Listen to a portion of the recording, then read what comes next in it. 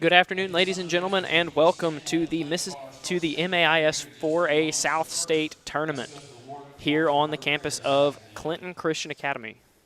Dear gracious loving Heavenly Father, we just thank you for another day that you blessed us with, and we just thank you for all the many blessings of life, Father, and especially this game of basketball that we get to enjoy this entire week. And Father, I just ask for continued blessings on all the schools represented throughout this week, and of course, special protection over all our players and all our games today, our coaches, officials, and everyone involved in this tournament, Father. Forgive us for we failed you. We ask all this in your precious Son's name. Amen.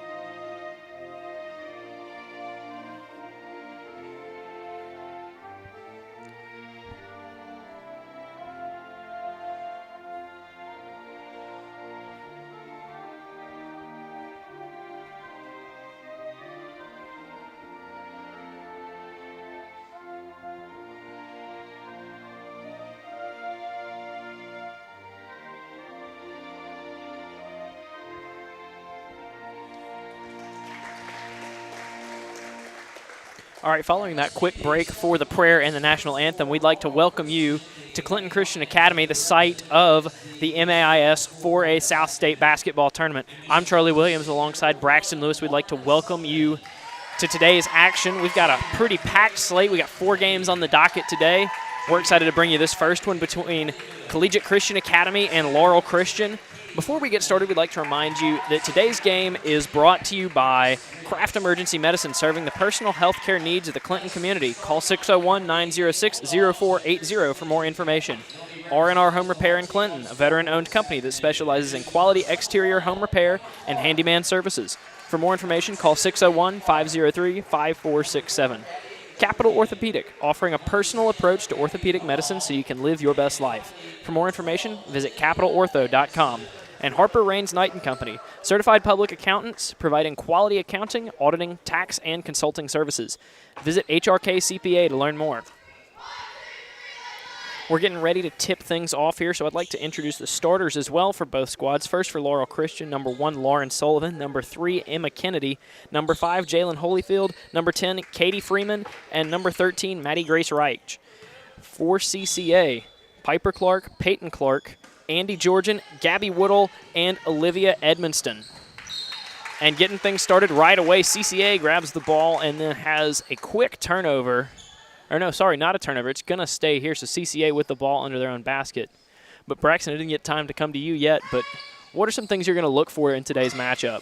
I mean, we're in the semifinals right now. Excuse me, the semifinals right now, and, you know, these teams are here for a reason. It's just up to them to prove why they're the best in this conference.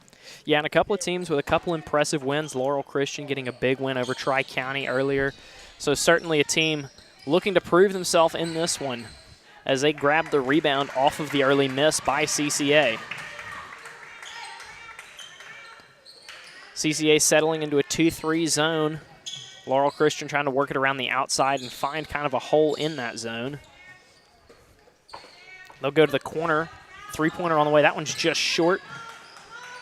And finally regained by Laurel Christian. They're going to work it around the outside once again. Another shot on the way. Missed once again. And then a good rebound by Lauren Sullivan before having it ripped away. They're finally working it down low, but the ball goes out of bounds, and it'll be CCA ball. Good patience and good hustle there by Laurel Christian. It's just unfortunate the ball went off the player's foot and went out of bounds. Yeah, you know, something we've seen by this team kind of throughout this tournament so far is that they're patient with the ball. They move the ball well. And so it'll be interesting to see how that fares against this defense as they will create a turnover right there. That's Lauren Sullivan. with the steal. Sullivan with the ball up top. Three-pointer on the way. That one also misses, but an offensive rebound put back up and missed once again by Reich. Ball goes out of bounds. It's going to stay with Laurel Christian. Wright got the offensive rebound, just didn't control the ball enough to put it back up and in. Another three on the way for Laurel Christian. And that one finally hits. First basket of the game is a three-pointer by Emma Kennedy. Good concentration there by Kennedy. I mean, she got the shot up and good, and they're the first one to open up the can of scoring tonight or this afternoon. Yeah, and I mean they've already had a couple of open threes already as they've done a good job of reversing the ball against that 2-3 zone. So we'll have to see if they can continue to fall throughout this one. Three-pointer on the way from Collegiate Christian. That one misses and goes out of bounds. Shot was by Piper Clark, but off to the right. As we see, that shot was off by Clark. I think we've seen by both teams that both teams are not afraid to shoot the ball. It's just up to executing the shots. Couldn't have said it better. 5:53 on the clock here in the first quarter. Laurel Christian leads at 3-0. They're working the ball around the outside once again on this 2-3 zone by Collegiate Christian. Get the ball to Sullivan up top. She's going to drive in, put one up and miss it. Rebounded by Reich and put back in for an offensive board and a basket. Bringing the ball up now for Collegiate Christian, Peyton Clark. We got some information from her coach earlier. She's dealing with some illness, nothing contagious, but it's going to be interesting to see if she can hold that off throughout this one and stay healthy enough to play for her team. As CCA creates a turnover there, they need a basket to just kind of feel like they've taken the lid off of this one, as they haven't been able to get anything to go early. But we've got a jump ball on the floor, and it's going to go back to Laurel Christian. And I think for both teams need to go ahead and settle down. The game, we're about 3-4 minutes into the game. Just go ahead and settle down. Having some uncalled turnovers. Yeah, especially if you're CCA, you just want to settle in, get a basket, and kind of prove to yourself that, hey, we're here and we can compete in this one. As we've got a foul. That one is against Peyton Clark. Lauren Sullivan going to get the first chance at the line in this contest.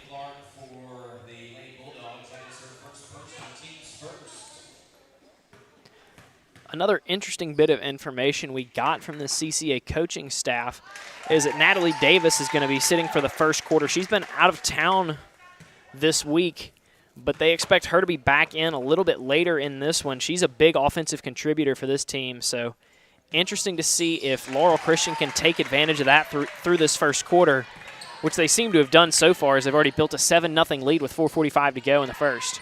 Three-pointer on the way for CCA, and they finally get their first basket. That one's Addie Georgian. Georgian with great confidence on the shot, and she got her team on the scoreboard. Yeah, no hesitation. Reich putting one up of her own. That one's short, as it looked like it was bothered by the defense, but goes out of bounds. It'll stay with Laurel Christian. 4:29 on the clock. They get the ball in bounds to Sullivan. She kicks it outside. Mid-range shot on the way. That one misses, but she'll get her own rebound. That was Freeman. And then we've got a whistle, and the ball goes back to CCA. Just lack of court awareness. She got the offensive rebound, stepped on the line, and turnover.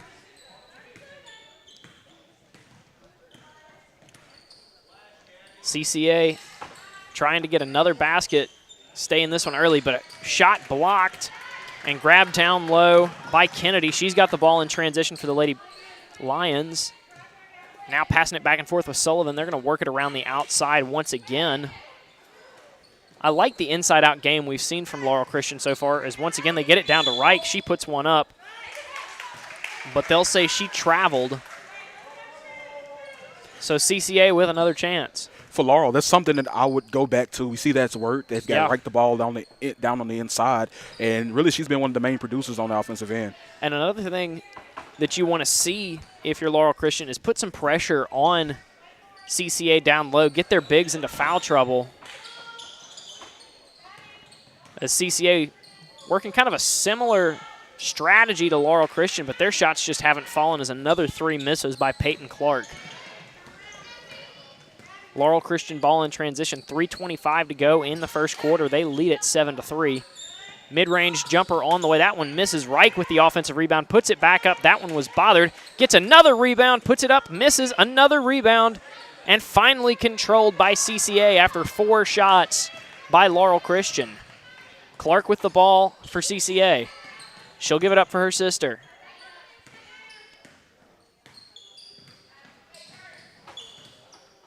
Now back to Peyton up top. 3-pointer on the way. That one is just short. Looked good, but off the front of the rim and goes back to Laurel Christian. And just a tough mistake there as they were trying to get Lauren Sullivan down low, but the ball just goes between her hands and out of bounds. That's a good break there for Christian Collegiate. Now they just have to convert that. Yeah, you know, Christian Collegiate, you really would like to see some offense go as, you know, you've made it through most of this first quarter with only 1 basket and another turnover for the Lady Bulldogs.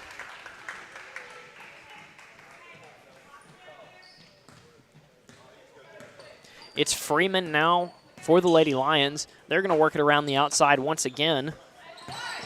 Sullivan now, another mid-range jumper. They've gone to the high post a couple of times. That shot hasn't fallen yet for Holyfield, but I'd be interested to see if she can get that one to go as we get later into this game, as they've kind of identified that hole in this zone already. So what they're trying to do is they're getting the ball right there to the high post. If I'm the coach for Laurel, if I'm Coach Risher, I'm telling Reich, I'm saying front your defender so you can get the high-low and get that easy two. Yeah, I mean, that work down low from the bigs is going to be important for them, as Peyton Clark's got the ball in transition, forces one up but misses, tries to save the ball, but it goes out of bounds.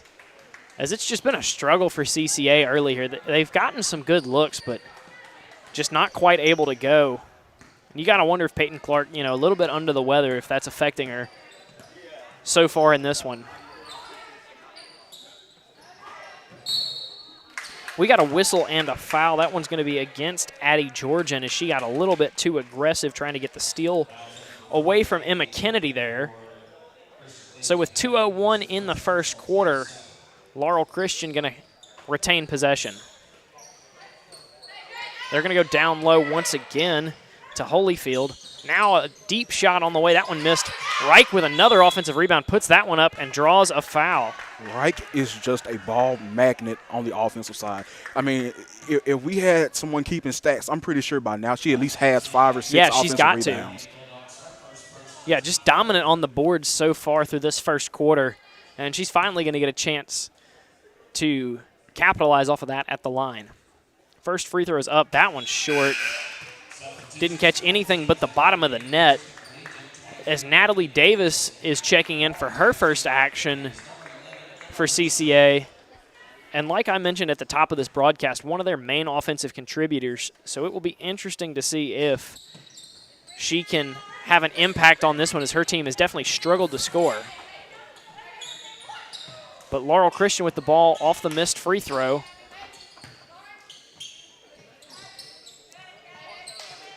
Sullivan with the ball, not sure what to do with it, but finally gets it back outside. They go back to Kennedy. Looks to the high post once again. Backs it out, now up top. Now Kennedy once again.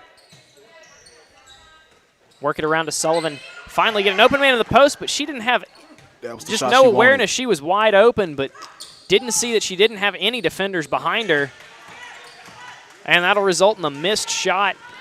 And CCA with a lucky break there as they avoid another basket by Laurel Christian with a minute to go in the first quarter. And they finally get another basket of their own as they work it down to Gabby Woodall. And she puts in the easy layup to cut it to 2. 3-pointer on the way by Sullivan. That one misses. Rebound by Woodall. And now CCA in transition. They get it to Davis. Davis' shot is up. That one's bothered. Rebounded by Reich. 33 seconds on the clock. Freeman with the ball. She gives it up top for Sullivan. They're going to work it around once again. Another open look down low, but that one's bothered, and Reich with yet another offensive rebound and a basket with 17 seconds on the clock. If you're Christian Collegiate, you have to rebound. That's been the whole thing, this whole first quarter, is lack of rebounding. Missed shot by CCA. 6 on the clock. Laurel Christian ball in transition.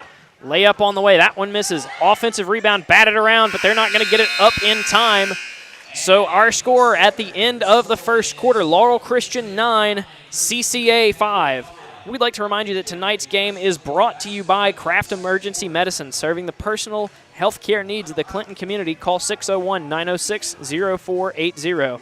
And R&R Home Repair in Clinton, a veteran-owned company that specializes in quality exterior home repair and handyman services. For more information, call 601-503-5467. We're going to take a quick break, and we'll be right back with second quarter action in just a moment.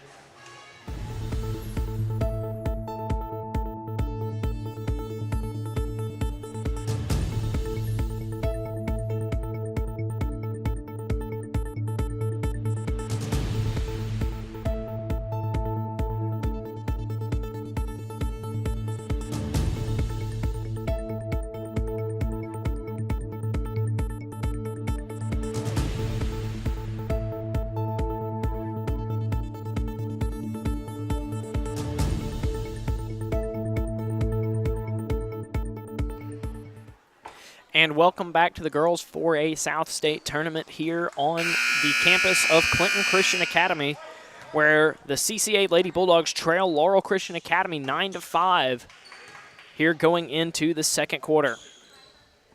And through that first quarter, I mean, you have to go to the dominance down low of Reich. I mean, she's been a force right now. Yeah, and when we see what she's gotten most of her damage done, or most of her points are from offensive rebounds, which tells me, if I'm the coach from Christian Collegiate, girls, we have to block out. If we want to stay in this game, we have to block out. Yeah, and Reich once again making a play as she's able to force a jump ball there under the basket and get the ball back for her team. I mean, at this point, you got to wonder about double teaming or down low. Which they've been doing that just a small bit with this zone. They kind of get her collapsed inside. But still, some type of way, even though they bring in the double, Laurel is still coming away with these rebounds. Ball goes out of bounds. It'll go to CCA. Davis going to bring it up for the Lady Bulldogs. She has yet to get involved offensively as she sat out that first quarter. But definitely somebody we're looking for to make an impact down the stretch in this second quarter. Ball goes out of bounds, but it will stay here. And they get it in to Woodall. Work the ball around, try to find something open against Laurel Christian's defense. They finally get it down low to Clark. That shot misses. Woodall knocks the ball away, but out of bounds. And I think they're going to say she went over the top there. That was good patience by Christian Collegiate. It was a great looking shot, just couldn't get it to fall. Yeah, and they've had that a couple of times so far where they've done everything they needed to do to get a good shot except for hit the shot. So maybe we'll see those start to fall down the stretch here as a shot is on the way and missed. But once again, another offensive rebound by Reich. Can't get the basket to go. Rebounded by Olivia Edmonston for CCA. Piper Clark with the ball. She gets it to Edmonston in the corner. They're going to work it around. Shot on the way, but that one's blocked. Offensive rebound, put back up and in by Gabby Woodall. Nice follow by Woodall, and she'll get the basket to cut it to 2 once again. Three-pointer on the way for Laurel Christian, but that misses. Davis with the rebound. She's going to push. Drive in, mid-range shot on the way. That one's in, and CCA has tied it up with 6:27 to go here in the second quarter. We've got a timeout on the floor, so we're going to take one as well, as CCA has just tied this one up at 9 with 6:25 to go in the second quarter.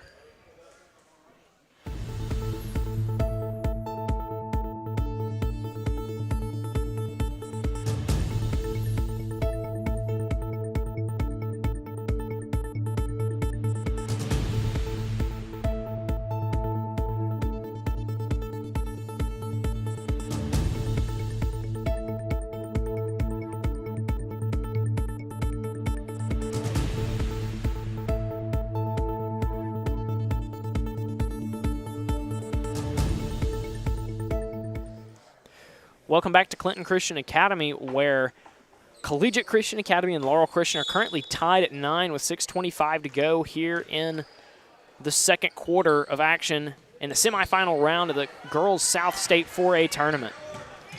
Nice drive there, but no basket for Kennedy, but gets her own rebound. And Laurel Christian's back in business on offense until that turnover, as she tried to throw it down low for Reicher, who can't control that one. Christian Collegiate is getting a little spark to them after that Gabby Woodle, too, a couple possessions ago. You see that they've got on the defensive side and got a good stop.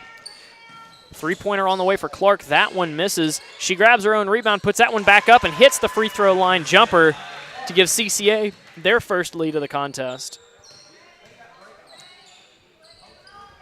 Laurel Christian trying to beat the press now by the Lady Bulldogs.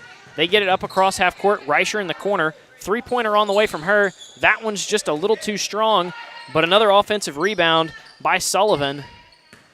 As Laurel Christian has done a great job on the offensive boards. We got a whistle and a foul, as that's going to go against Piper Clark. Her first of the contest. And that's 4 fouls against CCA to none by Laurel Christian. So we'll have to keep an eye on that, see if the bonus comes into play here as Emma Kennedy gets the jumper to go to tie this one back up with 5:18 to go in the second. That was a nice shot there by Kennedy to answer the 6:01 made by Christian Collegiate. Yeah, and if you're Laurel Christian, you just want to hang steady, try to hold off this run that CCA has gone on. And that's how you're going to do it, with another tough rebound by Reich, as she's been one of the key players for the Lady Lions in this first half. She's got the ball again down low, puts one up, and she'll get fouled and have a chance at the line.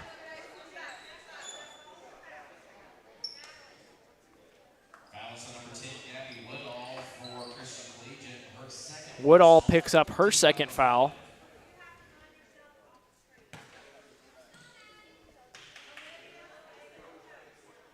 First free throw is up and in for Reich, her first free throw, as she missed 2 from the line earlier in this contest.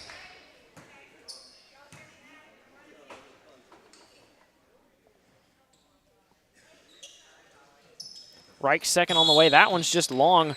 We've got a whistle and I think a lane violation, so she's going to get another try at the line.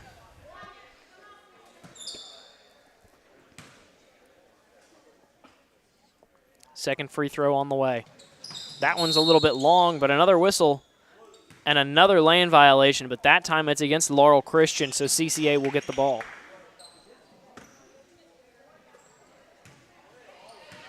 .448 to go in the first half. Laurel Christian leads it by 1. CCA working the ball around the outside. Clark kicks it out, jumper on the way. That one missed by Georgian and rebounded by Reich. Laurel Christian running in transition. Now they're going to slow down. Sullivan outside. Look to step into a 3, but doesn't take it. Passes it off. Jumper missed. Rebounded by Edmonston for CCA. And we've got a timeout on the floor. So we're going to take a timeout as well. 4:18 to go here in the second, with Laurel Christian leading by 1. We'll be back in a moment.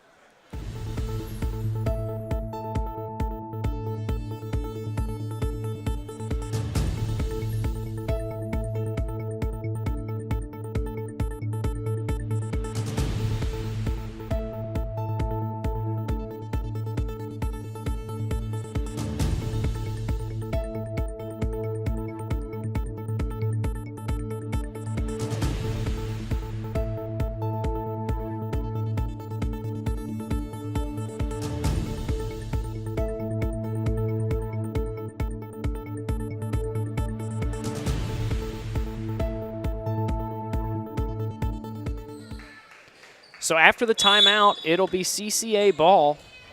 They trail by 1 with 4:15 to go in the first half, as they've kind of come on strong here in the second quarter and gotten themselves back in this game. Davis from the corner, her 3's on the way. That one is good. And so they'll retake the lead 14-12 with 4 minutes to go in the second. Laurel Christian working the ball around.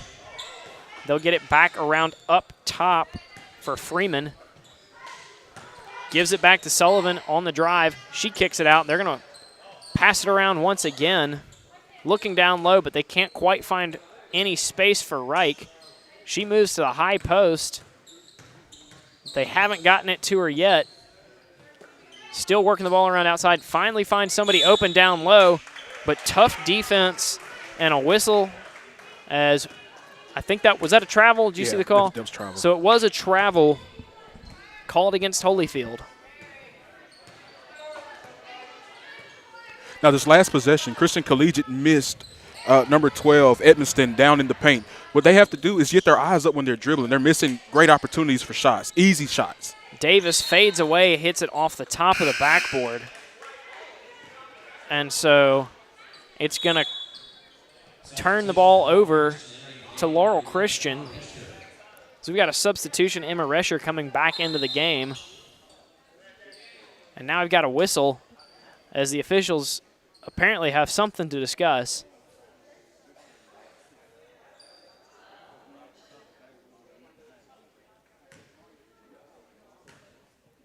As I think they're deciding who should have possession after that one went off the top of the backboard.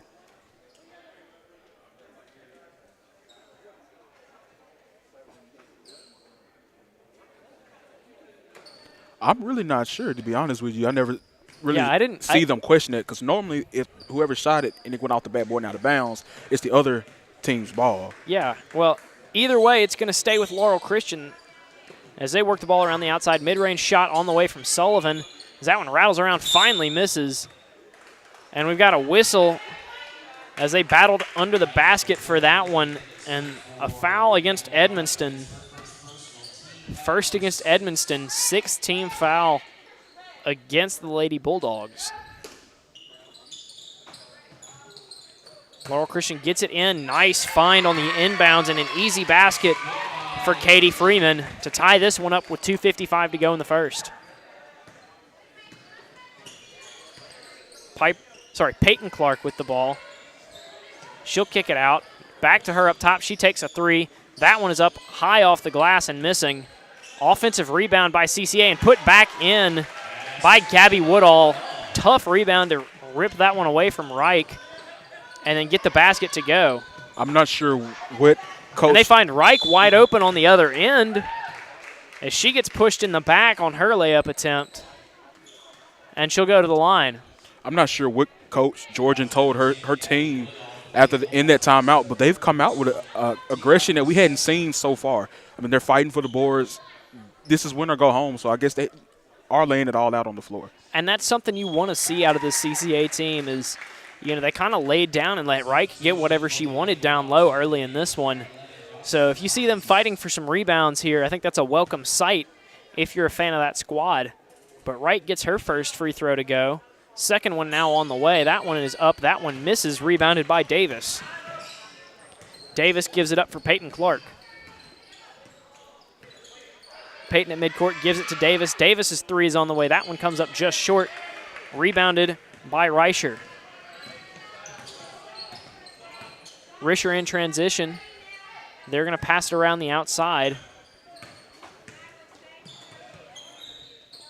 She's got the ball up top once again. Now back to Kennedy. Kennedy looks for Sullivan down low. Sullivan's shot put up. That one's bothered. But then the ball fumbled, picked up by Kennedy, and she puts one in from mid-range to tie it back up at 16 with 1:44 to go in the first half. Davis with the ball for CCA. Turnaround jumper on the way. That one is short. Rebounded by Laurel Christian. And in transition, a travel called against Katie Freeman as she took one too many steps trying to get some space there. And we've got a timeout on the floor. We're tied at 16 with 1:29 to go in the second quarter. We're going to take a quick break, and we'll be back in a moment.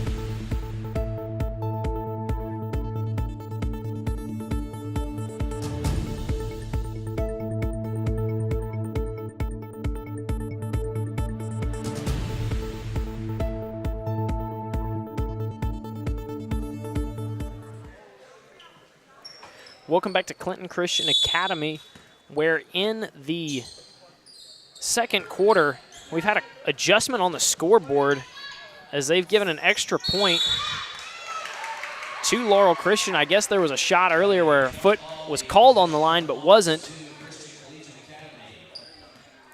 But either way, they've got a 1-point lead now. And CCA has the ball with 1:20 to go in this first half. They work the ball into the corner before they try to get it to Davis, and then a bit of a scrum for the ball before it bounces out of bounds, but it'll stay right here. One thing that we see for Christian Collegiate is that they're overloading one side of the floor, and that's why it's so congested over in that area, and they can't make passes because all of their players are on one side. Yeah, we haven't seen a lot of off-ball movement from this Lady Bulldog squad through this first half. It certainly hurt their offensive game as Davis chucks one from deep. That one misses. Rebound by Sullivan. She's got it in transition. Goes outside to Freeman. Gives it up for Kennedy. Now back to Sullivan. She looks at a three, doesn't take it. Now she's going to drive, put up a floater, and get fouled, as that's Edmonston on the foul. What a strong drive there by Sullivan. I mean, it doesn't get that much better, especially at this level in the high school range. Just strong, forceful with it, go up, make them foul you. Yeah, and she knew what she wanted on that one, getting into the lane, and hits her first free throw to tie this one up with 40 seconds to go in the first half.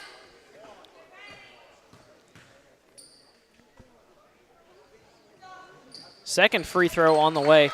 And excuse me, so we have some, and Laurel Christian takes a 3-point lead with 35 seconds to go in the first half. Shot from the corner on the way. That one's short, rebounded by Kennedy. She gives it to Freeman, 23 seconds on the clock. Three-pointer up, three-pointer in. That's a two, by Emma Kennedy as her foot was on the line. But a deep two by Kennedy, and CCA's got the ball with 10 seconds on the clock. They're going to need a quick basket as they feed it to Davis down low. And we've got a whistle.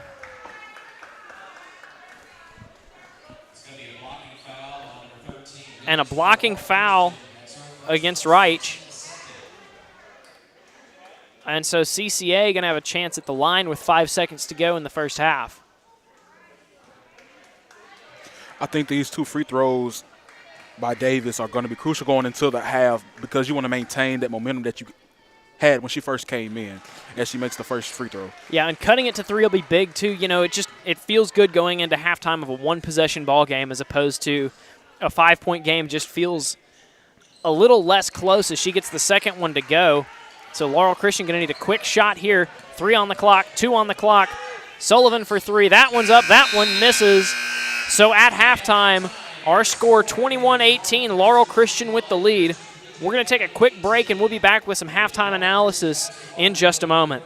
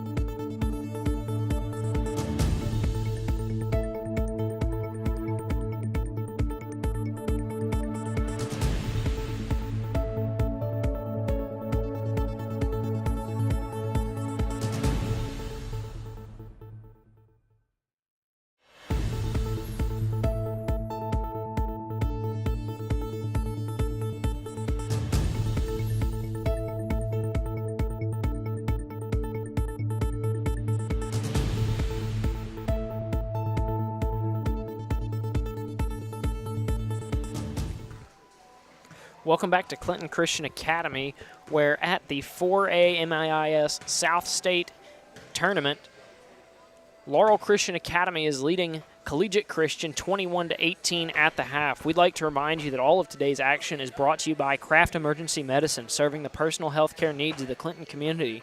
Call 601-906-0480 for more information. R&R Home Repair in Clinton, a veteran-owned company that specializes in quality exterior home repair and handyman services. For more information, call 601-503-5467. Capital Orthopedic, offering a personal approach to orthopedic medicine so you can live your best life. For more information, visit capitalortho.com. And Harper, Raines & Knight & Company, certified public accountants providing quality accounting, auditing, tax, and consulting services. Visit hrkcpa.com to learn more. So Braxton, at halftime of this one, I think it's safe to say that it's really been the Maddie Grace Reich show down low for Laurel Christian. She's just really made a huge difference on the boards through this first half, and I think it's probably the reason they've got the lead. Yeah, Reich has been amazing. You don't see many play like her at this level, especially this deep in the playoffs. Everybody's tired. Everybody with weather and everything. Everybody's sick. But you see her, she's playing really, very hard. And one of the things is because she's getting those offensive rebounds. Most of what she's getting is on the offensive side, of course, but that also reflects the lack of rebounding for Christian Collegiate. If I'm Coach Georgian in the locker room, I'm saying, girls, we have to rebound. We see how good we are when we rebound and we take away possessions that Laurel get. If we can take away that, then we're up in this game. I mean, for a moment, the lead score was 9-2. Yeah, and then Davis checks in. Yeah, and they've gotten right back in this one. And you can't say enough about how big of a difference maker Natalie Davis has been. Right. She's hit a couple of big baskets and really just kind of helped CCA spread the ball out a little bit more on the offensive side. And, I mean, Davis, we saw her pull up very, very deep, man. And it almost went in. But, I mean, the confidence that she has, the confidence that Reich has for Laurel, I mean, it's been a very interesting game, at least since midway of that second quarter. Yeah, a really interesting game it has been, and hopefully will continue to be in the second half as Laurel Christian leads this one 21-18 at half. We're going to take another quick break, and we'll be back with the second half of action in just a moment.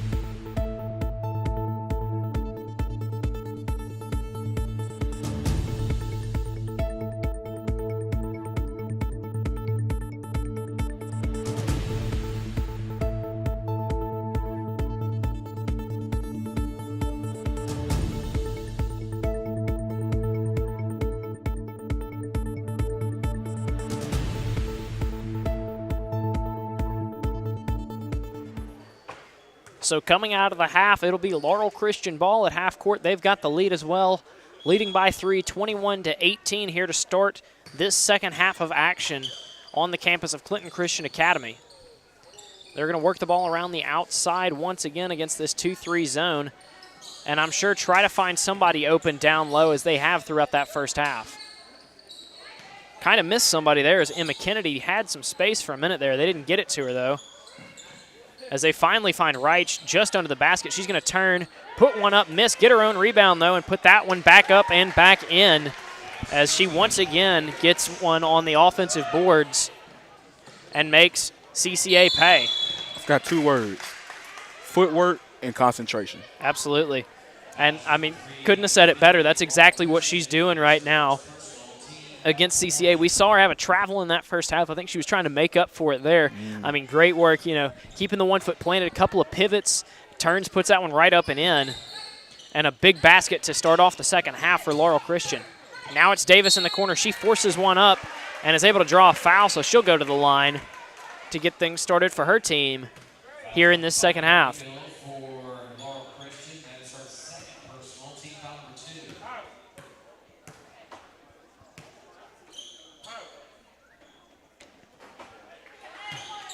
First free throw is good for Davis.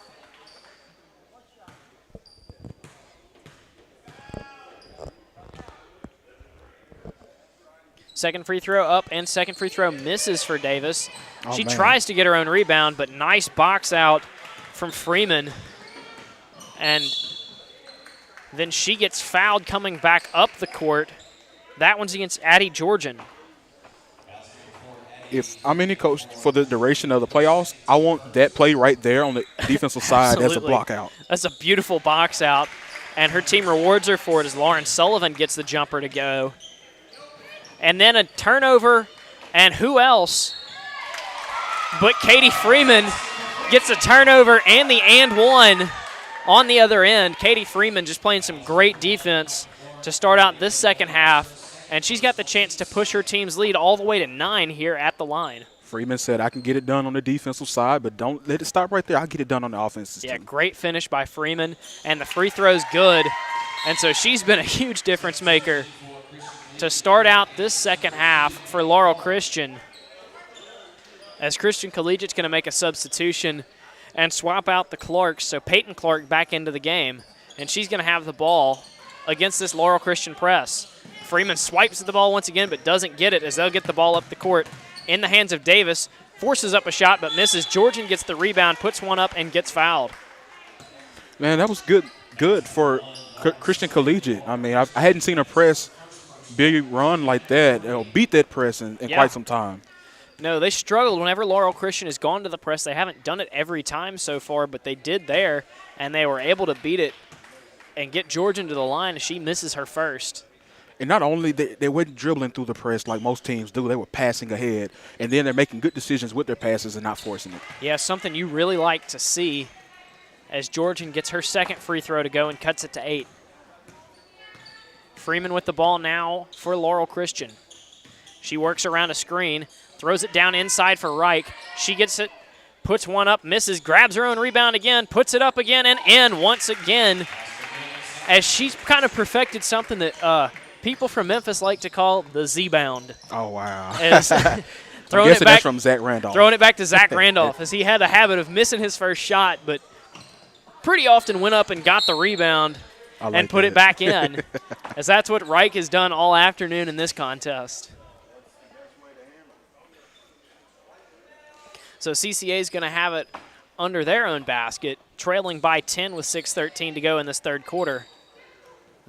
They throw it in, finally grabbed, but turnover right there. Laurel Christian's got numbers, and they've got a layup and a lead by 12. And Lauren Sullivan gets the basket there in transition, as their defense has just been smothering so far in this third quarter. CCA beats the press this time, but another steal by Freeman. Great hands to rip that one away. She's got the ball in transition, puts one up, doesn't get the finish, but who else but Reich grabbing the rebound has that one then stolen away from her. And CCA ball in transition once again. Nice crossover by Clark. She then gets it into Davis in the corner. She's double teamed. And then another steal by Freeman. Tries to throw the pass out to Sullivan, has it knocked away from her by Clark. And they'll say it went off of her hand before going out of bounds. So it'll stay with CCA on this end. Davis with the ball. She goes to the corner, gets trapped, has the ball knocked out of bounds by Holyfield. And if you're Davis, you're getting trapped in the corner pretty consistently here. You've got to start looking for the pass. I mean, she's a shooter first, we know that, but you've got, at a certain point, you've got to look for it. But then, again, at that, her teammates have to demand the ball. Go help her. That's true. As she misses another one off the glass, Kennedy with the rebound. And Freeman with the ball in transition for Laurel Christian. She slows it down, now gives it up for Sullivan. Sullivan's mid-range jumper is short. And a rebound, who else but Reich? And she puts that one up and puts that one in to give her team a 14-point lead with 5 minutes to go here in the third quarter. We've got a timeout, so we're going to take one as well, and we'll be back in a moment.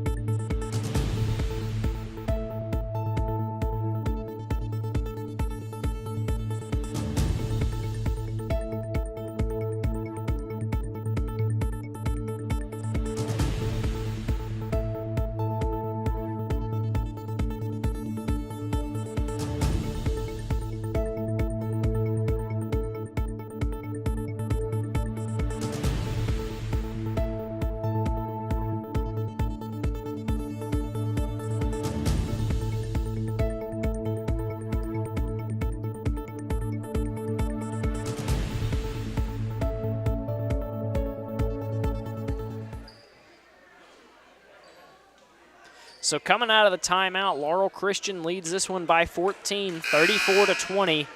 And CCA's kind of watched this one run away from them here in the third quarter as Laurel Christian's gone to the press and really just given them all kinds of fits as they've had trouble getting anything to go offensively.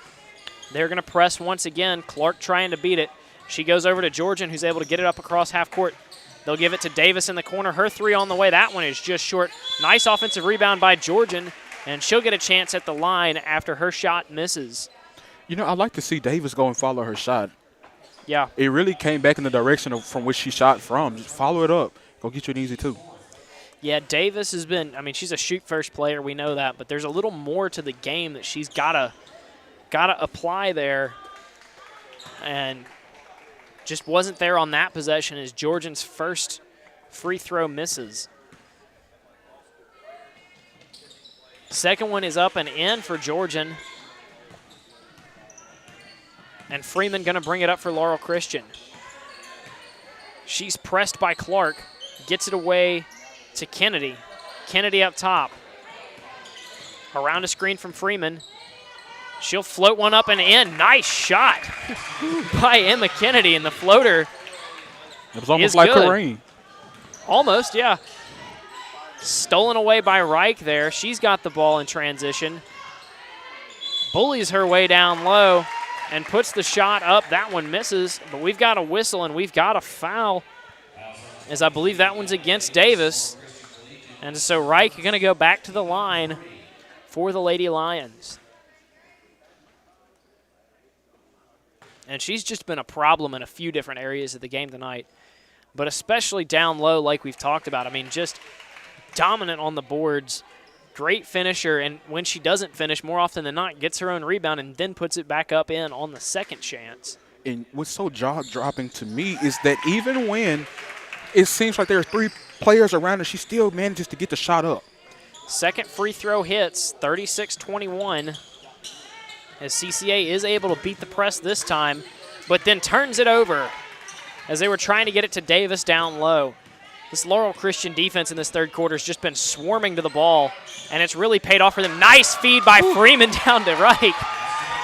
And a nice finish. She rewards Freeman with a little high five on the way back. She knows that was a great dish. As the pass then goes over the head of Woodall by CCA and out of bounds. So we've got another turnover, and it'll be Lions ball as they lead it by 18 with 3:45 to go in this third quarter.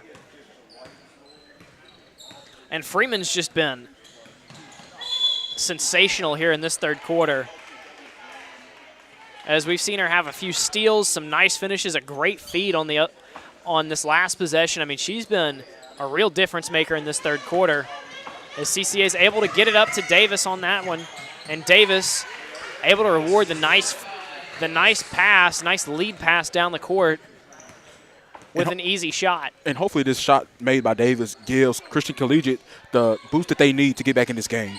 Yeah, they've been having a tough time just getting the ball up the court, and a nice finish there by Lauren Sullivan.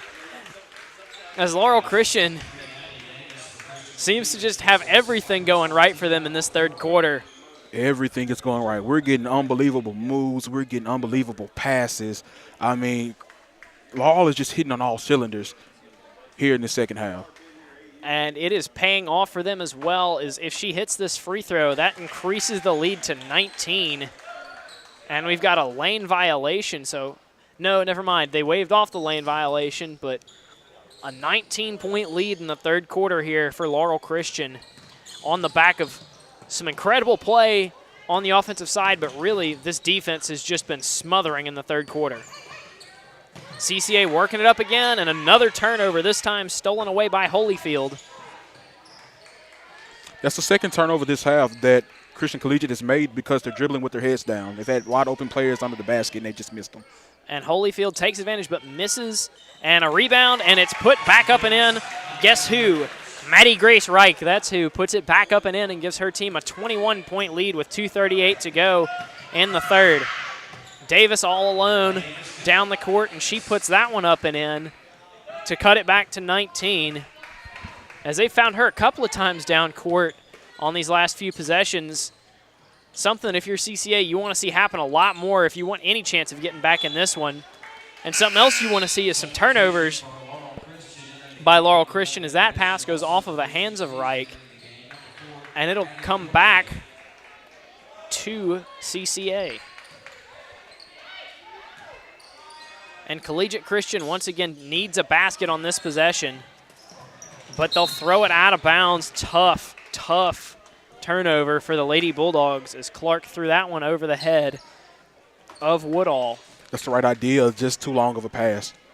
Yeah, I mean, they've kind of discovered the formula here, but haven't quite been able to do anything with it, as we've got another turnover on the other end. Reich once again not able to handle the pass.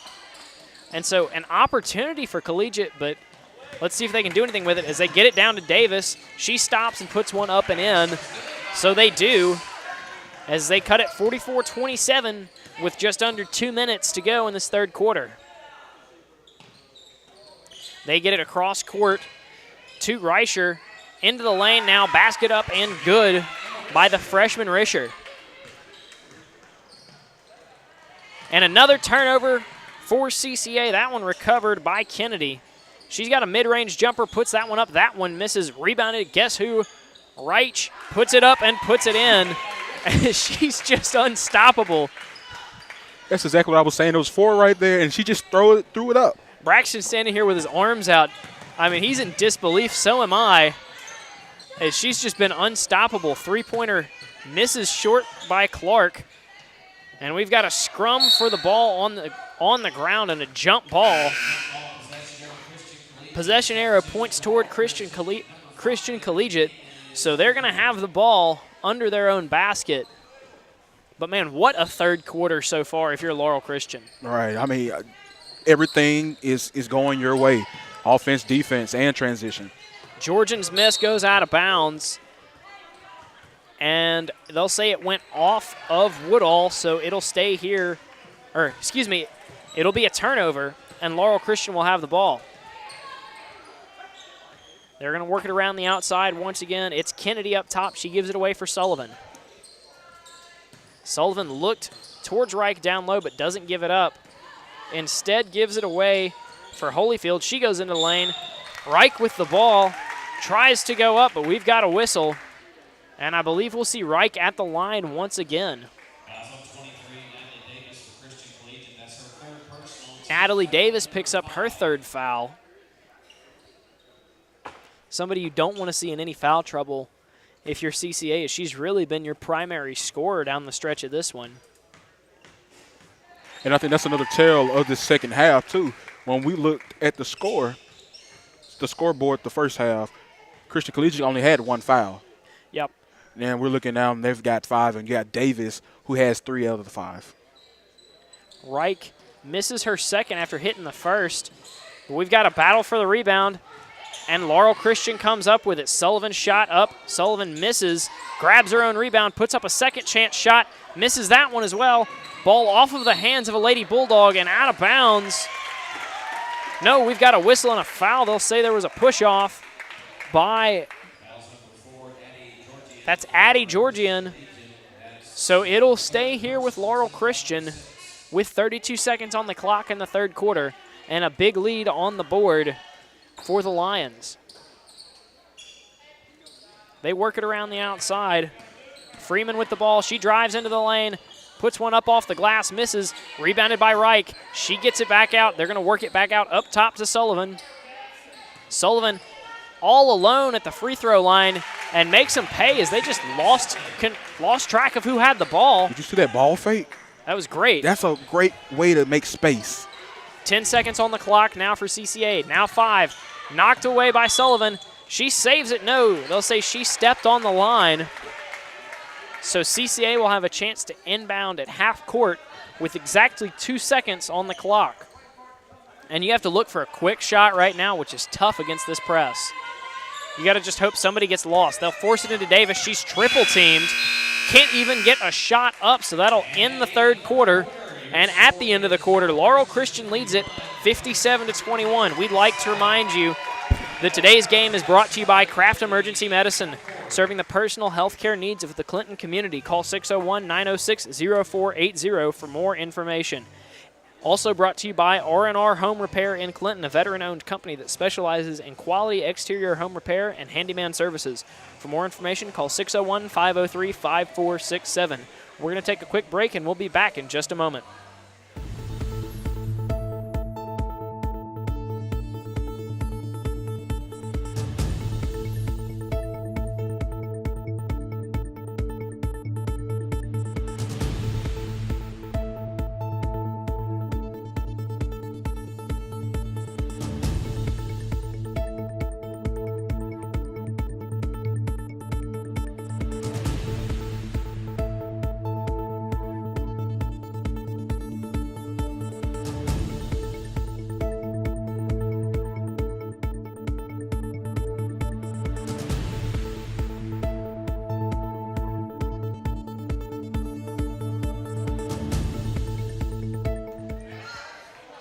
Moving into the fourth quarter, at Clinton Christian Academy, Collegiate Christian Academy trailing big 51-27 as Laurel Christian jumped all over them in the third quarter.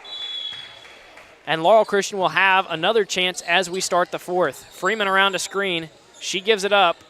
Now back to her up top. They're going to work it around outside, get the ball down low to Holyfield, and her basket goes. And so another early basket in the fourth quarter for Laurel Christian. CCA trying to beat the press, and another mistake by the Lady Bulldogs as that one goes out of bounds. And once again, it's Laurel Christian ball.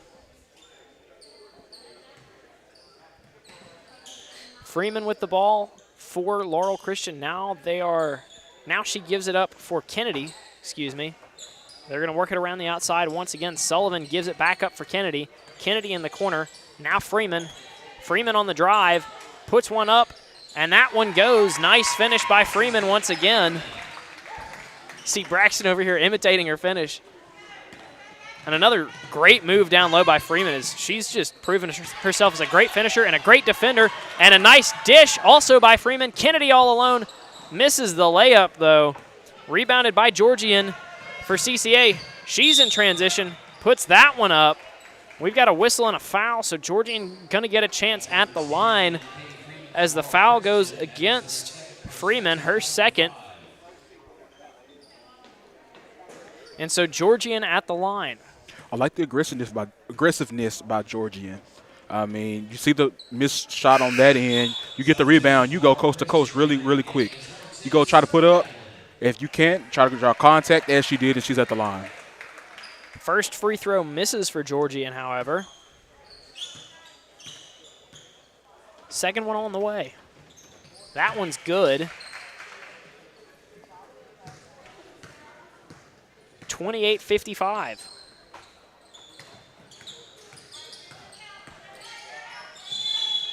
We got a whistle and a travel on the other end by Laurel Christian.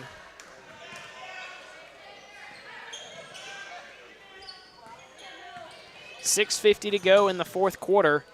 CCA trying to beat the press once again. Clark with the ball. Gives it down low. That one misses. Freeman with the rebound. She's looking to run on the other end. She gets stopped by Clark, tries to throw it down low for Reich, but the ball bounces out of bounds. But it'll stay here as it was deflected by a Lady Bulldog. They get it into Sullivan. But Sullivan traveled, they'll say, and so it'll be a turnover. Lady Bulldog ball.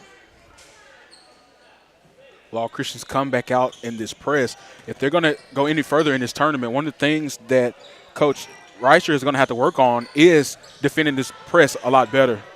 Yeah, I mean, they've given up some easy looks to CCA, but at the same time, it's created a lot of turnovers for this Laurel Christian squad. So, I mean, that's something you kind of give and take with that press is sometimes you give up some of those baskets, but you're right. It's all about trying to limit those and have more of these turnovers than the easy baskets you give up on the other end.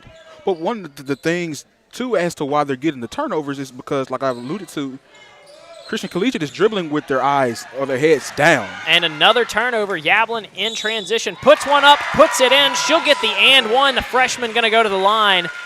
Bench loves that one. And Laurel Christian has pushed the lead all the way to 30.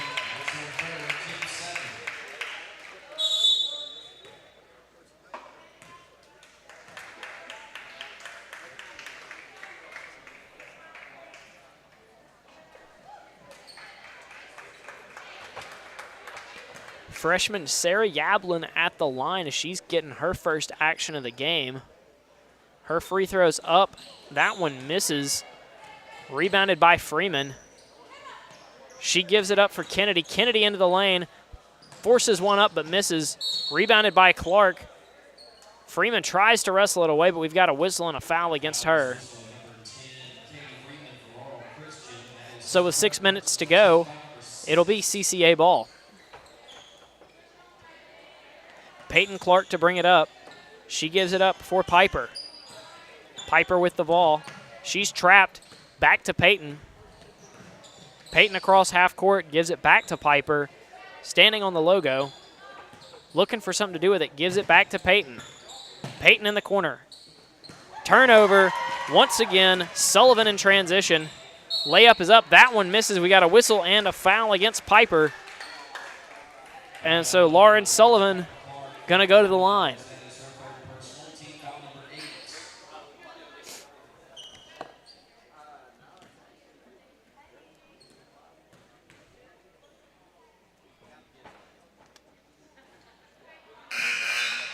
Sullivan misses her first. 5:38 to go in this contest. We got a substitution for CCA. Yanni Gooch getting her first action of this contest.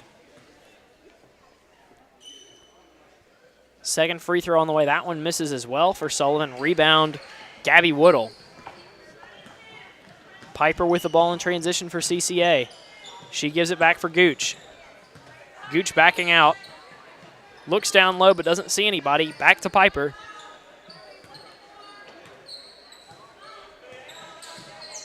Piper to the corner. That one knocked away. And it looks like another turnover. No, we've got a jump ball. Possession arrow pointing towards the Laurel Christian bench. So it will be Laurel Christian ball. And look who was down there getting dirty with it. Freeman. She's been everywhere here this afternoon. I mean, just a really, really gritty player. And she's been playing very hard for her squad, and it's paid off with a big lead here. Rebound knocked around. We got a scrum on the floor. And another jump ball. This time it goes to CCA. Risher was down there fighting for Laurel Christian that time. As Freeman's not the only one that'll jump on one on the ground. Right. But Risher jumped on that one. Doesn't get it, though. It'll be CCA ball. Three-pointer on the way from Clark. That one rattles around. Looked like it was going to go in, but then didn't. Rebounded by Gooch. She goes to the ground. Another jump ball. This one goes to Laurel Christian. 4:43 to go. Another substitution for Laurel Christian this time. Brianna Gillespie, another freshman, going to check in. Freeman sitting down probably for the last time in this game, but she's made a huge impact in this one. That's a well-deserved rest right there for her. Absolutely, and she gets a nice applause from the crowd as she checks out as well. Shot missed by Laurel Christian. CCA ball on the other end. Ladner gives it to Gooch. Gooch gives it back to Clark. Clark up top. Now Gooch. She's going to drive against another freshman. Doesn't have anything to do with it. Tries to pass it to Clark, but the ball goes between her legs, and it'll be a turnover. Laurel Christian ball at half court. And they've got a huge lead in this one. They lead by 31 with just over 4 minutes to go. We've got a half-court violation for Laurel Christian as Yablin couldn't handle the pass and sees it go across half court. Another substitution for Laurel Christian. Another nice ovation as Emma Kennedy and Lauren Sullivan sit down, probably their last action of this one, as we're going to see the bench clear out for Laurel Christian with a big lead late in the fourth quarter as they look to move on in this one. Almost another turnover there, and we will have another turnover as it was knocked away and finally goes out of bounds. Risher forced that one.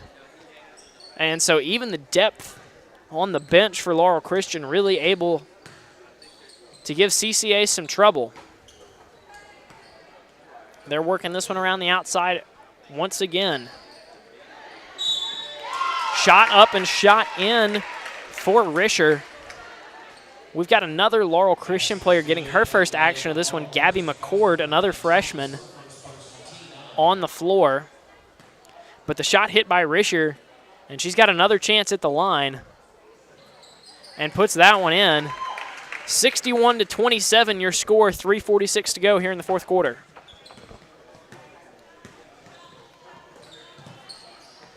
CCA going to work it around the outside. Clark gives it up. Now back to her. Looks to Gooch up top. Another turnover. Risher this time. She's in transition. Puts that one up. That one misses. Rebounded by Gillespie. Gillespie goes up and gets the foul, so she'll go to the line this time with 3:23 on the clock. Yeah, Gooch had, caused the turnover there, but I like the way she got back in transition. Sometimes from your younger players, that's what you like to see. You like to see, okay, I made a mistake, but did you see how I got back and covered? And as a coach, that's what I'm looking for. Yeah, absolutely. If you're a freshman, trying to get yourself some playing time next year, that's what you want to do, Oh, I made a mistake freshman moment. Let me pay for it on the other end. As Gillespie's second free throw misses, offensive rebound also misses, so CCA's got the ball.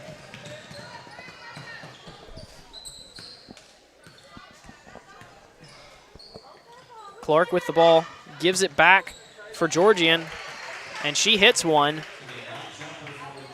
29-62. 3 minutes to go in the fourth quarter. Gillespie from outside, her shot's up. That one's an air ball short. Grabbed by Yablin, but she's on the line. Another substitution for Christian Collegiate. Gabby Woodall and Peyton Clark checking back in. 2:40 on the clock. 62-29 lead for Laurel Christian. Christian Collegiate with the ball and a nice turnaround shot by Woodall down low as she hits the shot and draws the foul, so she'll get a chance at the line.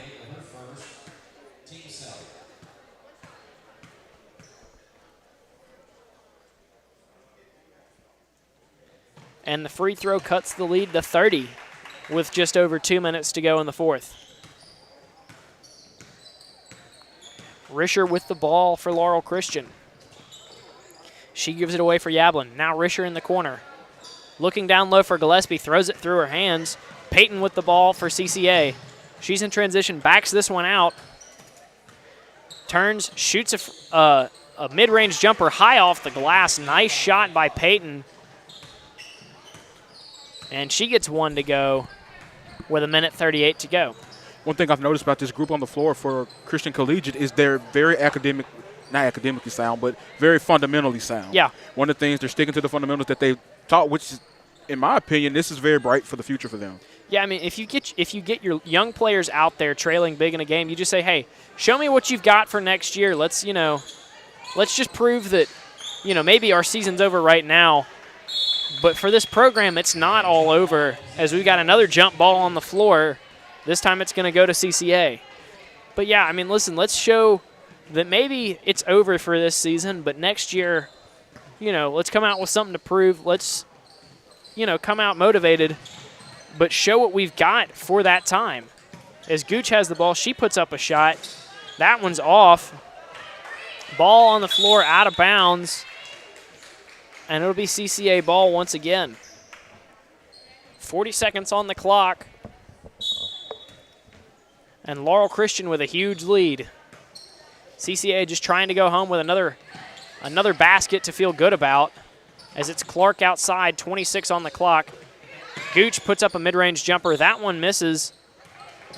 Gillespie fighting for the rebound but doesn't get it. Georgian finally on top of it for CCA, but knocked out of bounds once again with 15 seconds on the clock. Clock still running. CCA with the ball. Inbounds to Gooch up top. She goes to the corner. Now back to Gooch. 4 on the clock. Steps into a mid-range jumper. That one rolls around. That one misses. Rebounded by Woodle, but that one will not fall. And so your final score here today is going to be Laurel Christian 62, Collegiate Christian 34. We'd like to remind you that today's game is brought to you by Kraft Emergency Medicine, serving the personal health care needs of the Clinton community. Call 601-906-0480 for more information. R&R Home Repair in Clinton, a veteran-owned company that specializes in quality exterior home repair and handyman services. For more information, call 601-503-5467. Capital Orthopedic, offering a personal approach to orthopedic medicine so you can live your best life. For more information, visit capitalortho.com. And Harper Raines Knight & Company, certified public accountants providing quality accounting, auditing, tax, and consulting services. Visit hrkcpa.com to learn more. Thanks for watching. We'll be back in a moment with another matchup here at the MAIS 4A South State Tournament.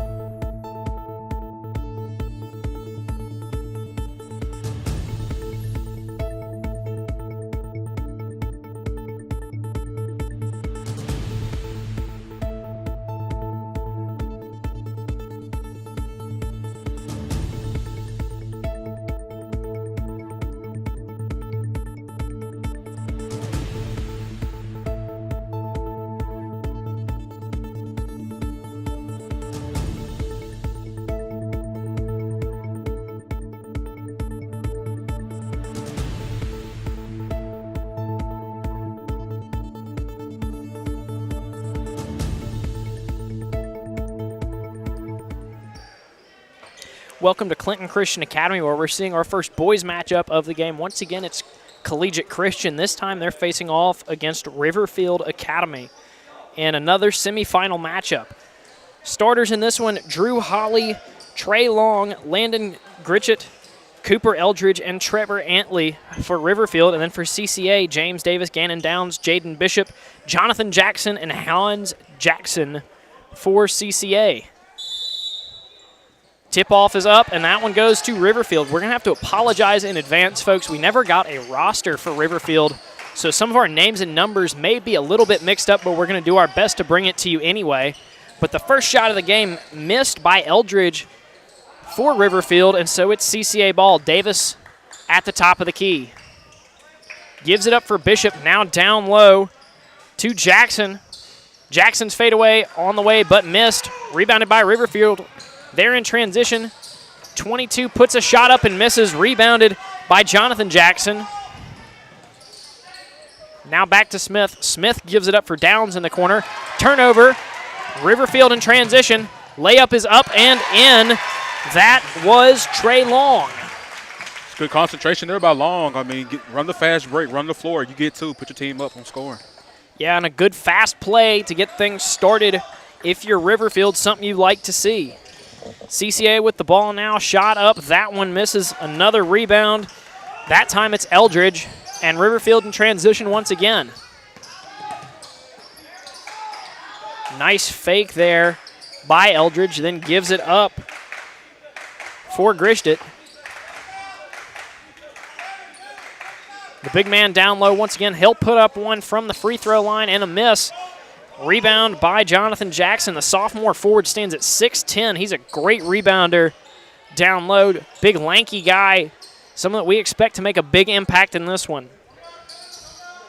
CCA working the ball around the outside. They get it down to Hans Jackson, a senior forward who puts one up. That shot misses, but he got the foul, so he's going to go to the line with a chance to tie this one up with 6:18 to go in the first quarter.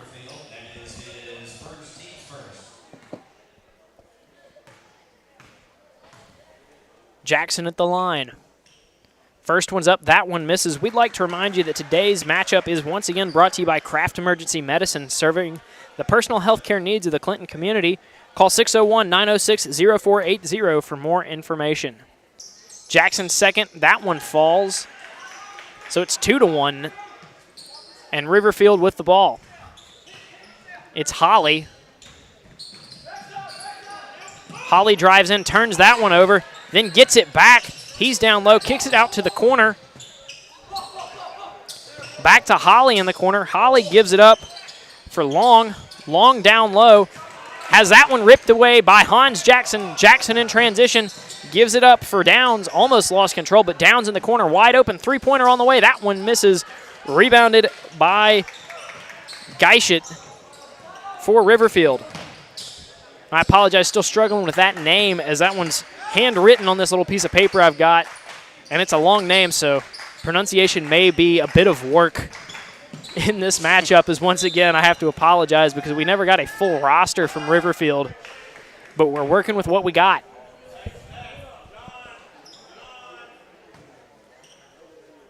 But it's Riverfield ball under their own basket with 5:29 to go in the first. They do get the inbound into Eldridge. Eldridge gives it up outside for Holly. Holly's three-pointer misses. Rebounded by Jackson. And Downs in transition. Steps back. Gives it up for Davis. Davis back to Downs. Downs down low, but it looks like he stepped on the baseline, so out of bounds. No, they're going to say he got pushed out of bounds, so it'll stay here with CCA. Inbounds pass goes to Downs. He's got a wide open three. That one misses. Rebound by Eldridge. Gives it up for Long. Long to Antley. Antley up top.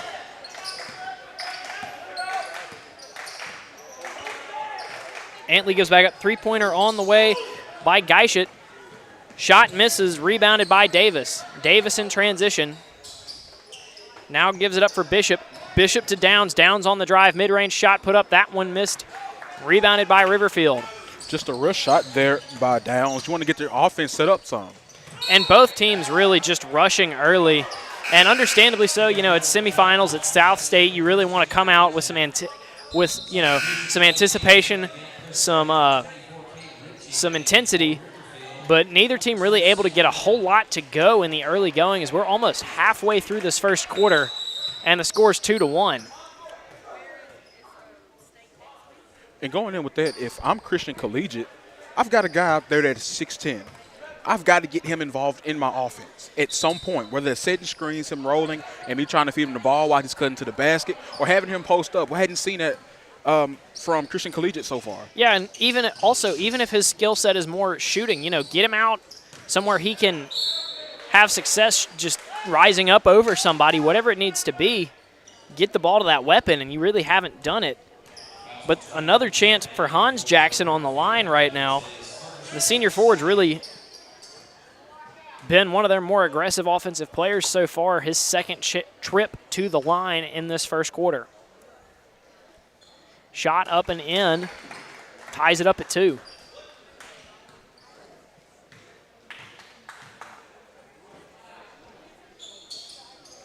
Second free throw good as well, so 3-2 lead early for CCA. Riverfield trying to advance the ball against a press, draws a foul. Good work by Antley to draw the foul and maintain the ball, so Riverfield going to have the ball.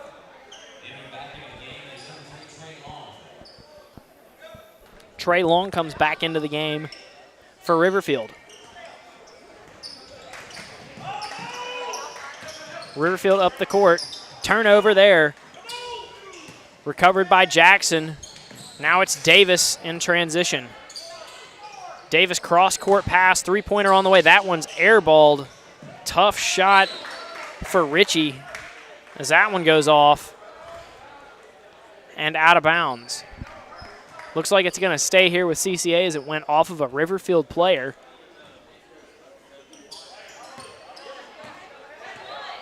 And Davis going to try to set up some offense for CCA to try to get their first basket aside from a free throw in this one. Got to have crisp passes. And that one's wrestled away, a whistle and a jump ball as Trey Long just jumped on top of that one and tried to rip it away, but it'll be Riverfield ball. And, you know, they're struggling just as much on offense, trying to look for their second field goal of this first quarter, 3:37 to go, as they'll work it around and try to find something that'll work. Eldridge up top, gives it away for Holly. Holly into the lane, throws that one up. Can't draw the foul. And so it'll be CCA ball as that one went out of bounds. I think he wanted a foul there, but didn't get it. He definitely did all the acting techniques that it would do to create a foul, but the referees just weren't fooled by it. And so once again, just neither team really able to get anything going scoring-wise to start this one off. Jackson stands at the free throw line, passes it for Hans down low, tipped away, another turnover. Riverfield with the ball into the lane. Nice feed there by Trevor Antley. Gets it over to Geist. I'm going to say that's Geisty.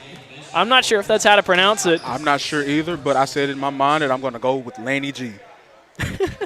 First name with the last initial. I like that. We're going to call him Landon for the rest of this one.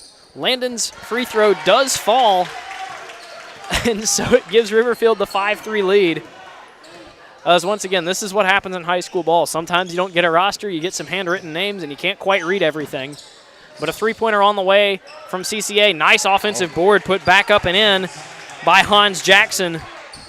And they tie this one up. Maybe we're going to see some offense now with 2:40 to go in the first quarter. All Jackson did was just show him who's boss down low.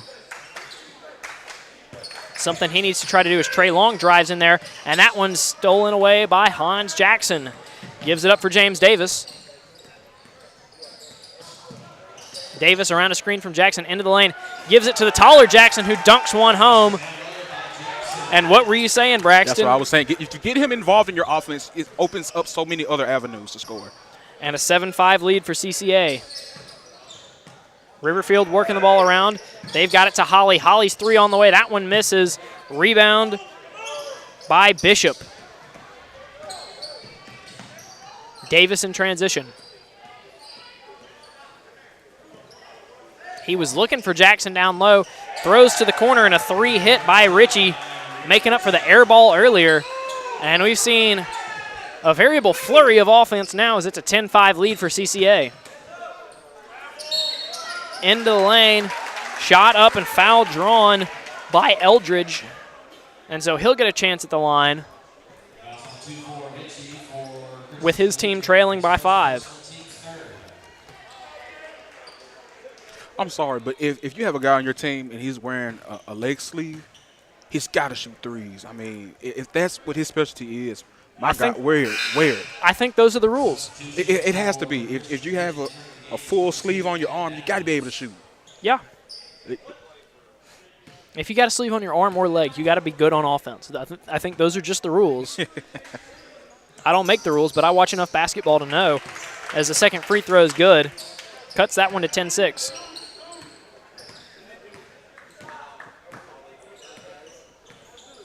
Davis up the court for CCA. Gives it away for Downs. Downs around a screen from Jackson.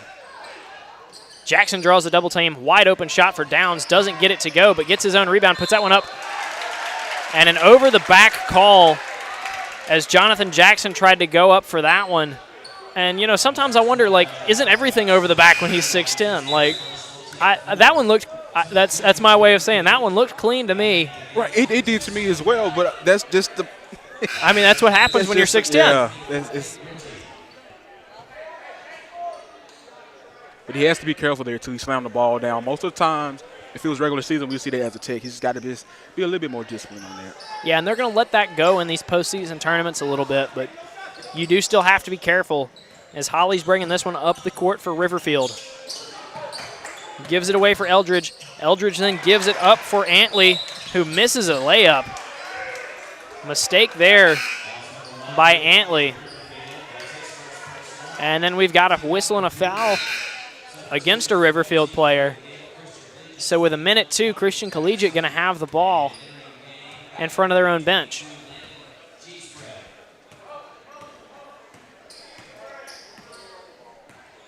Davis bringing it up for Christian Collegiate. They lead at 10-6. Goes to Downs in the corner.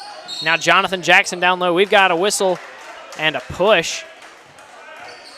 That one is against Eldridge as he was trying to defend the big 6'10" forward down low. Inbounds goes to Downs. He's wide open outside. Hesitates, then drives. Floats one up off the glass and in. Nice drive by Gannon Downs to be patient and find himself some space for the finish. Riverfield trying to move it up against the press, but they turn it over. Davis all alone puts that one up and in. Couple of baskets in a row now for CCA.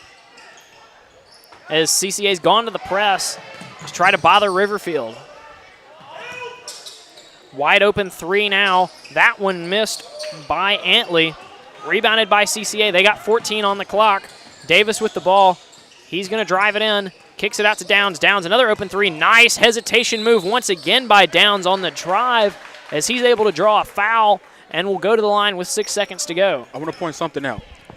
If you notice, most time, especially in high school, when you take a left-handed layup, most players go up with their right. When you go with your left, he drew in the contact just like he did there. That's what coaches teach. Use the left hand. If you have the ball in your left hand, they have no choice but to go over and swipe down on you. That's a perfect example. And Downs does just that to perfection, draws the foul, but misses the first free throw. Second one at the line. Shot up, and that one in. 15-6 lead now for CCA. 6 on the clock. Riverfield got a push. Heave from half court, and he draws a foul. Drew Holly put that one up a little bit early. Strange play, but it works out well for Holly as he's going to go to the line for 3 shots. I'm speechless. I saw you opened your mouth over here like, what just happened? And I'm wondering myself. For once ever a million times, I'm actually speechless. Holly gets the first free throw to go. We'd like to remind you that today's game is brought to you by R&R Home Repair in Clinton, a veteran-owned company that specializes in quality exterior home repair and handyman services. For more information, call 601-503-5467 as Downs gets the second to go. We're also brought to you by Capital Orthopedic, offering a personal approach to orthopedic medicine so you can live your best life. For more information, visit capitalortho.com. So he gets all three, makes them pay by drawing a foul from half court. Davis heaves one up. That one is well short. So we're going to end the first quarter with CCA leading 15-9. A couple of more sponsors we'd like to let you know about to end the first quarter. Harper Raines Knight & Company, certified public accountants providing quality accounting, auditing, tax, and consulting services. Visit hrkcpa.com to learn more. And Kraft Emergency Medicine, serving the personal health care needs of the Clinton community. Call 601-906-0480. And finally, R&R Home Repair in Clinton, a veteran-owned company that specializes in quality exterior home repair and handyman services. For more information, call 601-503-5467. We're going to take a quick break, and we'll be back in a moment with more action here at CCA.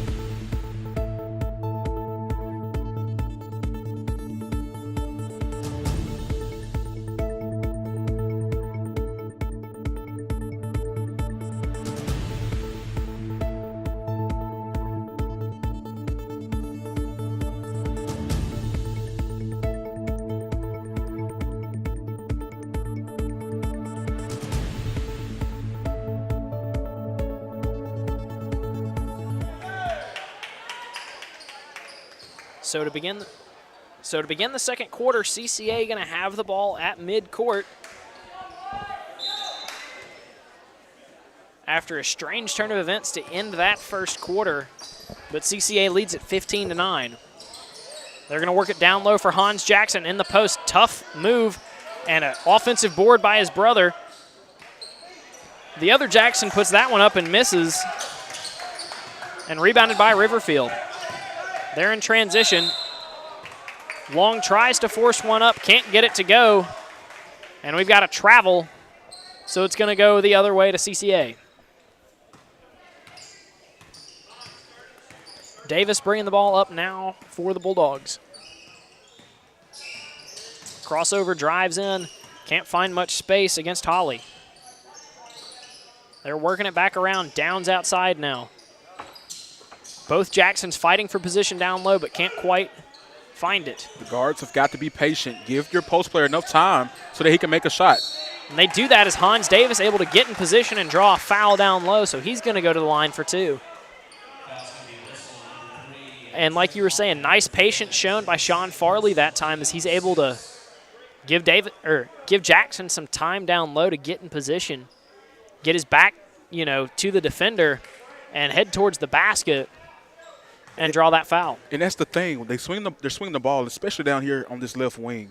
You've got Downs right there on the wing, and you've got Jackson. He's posting up. But by the time he gets a good position, the ball has already been swung back around to the other side. They've got to be patient on it. Second free throw on the way now for Jackson. Hits that one. So it's a 16-9 lead now for CCA. Riverfield bringing it up. This time it's Holly. Holly gives inside for Eldridge. Eldridge driving against Jackson, kicks it outside for Long. Long back out to Antley, and a whistle and another offensive foul. CCA ball once again.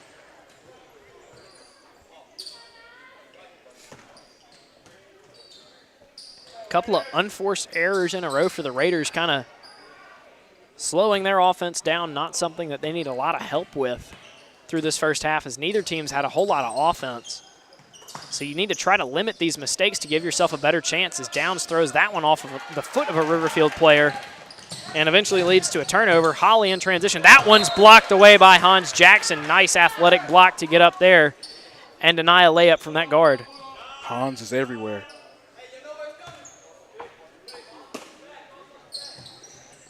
Riverfield inbounds three-pointer on the way from Holly. That one bounces high off the rim and misses. We've got a whistle and a foul as Wren hit the deck for Riverfield. Didn't see who the call was against for CCA. But it'll be Riverfield ball once again. Wren in the corner this time. Looked at a three but didn't take it. Throws it over to Eldridge. Eldridge gives it up for Long. They're working it around again. Wren finally going to take a three. That one misses. Rebound, Downs. And then knocked out of bounds by Eldridge. I've seen it happen many times, many years in a row, where Riverfield gets down by quite a bit. They get a little energy, and they come back. These fans for Riverfield are so passionate. If I'm CCA, I'm like, come on, let's get ourselves together. Let's calm down a little bit. Let's do what we do. Yeah, you've got to keep this red and blue side of this stadium quiet and keep them out of this game. Don't give them a reason to get loud and affect this one, as they do just that, as we've got a Riverfield player once again drawing a foul and going to the line, as I believe this time it's Rickford getting a chance. 6:15 to go here in the second quarter. CCA leads at 16-9. Rickford's first free throw misses short.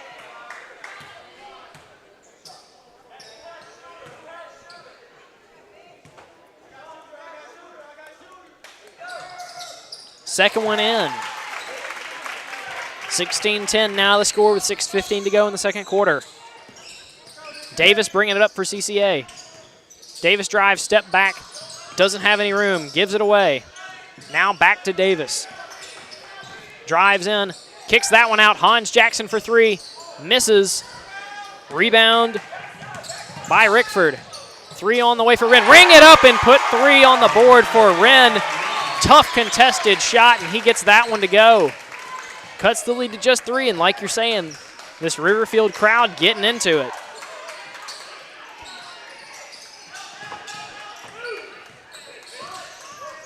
Davis outside. Steps back, looks at a three, doesn't take it. Downs from the corner. Ring one up for him as well. He hits a shot from the corner. Has something to say to that Riverfield bench as well, as he doesn't want his team to go anywhere in this one.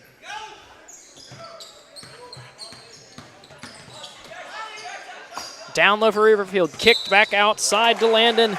And a whistle and a travel against the guy whose last name we can't pronounce. We say Lanny G?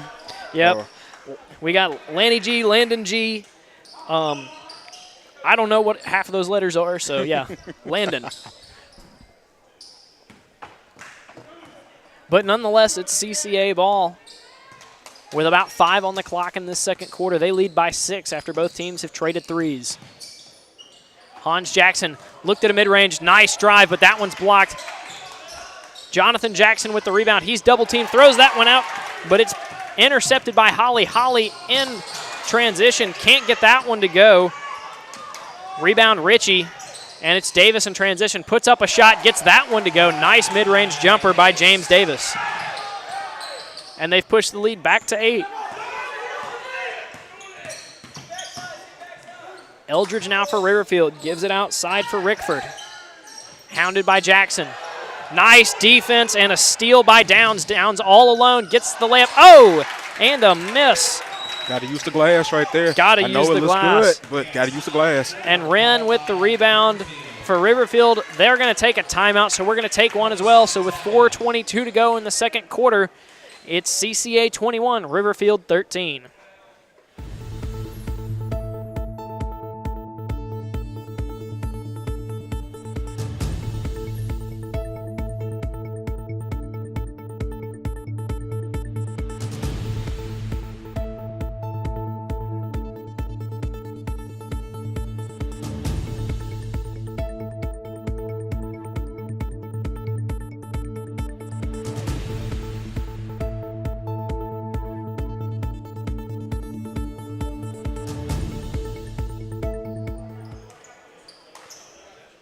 So Riverfield with the ball. They trail by 8 with 4:22 to go in the second quarter. Big chance for them here. Wren with the ball. They need a basket. He gives for the corner to Long. Long back to Wren. Wren outside, three-pointer on the way. That one's good. He's 2 for 2 from outside in this one. And CCA needs to run him off the line as he seems to be one of their better threats from outside.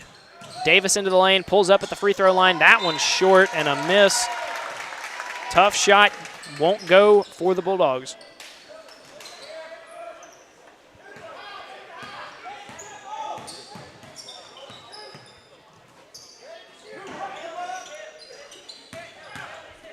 Into the lane now for Riverfield. Turnaround, miss. And we got a whistle and a foul against a Riverfield player, so it's CCA ball. This could get real interesting. It's 1-1, both teams. Oh, yeah, something I hadn't noticed. Both teams are, in fact, in the bonus with 7 fouls apiece.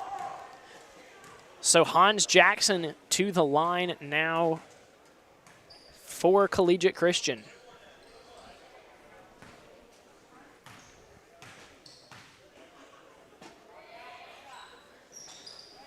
Hans Jackson, first free throw, good.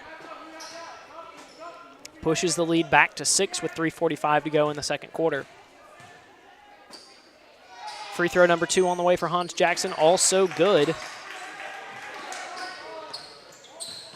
It's Wren now for Riverfield. He's hit a couple of threes in a row, somebody that if you're CCA, you don't want to see taking a whole lot more shots. They're going to work it around outside. It's Wren up top. They're not going to give him any space at all as he steps back without an inch to spare. Gives it to Eldridge. Eldridge going to drive down low, trying to put one up against the taller Jackson, but can't get a shot away. Gives it back outside. Another nice defensive play by Downs to knock that pass away. Eventually picked up by Wren, avoiding the turnover. But now finally a turnover as Jackson gets that one away. It's Ritchie in transition. He misses. Ball knocked around and goes finally out of bounds. I think it's going to stay here, as that one was knocked around all over the place. And yes, it will stay with Christian Collegiate. Into Jonathan Jackson now. He gives back to James Davis. Davis on the drive. He's got all kinds of space. Reverse layup doesn't go. May have tried to do a little bit too much there. Long with the rebound. Gives that one up for Holly. Holly looks at a three. Doesn't take it. Now they find a wide open man down low, but a nice block by Hans Jackson. But no, they're going to call it a foul. So that's what I was alluding to earlier. You can only get away with so much, and you know a frustration like that. Yep. That's just uncalled for. Not only do you get the technical foul, that's your second foul. In addition to that, Riverfield has a chance to add to what they have already, plus they get the ball back. Just costly for Hans as he let his emotions get away from him a little bit there. But the technical free throw does miss for Landon. Or the first technical free throw, I should say. Second one on the way now. He does hit that one.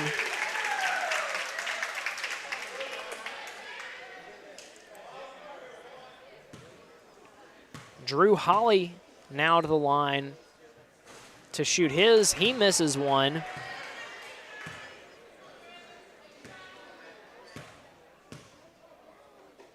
Second one on the way for him. He goes 1 for 2. So a couple of 1 for 2s at the line for Riverfield. They get the ball back. So they don't quite capitalize as much as they could have, but a couple of free points and the ball for them, as they're just continuing to try to chip away at this lead by CCA. Long in the corner, gives back out for Holly.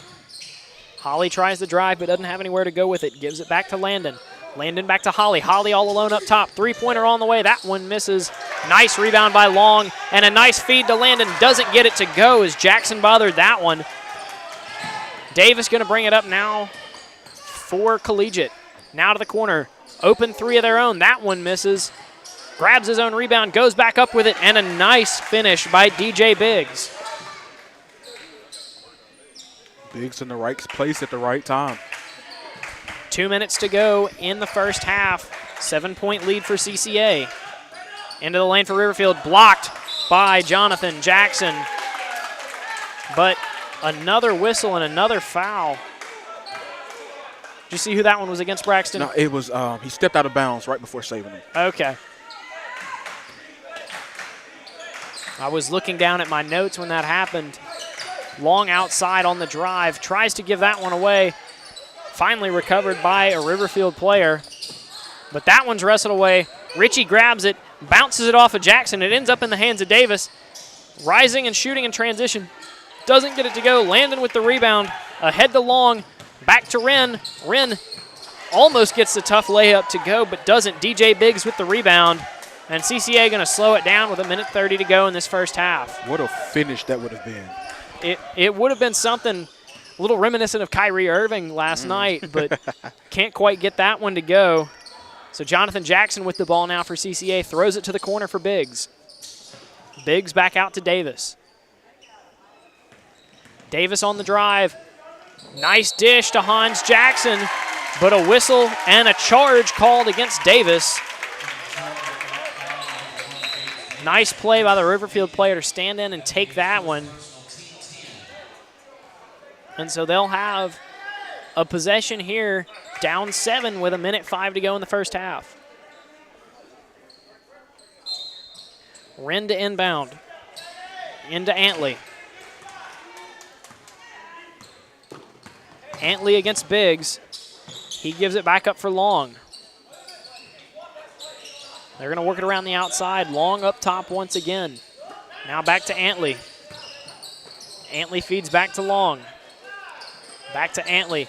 Antley throws down low. CCA double teams. Turning, shooting, almost a really nice finish there by Eldridge, but he doesn't get it to go. Davis with the ball for CCA with 30 seconds on the clock. And I wouldn't be surprised to see them hold for the last shot here of the first half. Looks like he's going to do that, directing some traffic a little bit to try to set something up.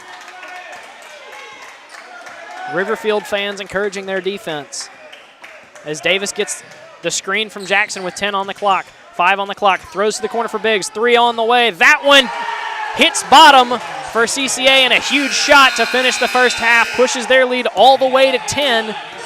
So at halftime, Christian Collegiate leads it 28-18 over Riverfield Academy. We're going to take a quick break and be back with some halftime analysis in just a moment.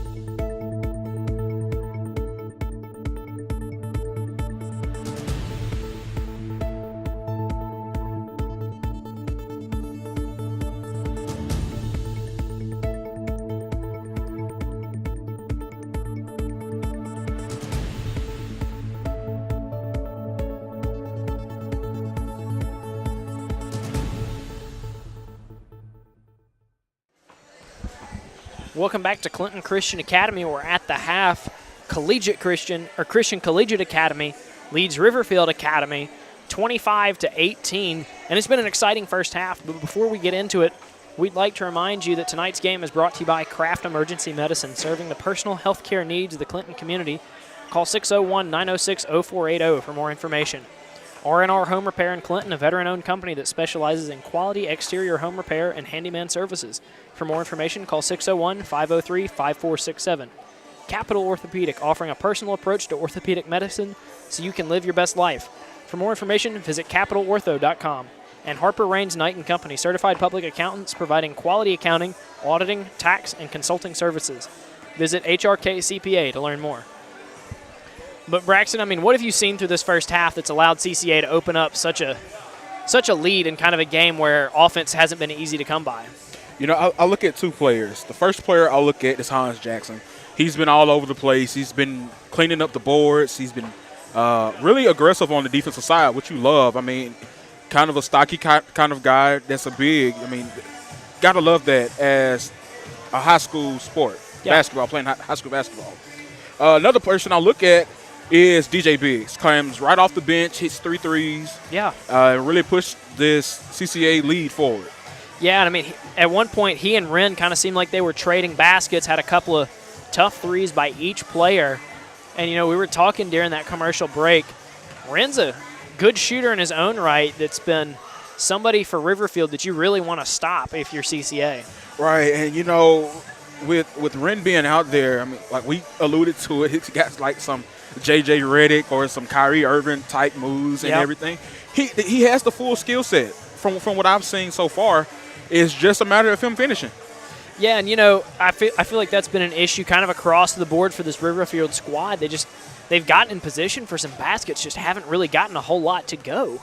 Yeah, you look at him, you look at Wren, you can look at Landon, and you can look at Eldridge. All of them are getting great shots, but they're just not making them. And it's nothing that they're doing wrong. It's just it may not be their night for the ball to fall in. Yeah, and I mean I think that's what you're saying in the locker room. If you're this Riverfield coaching staff, hey, listen, we're getting in position. Let's knock these down and see if we can change things moving into the second half. But again, our score at halftime, 28-18 lead in favor of CCA. So we're going to take a quick break and be back with second half action in just a moment.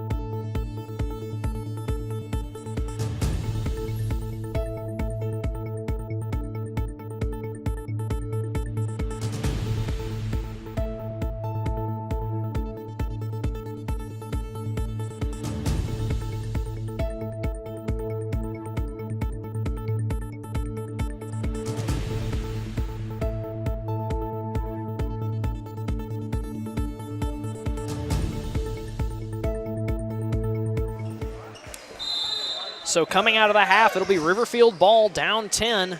They need to get some offense going in this second half if they want to have a chance against this tough Christian Collegiate squad. Holly up top. Kind of a mess outside, but finally gets it out to Landon. Landon gives that one up for Wren. Throws down low. Back out. Holly up top. Three-pointer on the way. That one's short. Rebounded by Hans Jackson. Davis in transition now. He's ditched the arm sleeve going into the second half. Throws it down low for Jonathan Jackson, who, can't corral that one.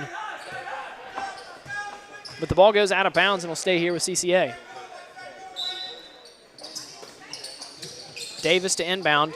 Gives it to Jonathan Jackson, turns around, puts one up. Nice, easy basket for the 6'10 sophomore. If you're CCA, you got to go with that avenue of getting him the ball inside in the post. It's been successful. Yeah, but, he's a tall guy, but kind of with a lengthier build. So I think if you want to get him into some positions to succeed, it's like that where it's all about getting him in position more so than letting him kind of create that position down low. I mean, he's got a stronger guy on him, but if he gets in a good spot, he can finish well. As we see it not quite work out there as once again, Eldridge kind of uses the muscle to deter that basket. But yeah, I mean, if you can get Jackson into some good spots where he's able to finish, I think he can be a big factor in this one. Just get him to where he can go over the defender instead of having to back down. Downs outside on the drive, gives it to Jackson, and that's the kind of position we're talking about. He's standing right there in front of the basket, able to just rise up over the defense and hit that one. It's a good job there by Downs, drawing in that defender to allow Jackson to come open. Yeah, I mean, this CCA team has got some really talented guards on the outside. I mean, we talked about bigs at halftime, but, I mean, Bishop, Downs, Davis, they've all played really well through this one too. I mean, just a great rotation on the outside for this Bulldog squad. But now at the line for Riverfield, Holly hits his first.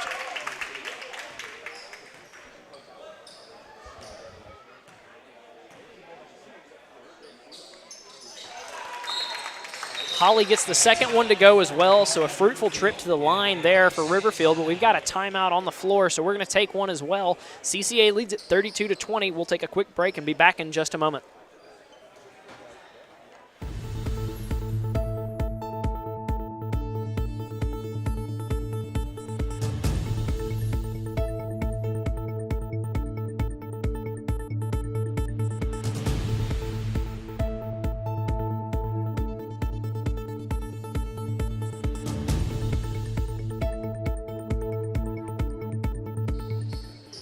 So back from the break, Riverfield trails it by 12 after they get a couple of free throws to go. It'll be CCA ball. 6:33 to go in the third quarter. Davis going to bring it up. He's directing traffic. Gets Jackson into the high post, gives for Downs. Downs mid-range jumper from the baseline goes. Nice little play from CCA there to get an open shot. Drive by Holly, a whistle and a foul. And we've got a defensive foul called against Davis. It's a blocking foul on Davis, and they're going to call it on the floor, so it'll be Riverfield on the inbound. Outside for Long, gives to Wren in the corner. His first miss from outside of this game.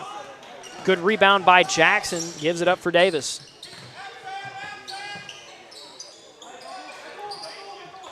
Davis throws for Bishop, back to Davis. He's outside, got a little space, looked at a mid-range jumper, gives it to Jackson. He'll take a jumper from the high post and hit that one. And like we're talking about, there he had some space, was able to just rise up over the defenders and hit that mid-range jumper.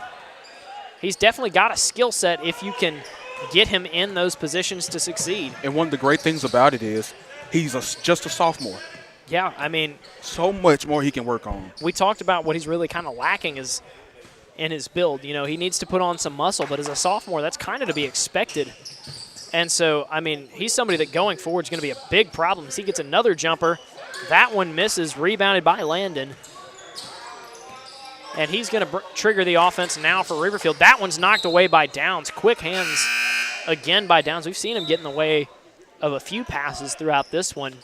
Yeah, he's picked off a couple of the passes as well, and going back, he's really trying to make up for that technical that he cost his team.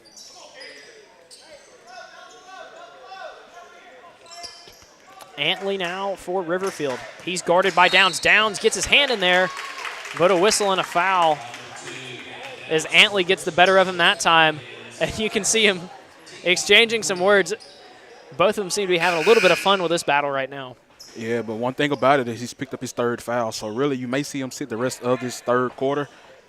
But he's got to be back out there at beginning of the fourth. Yeah, but, they've got some good reserve guards in Richie and Biggs. Richie comes on right now for them. As we've got a post block by Jackson. CCA runs in transition. Bishop puts up a shot. That one misses. Jackson flies in for the rebound but can't quite grab it. But we've got a whistle and a foul. That one goes against Eldridge. And so Bulldog ball under the basket. Inbounds pass up top to Bishop, but they're going to get him for a 5-second violation. Oh, no, I'm sorry. That's against Caden Ritchie, so an offensive foul, but nonetheless a turnover and Riverfield ball. They trail by 16 with 4:42 to go here in this third.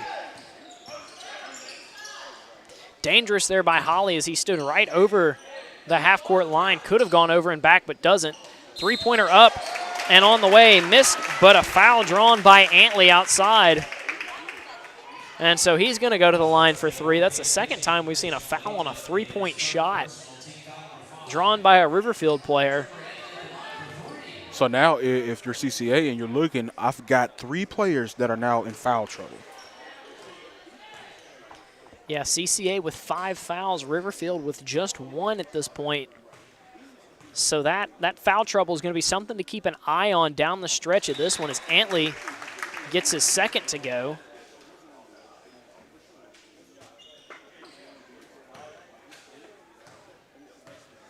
Third free throw on the way. That one's up, and that one is good for Antley. Cuts it to 14 with 4.5 to go here in the third quarter. Davis to bring it up now for CCA.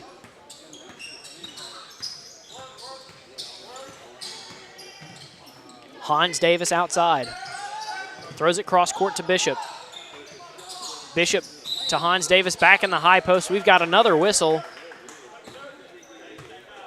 And this time it's against Riverfield. Cooper Eldridge picks up the foul. Third personal foul against Eldridge, so a little bit of foul trouble on both sides right now. Inbounds pass to Bishop up high. He's going to drive in. Tough contested layup knocked away by Eldridge. Rebounded by Jackson and a foul, so Jonathan Jackson to the line. And that foul is against Antley.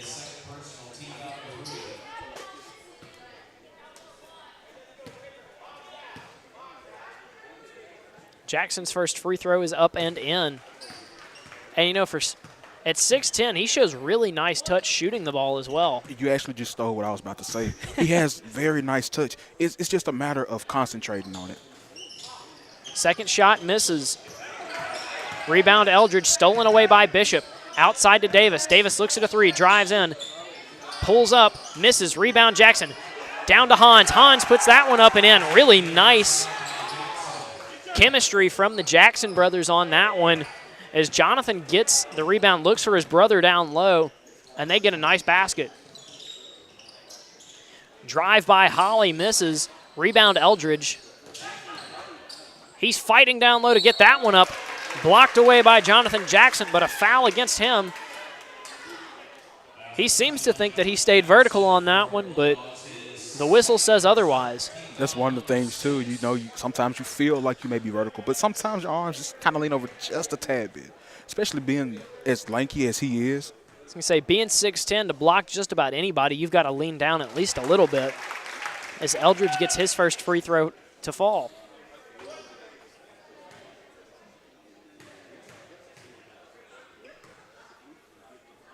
Second one up and missing. Rebound by Biggs back into the game. After that one's knocked around a little bit, Davis to bring it up. He's going to try to trigger some offense for CCA. Drives in, hop step, high off the glass and in. Nice move by James Davis. And a tough basket for the Bulldogs. Antley with the ball now for Riverfield. Driving against Biggs. outside to Rickfield. Now they're going to work it around. Wren trying for a three. Steps aside. Gets one. Misses. Rebound by Biggs. And you can tell Wren's a guy that whenever he gets out on the court, immediately just starts to look when and where can I shoot from. Very confident. Gotta love Bishop outside. He's double teamed. Throws it away. Gotta love Biggs that gets that one. And then here's Holly in transition. Floats that one up. Misses it. Bothered. Finally rebounded by Hans Jackson. Kind of a strange turn of events down there, but Hans Jackson in transition. And a smooth move by the power forward to get that one to go down low.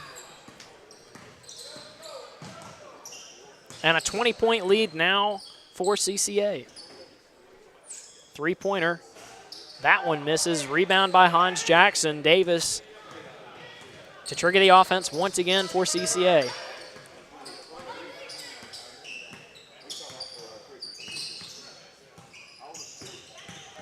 Davis double-teamed. He's forced back across half court, but we've got a whistle. And they're saying that that was, in fact, an over and back against Davis. Bishop telling him, hey, man, you had me out there, but Davis just wasn't quite able to get his head up and find him. You got to love the defense, though. Got to. Yeah, great defense by Riverfield to force the turnover that time. Things aren't going your way on the offensive side, but you got to step up on defense. Riverfield with the ball. They trail by 20 with about 2 minutes to go. Nice move by Antley to get some space. But $1 million move, 10-cent finish as Antley airballs that one. And a lucky break for Riverfield as it goes off the hand of a CCA player, so it'll stay right here. Wren to inbound. Antley takes a quick seat after that one. And a nice and-one basket for Landon Grishadit. That's my attempt at his last name this time. Grishadit? I have no clue. Geistit? I have no clue. I really want to get his last name right because I feel bad not saying this kid's last name every time he makes a play. But yeah, I get that, but at the same time, I mean, we're working with what we got. That's true. But Landon at the line. Just under 2 minutes to go in the third quarter.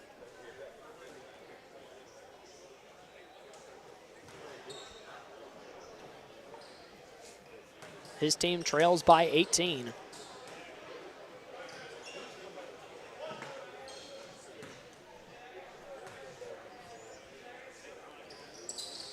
Free throw's good. So a three-point play the old-fashioned way. Davis to trigger the offense once again for the Bulldogs. He calls for a screen from Jackson. Around the screen. Gives it to Bishop. Bishop for three. That one misses. Bishop hits the deck, but no call. The ball goes out of bounds. It'll be Riverfield ball.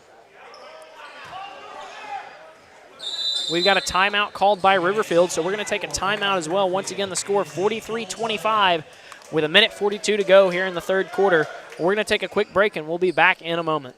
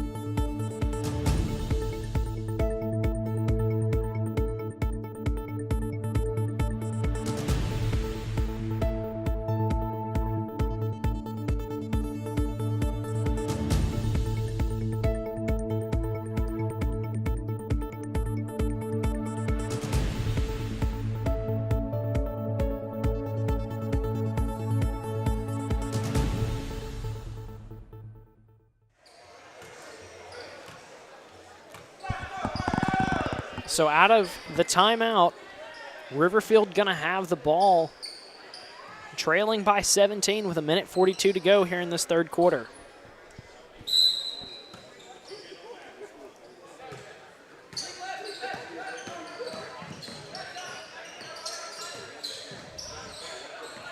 It's Long with the ball against Biggs. Sorry, yeah, Biggs. Geisbricht on the drive, puts one up. But we've got a whistle and an offensive foul against him. So it'll turn over once again. It's his second foul.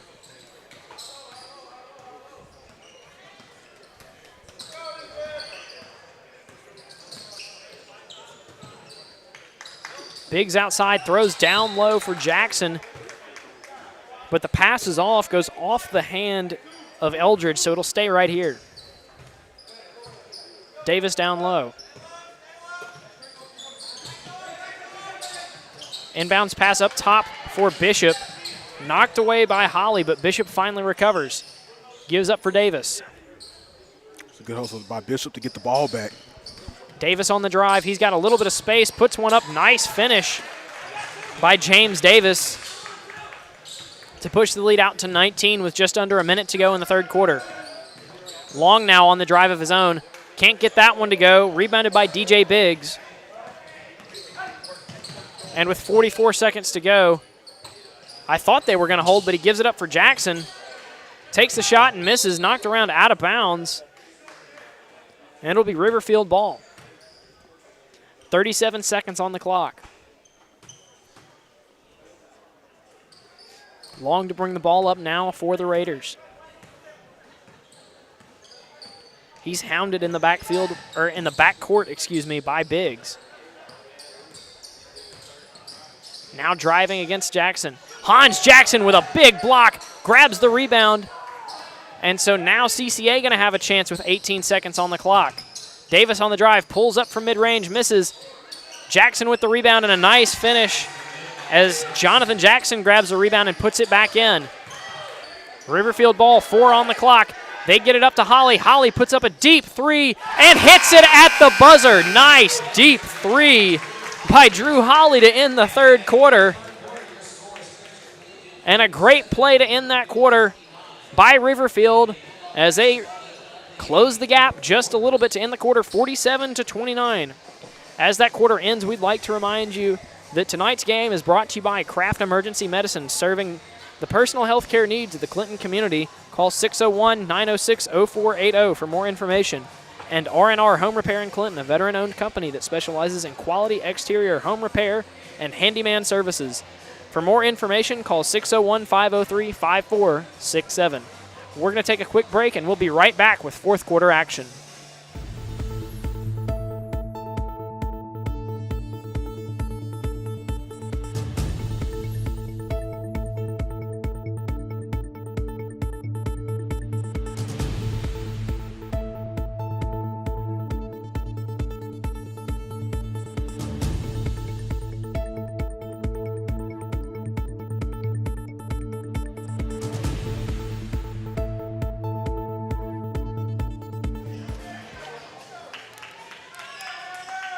So once again, your score 47-29 as we open up the fourth quarter of action here in semifinal play at the MAIS 4A South State Tournament here at Clinton Christian Academy. Christian Collegiate going to have the ball to start off fourth quarter action, and Davis going to trigger the offense for them once again. Gives it up for Downs outside. Downs looking for Hans Jackson, throws it away. Intercepted by Antley. Antley in transition for Riverfield, now slows it down and gives it up for Holly. Holly, open three, triggers that one, and that's a miss. Nice offensive rebound by Eldridge. That's what you can't have if you're CCA. You got to get in and rebound. Eldridge outside, gives it up for Wren, who rewards him with his third made three of this contest.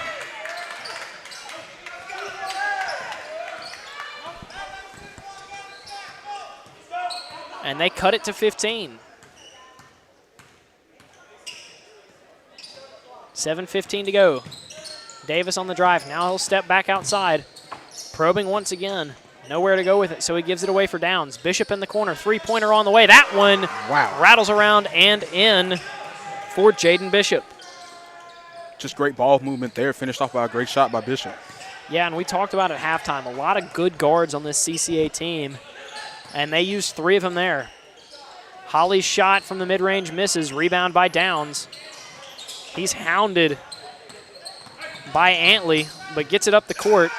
Gives to Bishop in the corner. Jackson down low has the ball knocked away, but a whistle and a foul.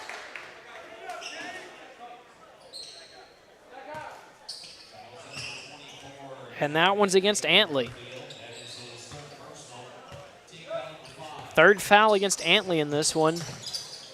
So another guy to kind of add to our foul trouble watch, as we've got an offensive foul against Hans Jackson. They'll say he put his shoulder down into his defender, and it'll be a turnover against the Bulldogs. And speaking of foul trouble, Hans Jackson with his fourth. He's been an important player for this Bulldog team, not somebody they want to see leave this game. Holly up top now for Riverfield. He'll throw it down low for Eldridge. Eldridge against Jackson. Throws it to the corner. Antley's three misses. Rebounded by Jonathan Jackson. Davis in transition. Looks outside for Bishop.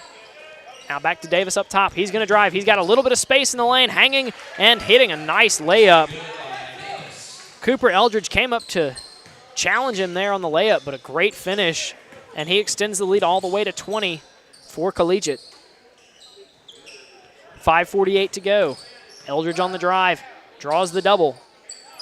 Working against Jackson, throws it to the corner. We've got a whistle and a turnover against Riverfield. Got lane violation right there. All he has to do, he doesn't have any position. He was trapped. Got to find somebody open. Teammates have to relocate to get the ball from him. Yeah, and that's the thing. You know, when you don't have any space, you look for your teammates, but if they're not moving, there's not a whole lot you can do with it. So Davis to trigger the offense once again for CCA. Steps back, now drives, forces up a contested shot, but a whistle and a foul. And I think it's going to be an offensive foul against Davis. Do you see the call there? They called him for traveling. Travel, yeah. I couldn't tell if they may have considered one of those a gather step or not, but nonetheless, Riverfield ball.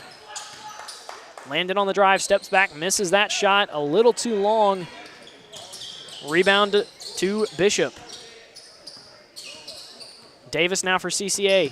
He's going to drive into the lane, kicks it out to Downs. He's got a shot, puts up a three. That one misses. Offensive rebound by Hans Jackson, puts that one back up and back in. Tough work on the offensive boards from both Jacksons in this one, and Hans able to get that one to go. Timeout on the floor called by Riverfield. They trail by 22 with 4:55 to go. We're going to take a quick break and be back with more fourth quarter action in just a moment.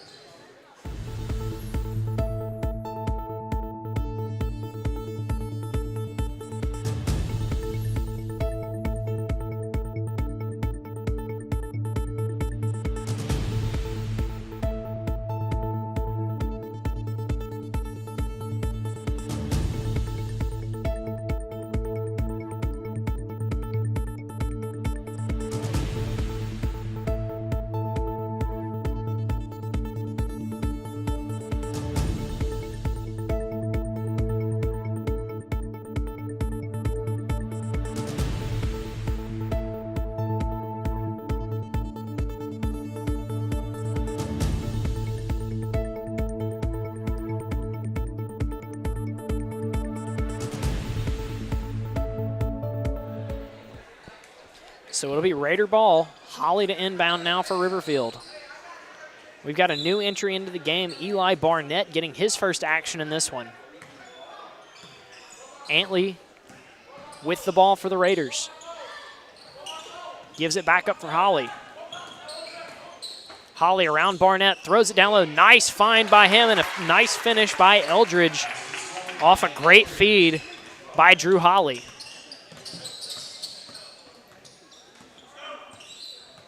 Davis with the ball for CCA. He's working on Antley. Now the drive. Stops. Looks outside. Now the drive. Kick over to Jackson and a turnover as Jackson couldn't quite handle that one. Wren with the ball now. Gives it away for Antley. Antley on the drive. Back out to Wren. Wren in the corner. Hesitates. Fires a three, and that one's way off to the outside. Antley with the rebound. Gives it up for Barnett. Barnett fades away and misses but draws the foul. A new entry into the game also for CCA, Frankie Woodall.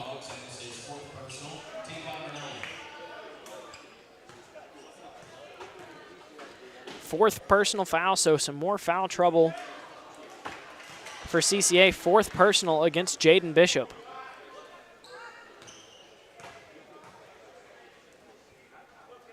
Barnett at the line gets his second to go.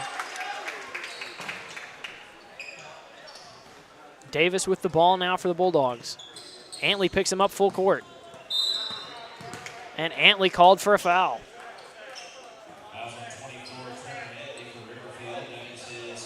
And once again, another player in foul trouble. Antley picks up his fourth. And he's going to take a seat now in the game. We've got James Mulburn. Davis with the ball for CCA. He's going to drive on Mulburn, float one up in the lane. That one's short, but we've got a whistle. I think we're going to see Davis at the line waiting on the call. Foul against Barnett. Seems like everybody's picking up their fourth foul. That third quarter really was kind of brutal coming with foul trouble. Got 9 total for CCA and then 7 for Riverfield. Davis' first free throw up and good.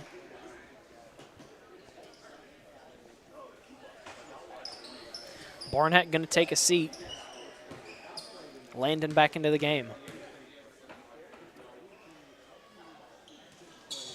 Second free throw, misses off the front iron, but Davis grabs his own rebound. He's going to drive, kicks it out to Woodall.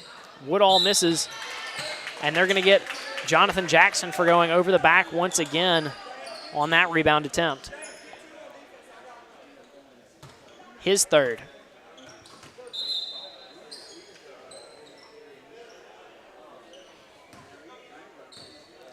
So we're going to see 1-1 now for Riverfield. As like you mentioned, both teams in the bonus right now. They'll put Wren on the line. Correction. Eldridge stepping up now.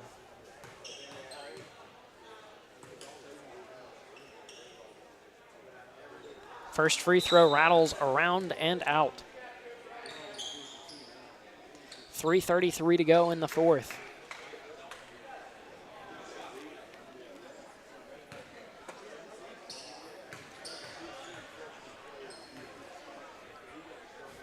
Second free throw up and in for Eldridge. Woodall inbounds to Downs. They give it back to Davis. And I wouldn't be surprised to see CCA take things kind of slow from here on out, leading by 19 late in the fourth. Davis on the drive, goes to Downs in the corner. Downs to Jackson, nice find. And a nice finish by Jackson as he's going to get a chance at the line here for an and one. It's there all day. That is there all day for CCA.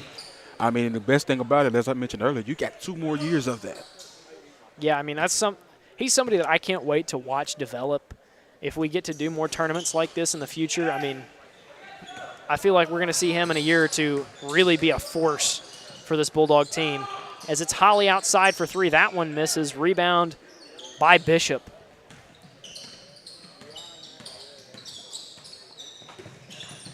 Davis steps back. Guarded by Wren.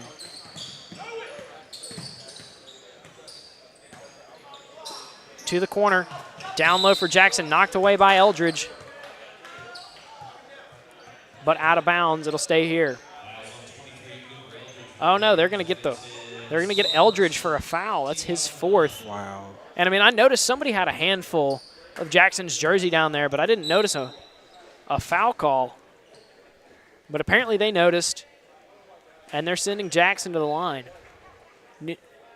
New entry into the game for CCA, Sean Fairley.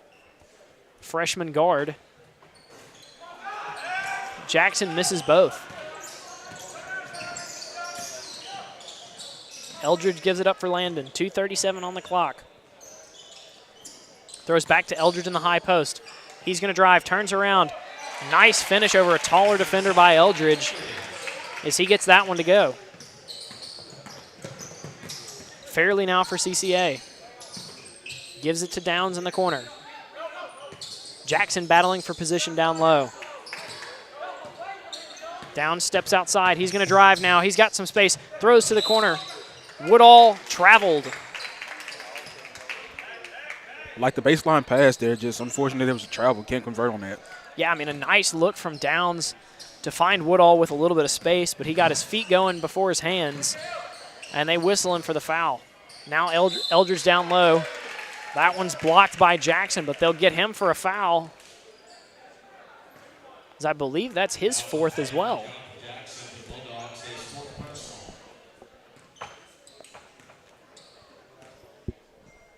So Eldridge to the line with 2:01 to go in the contest. His team trails by 19. Free throw up and in.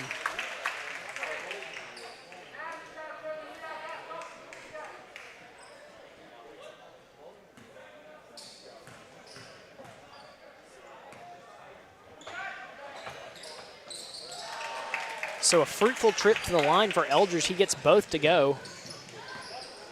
And Fairley going to try to beat the press for CCA. Working against Wren, gives it up for Downs outside. Downs backed out. He's guarded by Dylan Rayburn. Rayburn commits a foul.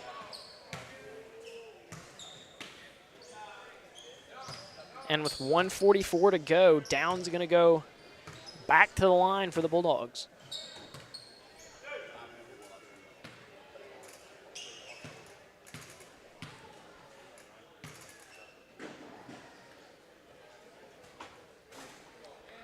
That one misses off back iron.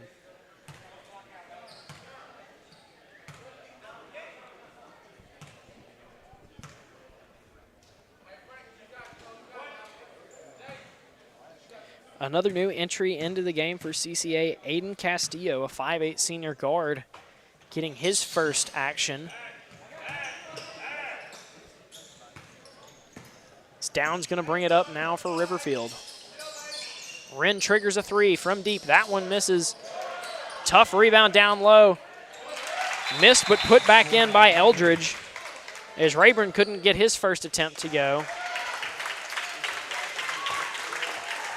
And now Riverfield going to clear out the bench as Evan Ortley comes into the game. Eli Barnett back into the game. Dylan Rayburn still on the court. Evan Rickford in the game. And then it's James Mulburn alongside them. Minute 31 to go. Looks like CCA going to move on in this one. And they'll face off also against another CCA. That's going to be a fun game for us to call. As tomorrow we get to look forward to Clinton Christian and Christian Collegiate. That'll be a fun matchup for sure. Disappointing ending for Riverfield, though. Excuse me, I was looking at the girls' bracket there. As they will actually face off against the winner of... No, they will face off against Lamar Christian on Friday. But a disappointing ending for Riverfield as they got the win over Laurel on Tuesday. But they will go no further this year, as this one's going to end their season. We've got a foul on that one. Looks like we're going to get some free throws now out of Frankie Woodall. Eli Barnett picking up his second foul of the game with 42 seconds to go.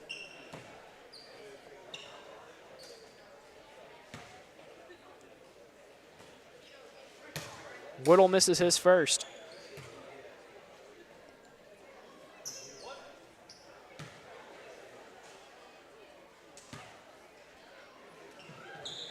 Junior guard gets his second free throw to go.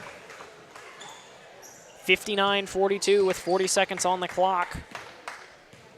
I'd expect Riverfield to try to get a basket, though, right now, as a lot of the guys in there haven't seen a lot of playing time this year. Looking to have a bit of a moment. But the ball will go out of bounds. CCA to inbound from half court.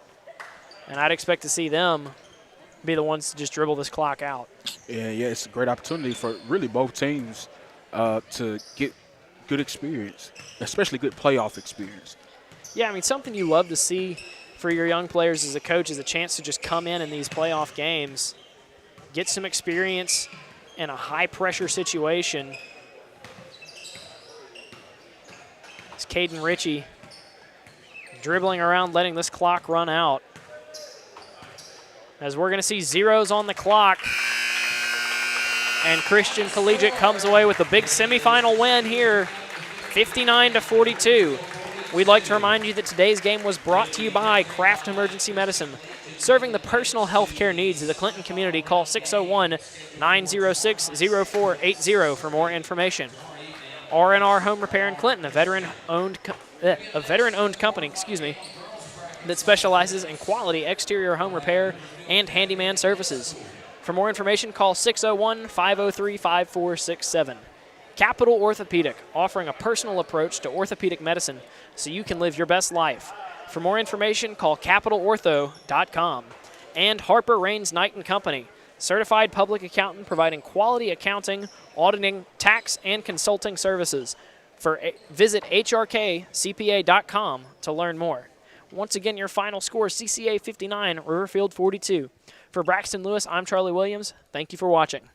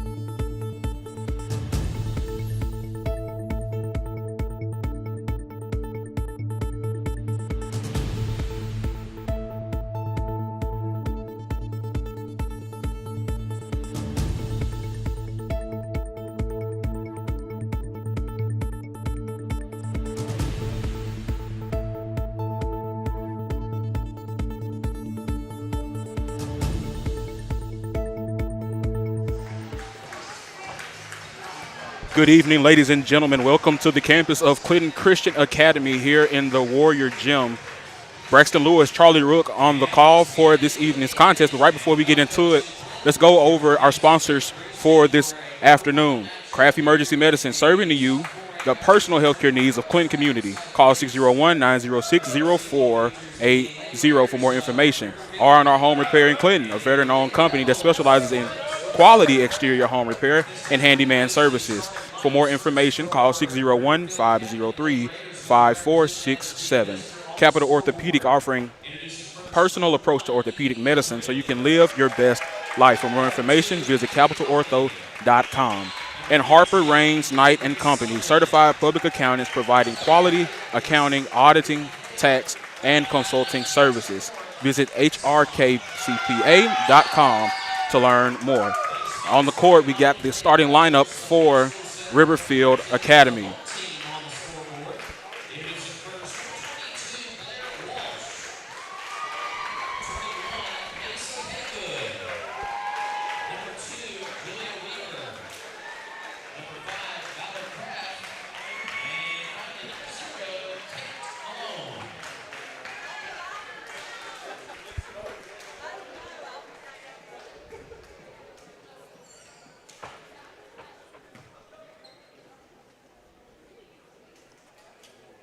And there we have the starting lineups. Of course, this game is a quarterfinal, Amite School versus Riverfield.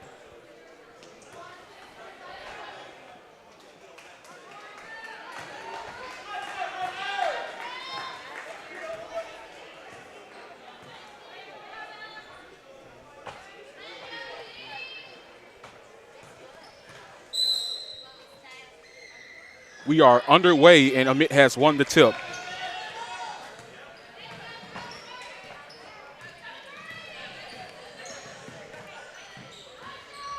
Malone has it. She's going to dribble back out, going to set up the offense, going to push it ahead to 21. Ball finds its way to number 5, Ballard Craft. Craft has it. She's going to skip it over to number 2, Julia Weaver. We got a long 2. It's off the mark. No good. Rebound by Blair Walsh. And we've got an early 2 points for Julia Weaver and Riverfield Academy.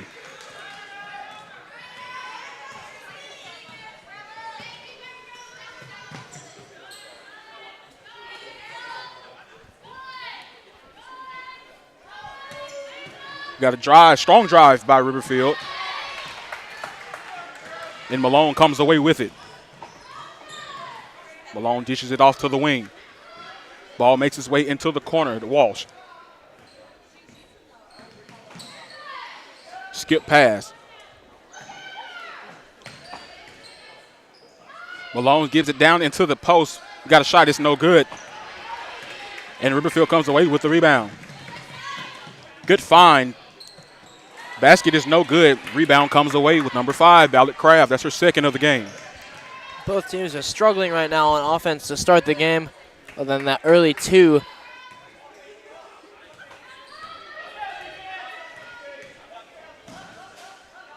Weaver gets it right to Craft. Craft gives the ball back to the wing. Corner 3 is good. What a great shot there by 22, Blair Walsh. And Walsh with the first points in this game as well, fighting for her own rebound and does a nice job putting it back up. So she's back on the board with a shot this time. So great start to the game for her.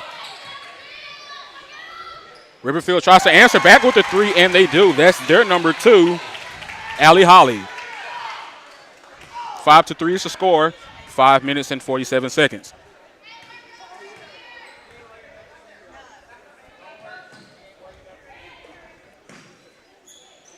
Amite with great ball movement. We've got a 3 by Macy Haygood. It's off the mark, and we've got a foul. It's going to stay with Amite. Foul on 15, Sullivan for Riverfield. It's going to be her first, team's first.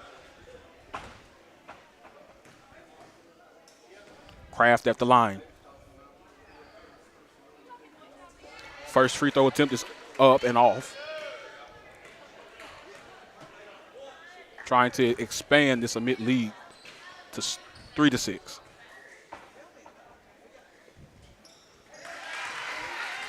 Missed the first, but the second is good. It's a 3-point lead for Amite.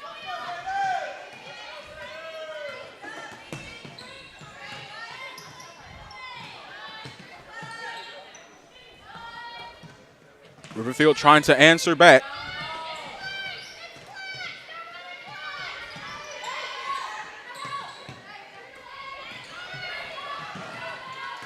Mishandled ball by Eldridge. Eldridge tries to get it over to Macy Lee Hale. But we got an early timeout by Riverfield, 6-3.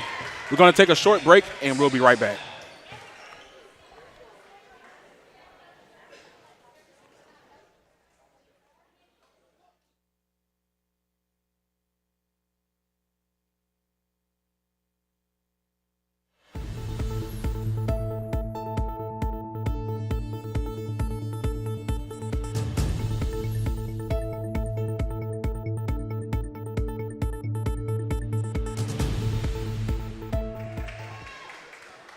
.63 is the score, Amite up over Riverfield. The Lady Rebels have it with 5 minutes left in this first quarter.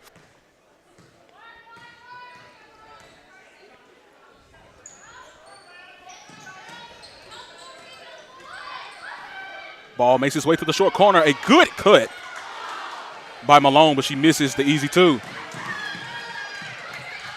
Riverfield in pursuit of the basket.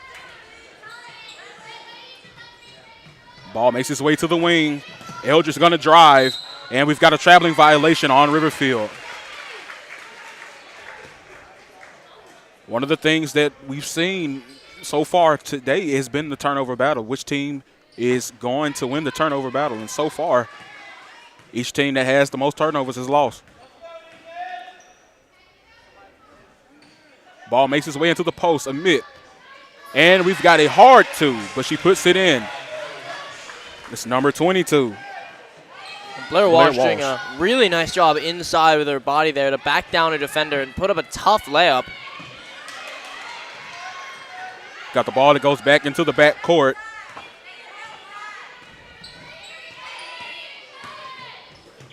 Ball makes its way to Eldridge in the corner, back down to the post. Eldridge will attempt the three. It's up. Off the mark. Rebound. Amite.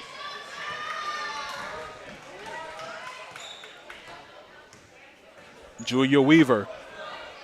She finds teammate on the wing. Ball finds its way back to Weaver. Macy Haygood has it, gets it back to the corner. We got to skip pass. We got to drive. Shot is up and no good by Blair Walsh.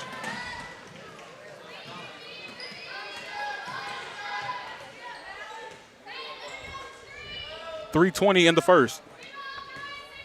Eldridge is going to get it to the post. Back to Eldridge. Top of the key to the wing. Got a long three, hits nothing but the backboard. Amite comes away with it.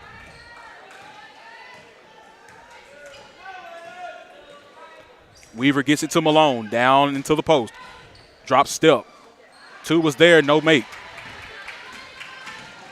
A nice job there from Deerfield, just doubling Walsh so that she can't get up and create an easy bucket. Riverfield being very patient. Ball finds its way to Sullivan. Sullivan gives it back to Hale. Top of the key to Escalon. Escalon finds Eldridge. Eldridge going to drive, kick it back out. Three-pointer by Holly. It's good. Nice job, nice execution there by Riverfield, being very patient and getting a three-point shot. 8-6 is your score with 2 minutes and 10 seconds.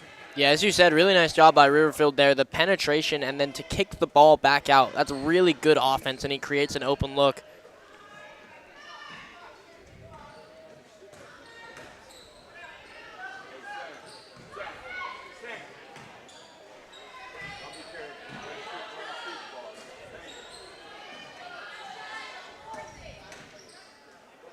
Drive, we got a lost handle on the ball.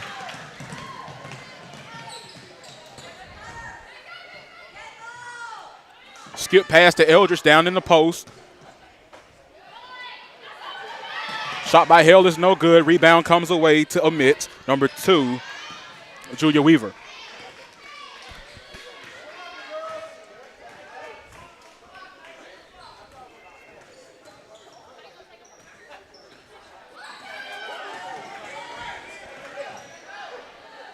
Skip pass to Weaver.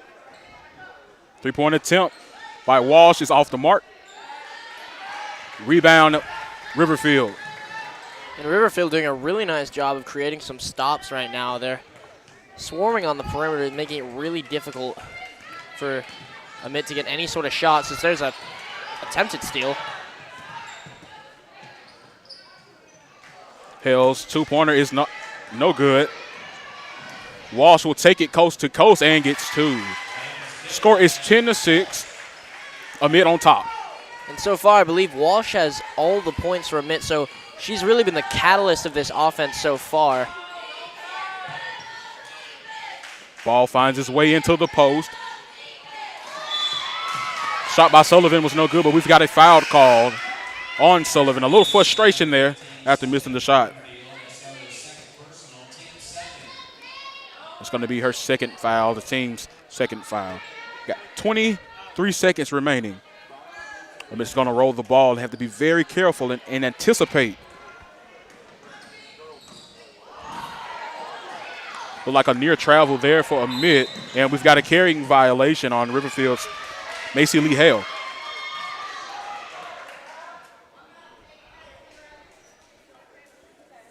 It looks like a Riverfield player in a bit of pain out there. Yeah, that's Kate Malone. She was the last one that went and drove and kind of got knocked around a little bit down inside the paint. Like they say, they go hard in the paint. That she did. 5 on the shot clock. We've got 5 on the game clock. Shot and we got a foul. Excuse me. No, we got turnover.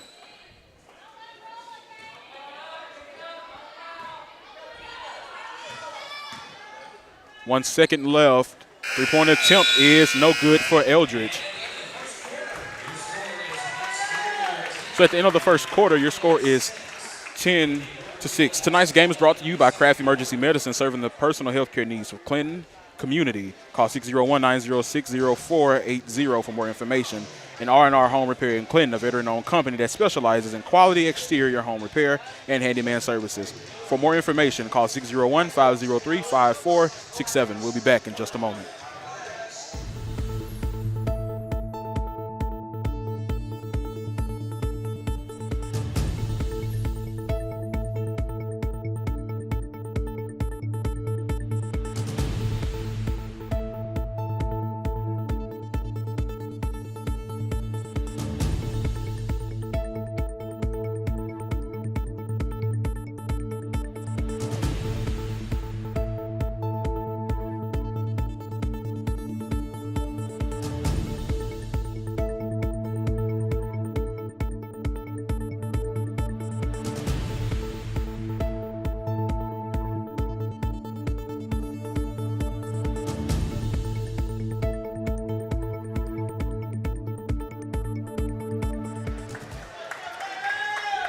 Welcome back as we start the second quarter. 10-6 is the score. Amite on top of Riverfield. Charlie, as we start this beginning of the second quarter, just give me your thoughts on that first. Yeah, it was a bit of a defensive battle on both sides. I think the biggest takeaway for me is Walsh for Amite. She was really doing everything offensively for them so far. And so they'll definitely look to continue to keep her hot, but probably get some other people involved as well. But, you know, Riverfield doing a pretty good job right now of just staying in the game. They had a tough start, but, you know, they're doing all right, just hanging around, and they still won at the end. 12-8 is the score now. Riverfield called 2 CCA games back-to-back. Name kind of stuck in my brain. But Riverfield has a turnover there, and will give it right back to Amite. Turnover, like I mentioned earlier, is just something that you just can't have. Yeah, turnovers in the game of basketball normally depend the winner and loser of the game. And so if you continue to turn the ball over, the more and more likely you are to give up easy transition baskets. A long three is off the mark. Snagged rebound by Macy Lee Hale. 7 minutes, 12-8, still remains to score. A wide open Hale down below, assist from Eldridge. 12-10, Riverfield is inching a little bit closer. That was a beautiful pass by Eldridge inside, from outside the top of the key, right into the middle. That was a perfect pass. Long three off the mark for Amite. They control the offensive rebound. As you mentioned, Blair Walsh has been everywhere. She shot the three, then tracked down the rebound. Yeah, she really has been doing everything offensively for them right now. And I guess that's one of the things that you kind of expect out of the only senior on your roster. Yeah, definitely some leadership from a veteran of the team.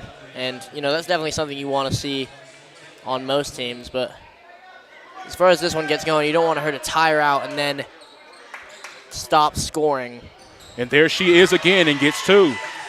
14-10.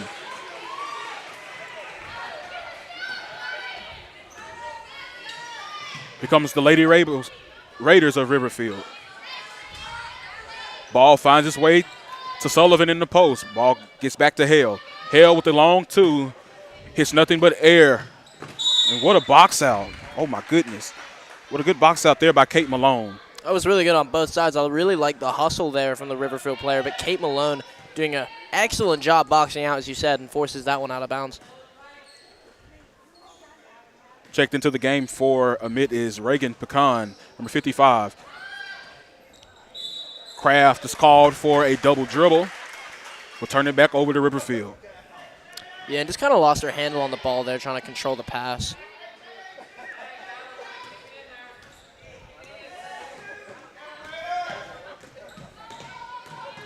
Holly in control of the offense for Riverfield. Ball finds its way to the wing. What a great job there for sealing the defender and getting the bucket for Hale. Riverfield has come down and put really two solid possessions together. So this should be a fun one. Pecan gets it to the post to Walsh. Walsh is going to work around the defender, puts up two, and it gets in. Seems as if every time Riverfield tries to make a run at it, Amite says, no, hold up, we got to answer. Yeah, and the answer right now is Blair Walsh. Riverfield has it at the top of the key. Hale just bowls over a defender. No call there. Eldridge gets it down into the post. Ball is poked away and picked up by Julia Weaver. Weaver gets it to the wing. Ball goes to Walsh in the short corner. Down into the post. Shot by Kraft was no good. We've got some bodies on the floor. Oh, what a move that would have been, but we've got a traveling violation on Kate Malone.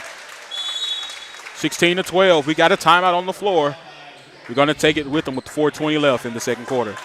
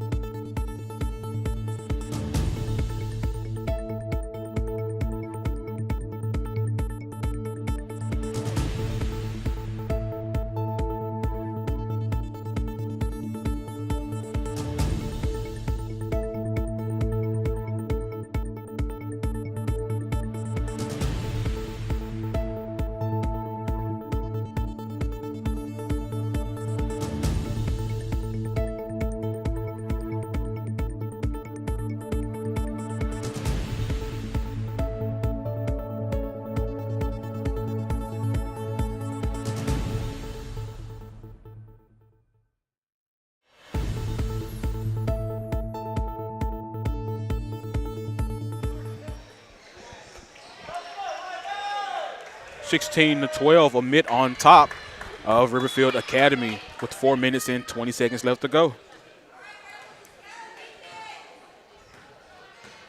Lily Grace Sullivan is in charge of the offense for Riverfield. Ball finds its way to outside the three-point line.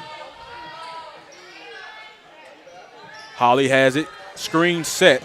Goes off of the screen and she's going to work it by herself and comes up short after the shot. But Blair Walsh with the rebound. Walsh looks like she's going to take it all the way. She does. What a move from Blair Walsh.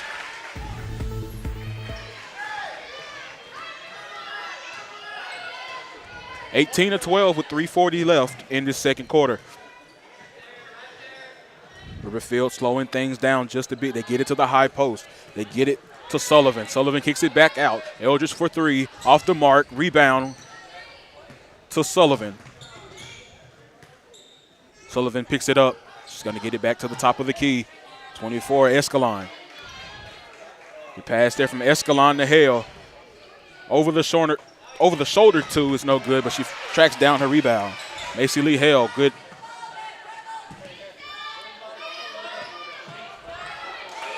Lost the dribble, and the ball is picked up by Addison Walsh. Ball goes out of bounds, and it will stay with Amite. Addison Walsh, I'm looking at her on this roster. She's just a seventh grader. That is absolutely ridiculous that she's starting in a varsity game as a seventh grader. Definitely a really bright future for her as she continues to play through her career. That's going to be very exciting to watch. And what better person to learn under or be under than, we could assume, her sister Blair. Yeah, exactly. I mean, as well as Blair's playing tonight, you know, that's something that Addison can continue to learn from, and, you know, definitely really good experience playing with what we would assume is her sister. Long two is off the mark for 55. Reagan Pecan, please excuse me if I'm pronouncing that wrong, Pecan, but she gets fouled and it gets at the line. That's the second foul on Evie Eldridge. First attempt is up and off the mark. Score remains 18-12.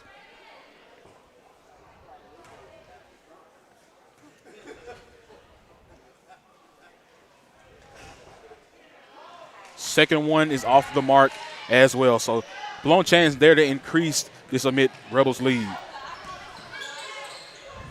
Three-pointer off the mark for Lindley Sullivan. Here comes Malone. Malone thought about pulling up for three. She knocks it to the wing. Skip pass to Pecan. Walsh has it. Finds it in the post. What a recovery there, but missed shot by Woolley.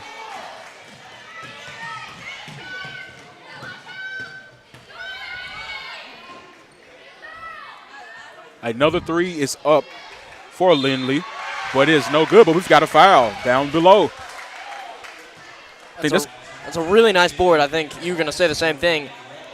She really earned these shots at the line. A common thing that I've seen here in this tournament is these ladies are not scared to get under the basket and rebound. Sometimes we see in the guys' game they kind of lack off and want the rebound to come to them, but they go right at it. Absolutely. I think the hustle on the ladies' side is very impressive. I mean, you see a lot of offensive boards on both sides of the basket. So, you know, that just makes the game much more fun to watch when the players are out there really hustling for every loose ball.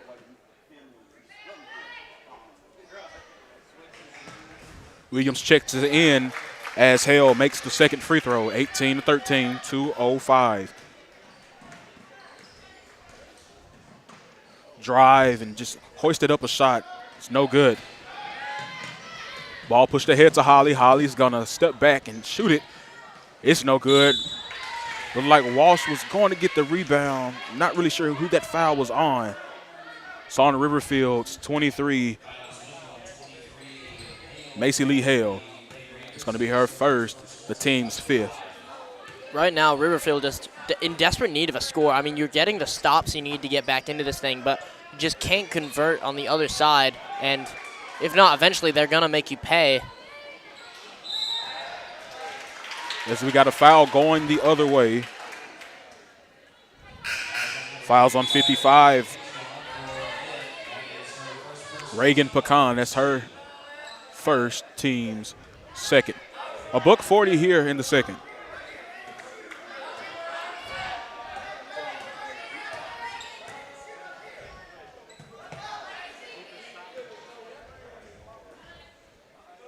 Riverfield being patient. A lot of defenders right there in the paint to try to keep Hale out of the paint area. Entrance pass down to Sullivan. Ball kicked back out. And we've got a missed three-pointer by Adams.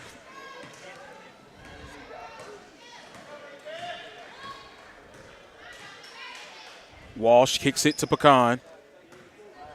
Pecan finds a cutting Walsh under the basket. Walsh puts it up and in. 20-13. And that was a great play by both players. And Pecan with a perfect pass, but right after the cut by Walsh, I mean, what a great play as Riverfield's going to turn it over. That's right. Ball goes out of bounds, and we've got 47.5 seconds left.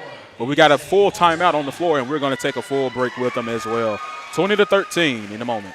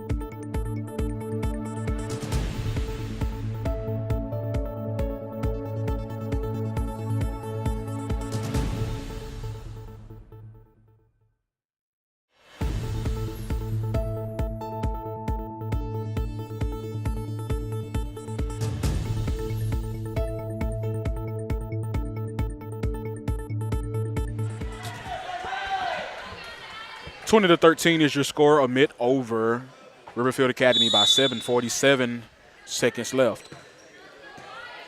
Walsh is in control of the offense for Amite. Ball makes its way to Pecan. She finds a cutting Malone. Malone puts up a shot and is fouled. She'll go to the line with 36 seconds left. And Pecan with a very similar pass that she just did to Walsh. And this time it doesn't lead to the bucket, but it does lead to 2 shots at the stripe. So really nice distribution from her. Got the third foul on Lily Grace Sullivan of Riverfield, which we're not really seeing many fouls being called, or many fouls being called for Amite. So most of their players aren't going to be in foul trouble this second half, but we've got a crucial mistake. Very crucial. And I said it earlier, when Riverfield was stringing stops together and they just could not score, that eventually this Amite team is going to make you pay. Off of the back. And oh my goodness. That is the most incredible play I've seen in a high school girls game, maybe ever. Addison Walsh really pulls off what we consider the unthinkable. I have not seen someone do that since the NBA. Well, Addison Walsh says, "Hey, look, I'm a 7th grader, but I can go with the big dogs." With a 7th grader especially, that makes it even bolder of a play to attempt. I mean, really, like, such respect. She earned some really cool points right there. But nevertheless, Riverfield, missed shot there. Rebound by Walsh, Blair Walsh. 5 seconds remaining in the half. Ball is pushed to the corner. We've got a 3. 3 is good by Malone. 27-13 is your score.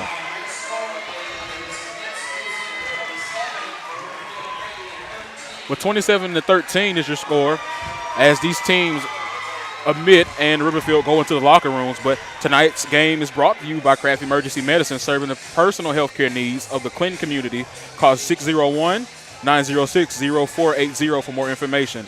R&R Home Repair in Clinton, a veteran-owned company that specializes in quality exterior home repair and handyman services. For more information, call 601-503-5467. Capital Orthopedic, offering a personal approach to orthopedic medicine so you can live your best life. For more information, visit CapitalOrtho.com. And Harper, Raines, Knight & Company, certified public accountants providing quality accounting, auditing, tax, and consulting services. Visit hrkcpa.com to learn more. We'll be back in a few minutes with some halftime analysis.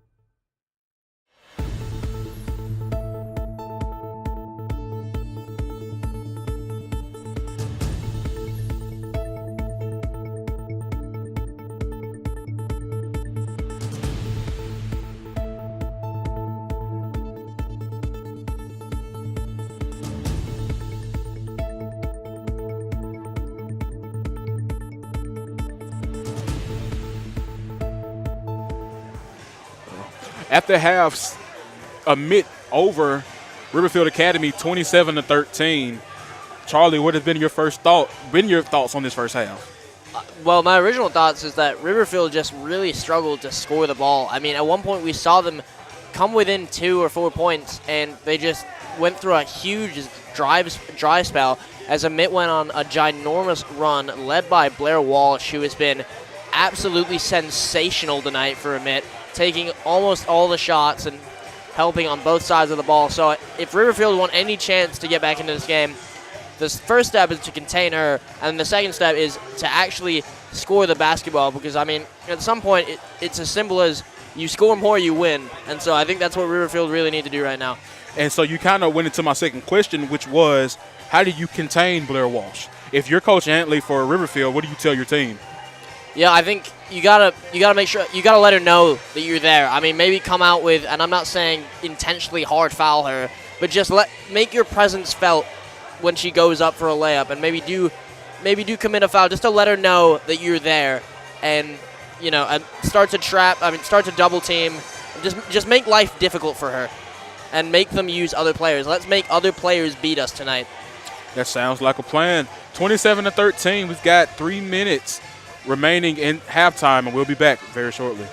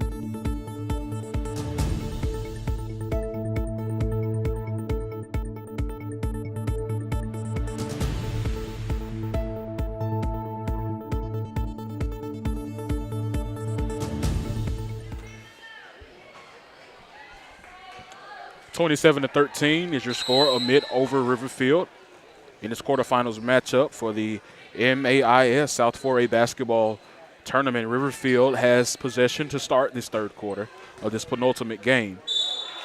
And we've got a traveling violation to start off by Eldridge. We mentioned at the half that Riverfield had to make buckets. You can't make buckets if you continue to turn the ball over. Yeah, they've really got to come out and look for a hot start, and that was not what you want, especially out of the half. So important stop right here if you want to build some momentum to get back into this thing.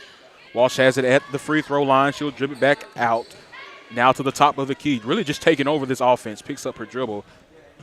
And the ball finds its way to the wing. Walsh relocate. We got a made three by Macy Haygood. That's got to be the first time she's connected, but what better way than on the three-pointer? Yeah, really nice shot from her. Got an open look and decided to take it. And when you get open looks, you're rewarded. Riverfield swinging the ball around. Ball goes into the post to Hale. Hale throws it up. Walsh with the rebound. Walsh finds an open Malone at the three. Three-pointer for Malone is good. She hits the deck, but it doesn't matter. 33-13. And Amite feeling really good right now. You see the bench up there. That was really exciting as they're starting to heat up a little bit. Hale off of the screen, but we got a foul call. Excuse me, Sullivan. Sullivan off the screen.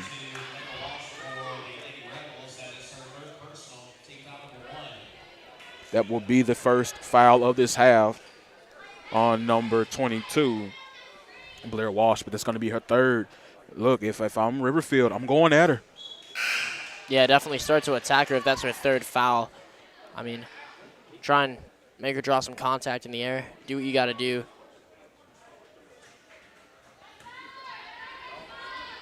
Riverfield trails by 20, trying to cut it down to 19 here. Can't do so. Like you mentioned in half, they got to make the shots, but a great offensive rebound, and the ball goes out of bounds off of Sullivan. And right now, Riverfield just need to see something go in.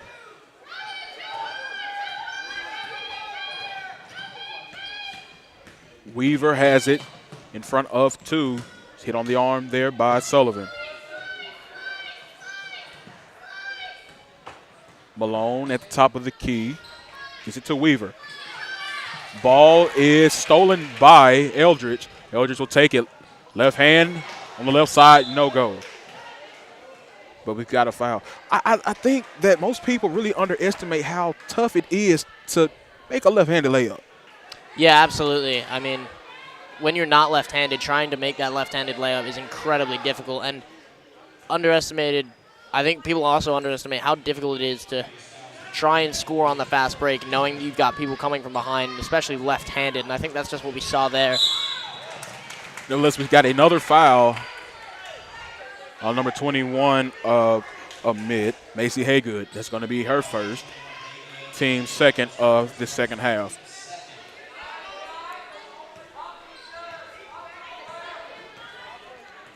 Sullivan off of the screen, lost the ball, goes into the backcourt, ball was tipped.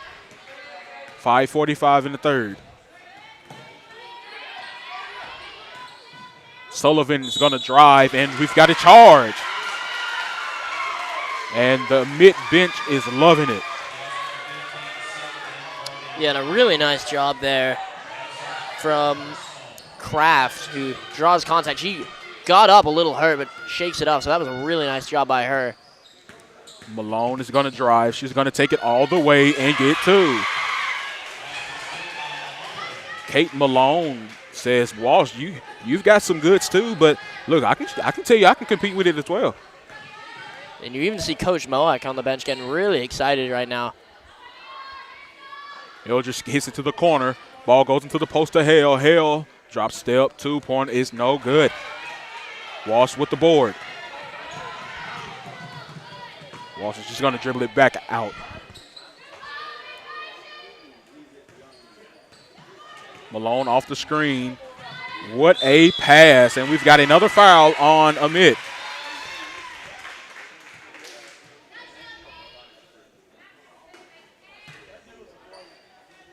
Blair Walsh and Kate Malone are just taking over. Fouls on Claire Williams of Riverfield, her first, team's third. And Blair Walsh is just so good at using her body inside the painted area. It's either going in or absorbing contact. First free throw is up and good for Walsh as Hannah Adams and Lindley Sullivan check back. Lindley Sullivan check back into the game.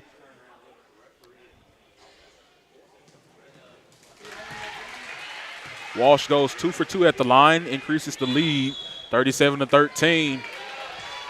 Coach Antley of Riverfield wants to talk things over with his ladies. 4:51 left in the third, 37-13.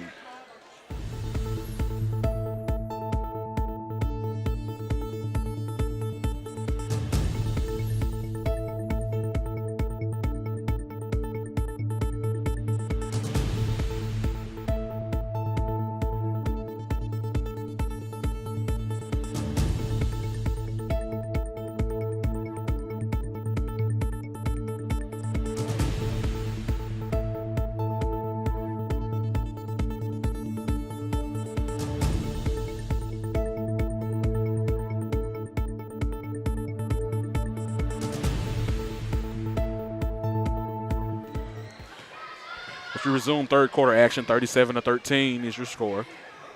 Riverfield trying to cut down. Oh, my goodness. A charge drawn there by Blair Walsh. What can she not do? Yeah, Blair Walsh getting it done on both sides of the ball right now. I mean, someone who's just completely taken over this game. Malone running the point for Amite off of a screen. Screen and roll. Good usage of it, but just can't finish. That's one Ballard Craft would want back. We've got a long three. It's off the mark as well for Riverfield. Allie Holly couldn't connect on that. Blair Walsh loses the ball. Got a scramble for it. And we've got a timeout called by Coach Moick of Amite School Center. Lady Rebels will take a 30-second timeout. We'll stay right here. I just want to get your thoughts, Charlie, on this third quarter just this far. Yeah, I mean, right now, like we talked about at halftime, Riverfield have not scored this entire quarter. So it's very difficult to come back into a game when you can't get anything going. It's just one of those things where it just feels like there's a bit of a lid on the basket right now if you're Riverfield. You just need to see something go in to maybe start to build some momentum. The game might be out of reach at this point, but I'm sure they're not going to want to end their season on a dry note. So they're going to continue to fight, and we'll see if they can string some points together here. Entry pass comes to Malone. Malone gets it to Walsh. Off of a screen, relocated is Malone. Malone gets it to Walsh. Walsh for two is good.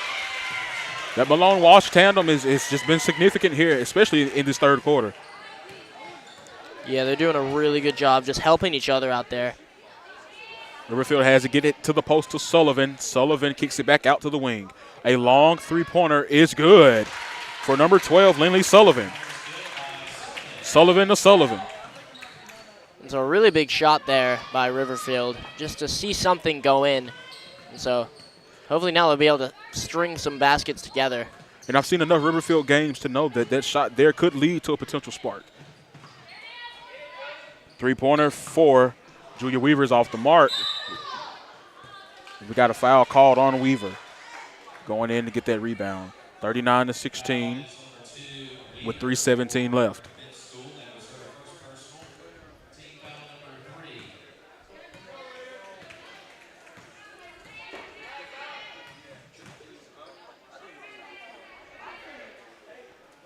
The ball goes down into the post. Over the shoulder shot for Sullivan is off the mark.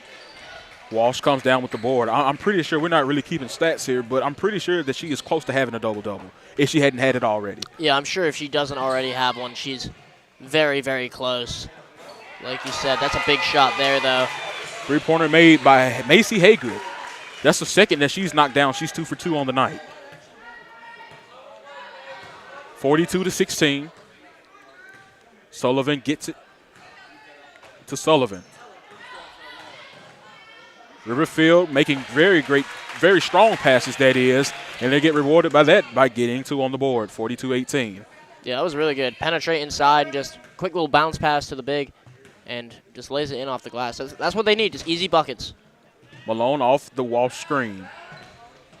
Walsh comes out. Long 2. It's good. What a beautiful shot there.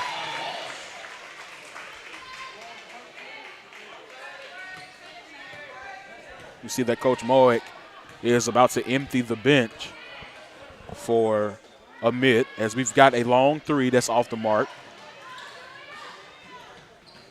And Julia Weaver comes away with the board.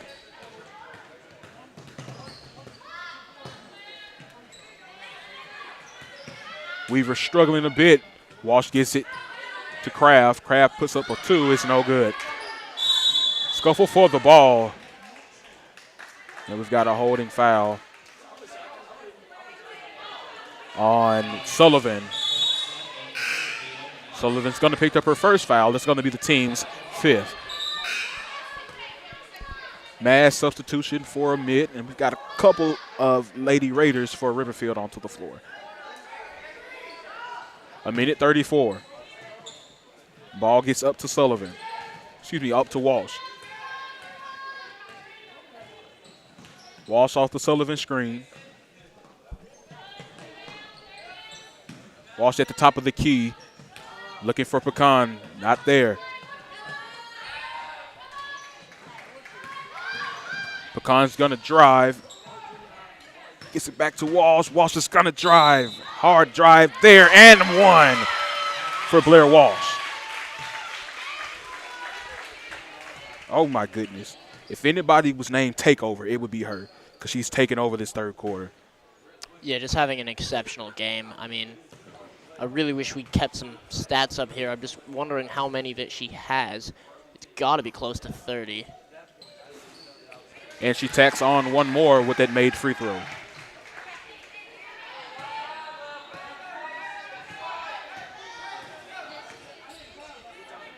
Riverfield trying to cut down this lead just a tad bit more. 2-point is no good. Walsh comes away with the board. 50 seconds remain in the third quarter.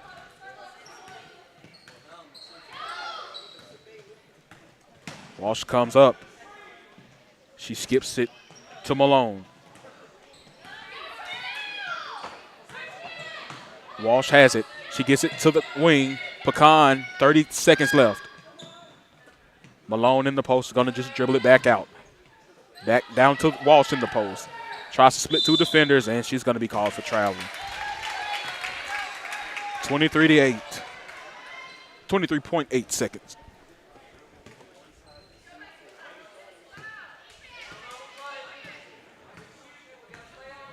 You know, I like to think that Riverfield would just dribble out and try to get a last shot here and not force anything. But we've got a shot with 10 seconds, and we've got a foul.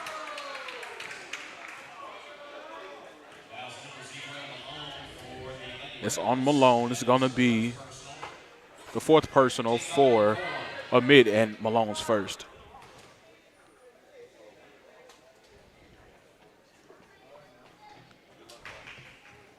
First free throw is up and in for Malone.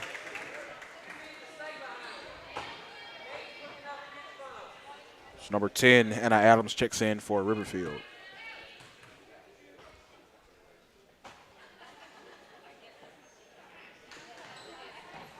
Looks like, okay, there we go. Looks like we're losing a little video feed. We'll continue. Malone has it with 3 seconds left. She's going to pass it. And at the buzzer, missed shot by Sydney Woolley. 47-19 is your score at the end of the third quarter. Tonight's game is brought to you by Kraft Emergency Medicine, serving the personal health needs of the clinic community. Call 601-906-0480 for more information. And R&R Home Repair in Clinton, a veteran-owned company that specializes in quality exterior home repair and handyman services. For more information, call 601-503-5467. We'll be back in just a moment with fourth quarter action.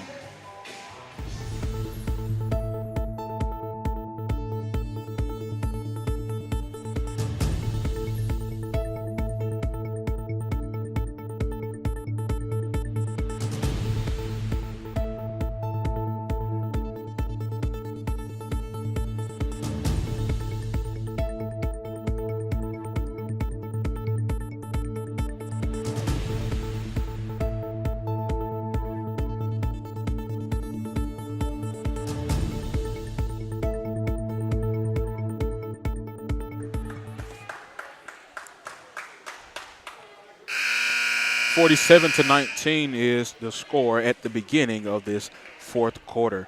And as we get ready to go in, I mean, Amite has really just put clamps on defense on the defensive side on Riverfield, only scoring 6 points this entire half. Walsh has it. She gets it to her sister at the elbow.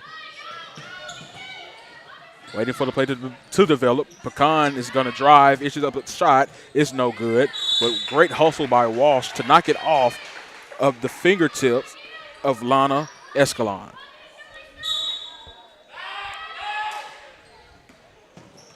Looks like Walsh tried to do that trick once again, but luckily the ball rolled into the hands of Malone. Yeah, gets a little bit fortunate there. Sometimes thunder doesn't strike twice. What a pass there from Pecan to Malone. 49-19. 7:15 left, and a great answer there by Riverfield's 24 Escalon.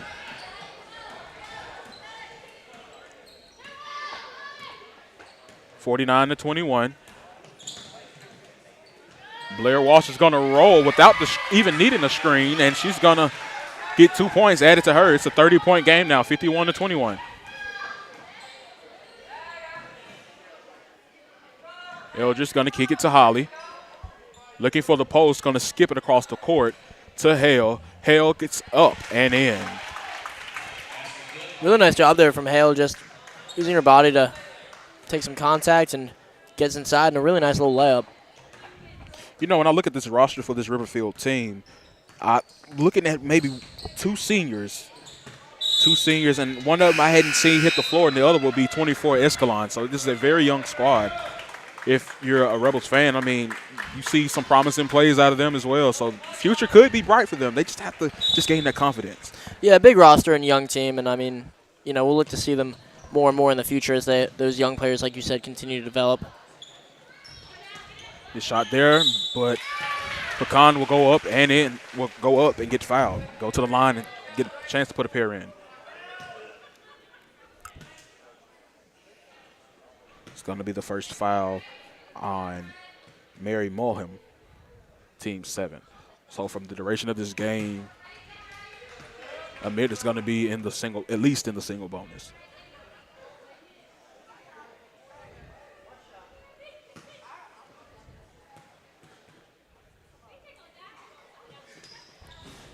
Shot is up and no good. Malone comes away with the offensive board, though. She's going to attempt the three. It's going to hit nothing but air. Loose ball. And it's going to be out of bounds off of Amite. Madeline Spring checks in for Pecan of Amite. 51-23, 6:11 left in this fourth quarter.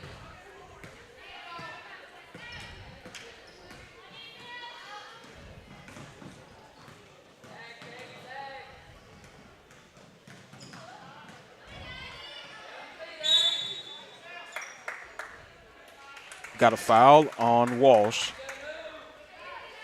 It's going to be her first, team's fifth. 51-23 remains the score, 5:57 in the fourth. Entry pass and bucket for Riverfield.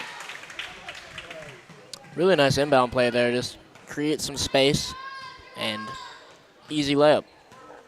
Yeah, Audrey Louise Weatherly didn't take any hesitation on taking that shot. When you get in, you got to make them count. We just got a foul. Sydney Woolley drove, and she's going to try to make this pair of free throws at the free throw line.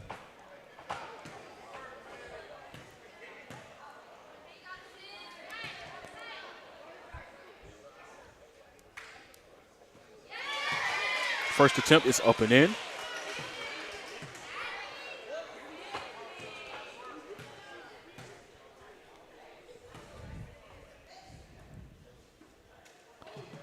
Second free throw is up and in as well.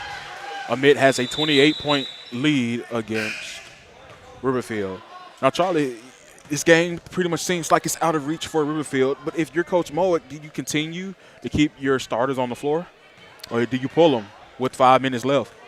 I think at this point you can definitely, I think you can definitely consider pulling them and maybe giving some some younger players, some experience. Especially Walsh. I don't think she's been out the entire game. So I think in the next few minutes we could look to see that. I think you might want to see just a few more go up on the board before you take them out. But, yeah, definitely look to see that in the next few minutes. We've got stoppage on the floor. We got another foul on Malone. That was her second.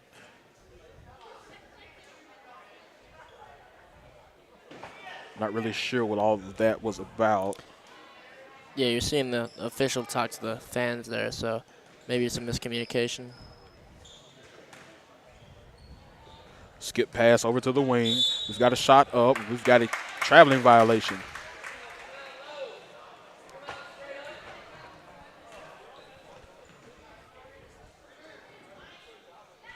Going back to the sub issue, though, this is also a pretty small roster for Amite with only 9 players. So I think most of these players probably played in most of the game, but I do think taking out Walsh and a few of your key players would be ideal.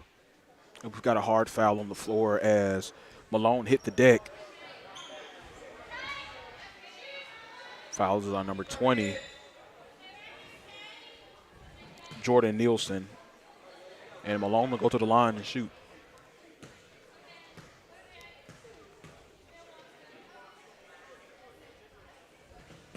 First attempt is up and no good, but Walsh comes away and snatches the rebound. Walsh picks up her dribble, finds Malone at the top of the key. Malone will dribble back out to the logo.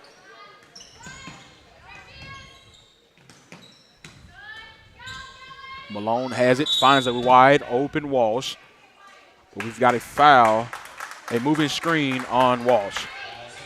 That's her second, team 7th.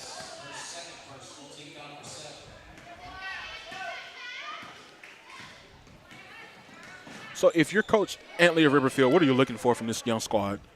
I think right now you're just playing for pride. I mean, you don't want to end the season with too bad a taste in your mouth, so it'd be nice right now if they could just get a few baskets together and get some stops and just have some fun out there. And, you know, this is the state tournament, so this should be fun, but, you know, not the way you're going to want to go home, but let's just see if we can end the year on a positive note. 3-point attempt by Jordan Nielsen was no good. Weatherly has it all by herself, and she adds to the Riverfield total, 53-27. We got 4 minutes left in the fourth.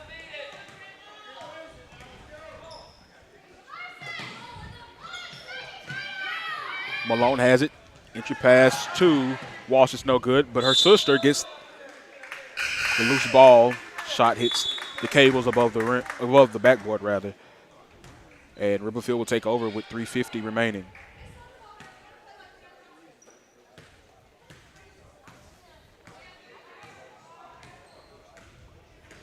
Weatherly is running the point for the Lady Raiders. Ball goes off of the fingertips of Joyanna Prine, and Amite will take over, 53-27.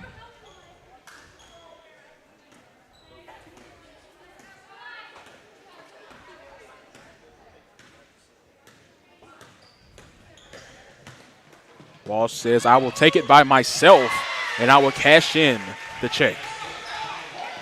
Really, really nice drive in there. And to finish off with the finger roll, that was a really nice move. And I think the scary part about that is, like we referred to, she's just a 7th grader. Yeah, and she's pretty tall already standing at, do we have her height listed?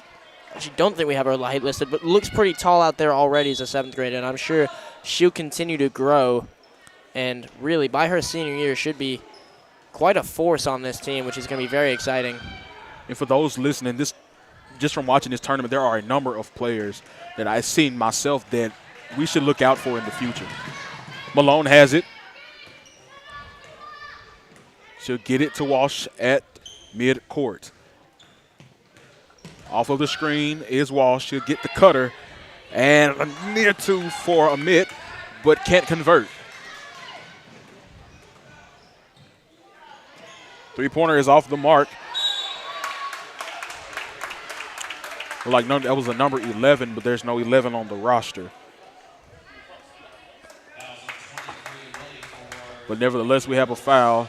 on the floor on number 23 for Amite, Sydney Woolley.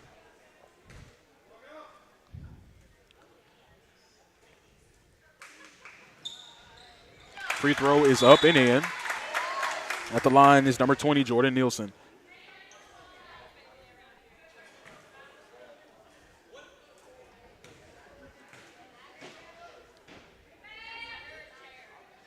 Second attempt is up and in as well. 2 minutes and 30 seconds remaining in this fourth quarter.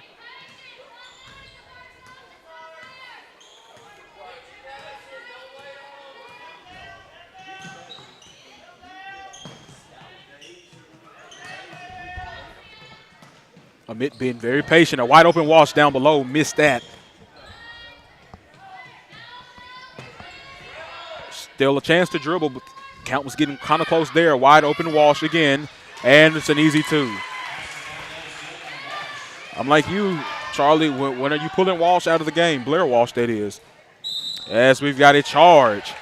And this Amite team, this is a team that is really hitting on all cylinders. We see them taking charges. We see them making blocks, getting the offensive boards. Yeah, offensively and defensively, they've been really, really good tonight. I mean, limiting Riverfield to just 6 points in the third quarter and really shutting him down in this one as well. Going back to your question, I would take Walsh out now. There's no reason for her to have to play the rest of this game up by that much. And again, we have another charge drawn. The foul's on Riverfield's number 4, Mary Mulhern. And I really respect players that will stand there and take a charge. And so to do that in the other team's half is just a really, really strong play. And I guess, too, you can also point out, like, we're up by nearly 30 points, but let's still work on defense. And maybe that's the reason why Coach Moab is kind of left for girls out there. Yeah, absolutely. And there are a lot of teams that believe in that. Like, we will play hard 32 minutes of this game. And so, you know, we're seeing it, and it's been really successful so far. 3-point attempt for Weatherly is off the mark. Walsh comes away with the board. 1 minute, 10 seconds left. Malone off the screen, finds Walsh at the top of the key, finds a cutting Madeline Spring, but we got a loose ball. The ball goes out of bounds off of Amite. With a solid minute left, Riverfield takes over. Yeah, and like you said, I mean, players just diving for the ball on the floor with a minute left and you're up by 30. I mean, you just can't coach that sort of thing.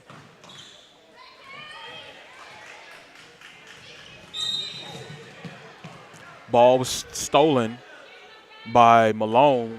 A little frustration foul there by Weatherly. It's going to be her second, the team's 10. Yeah, and you can just tell by the way she kind of ran off after that foul.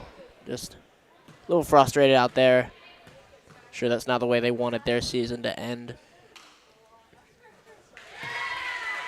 Malone's first attempt is up and good. 58-29.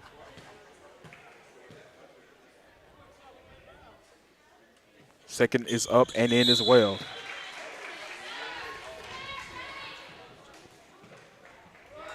Number 5, Ballard Craft, and number 2, Julia Weaver, come onto the floor as Malone and Walsh take a seat. And so, yeah, as we said, no point to put him through anything this last minute. Walsh picks up the steal. She's going to dribble it back out, try to stall some time. They're up by 30. And I would imagine they're just going to try and run this clock, maybe not. Walsh is going to go up, misses the layup. And we've got a jump ball. Position arrow is pointing in the direction of Riverfield.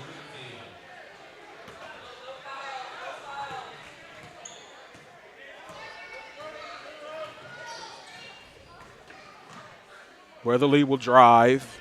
Missed shot. Walsh comes away with the board. And now we should see Walsh just dribble this one out, up by 30 points. Definitely not the way Riverfield intended their season on ending. And Kraft will try to save the ball. And that's going to be the final. 59-29 is the final score. Amite advances and will play the winner of Lamar Christian and Canton Academy tomorrow at 4 o'clock p.m.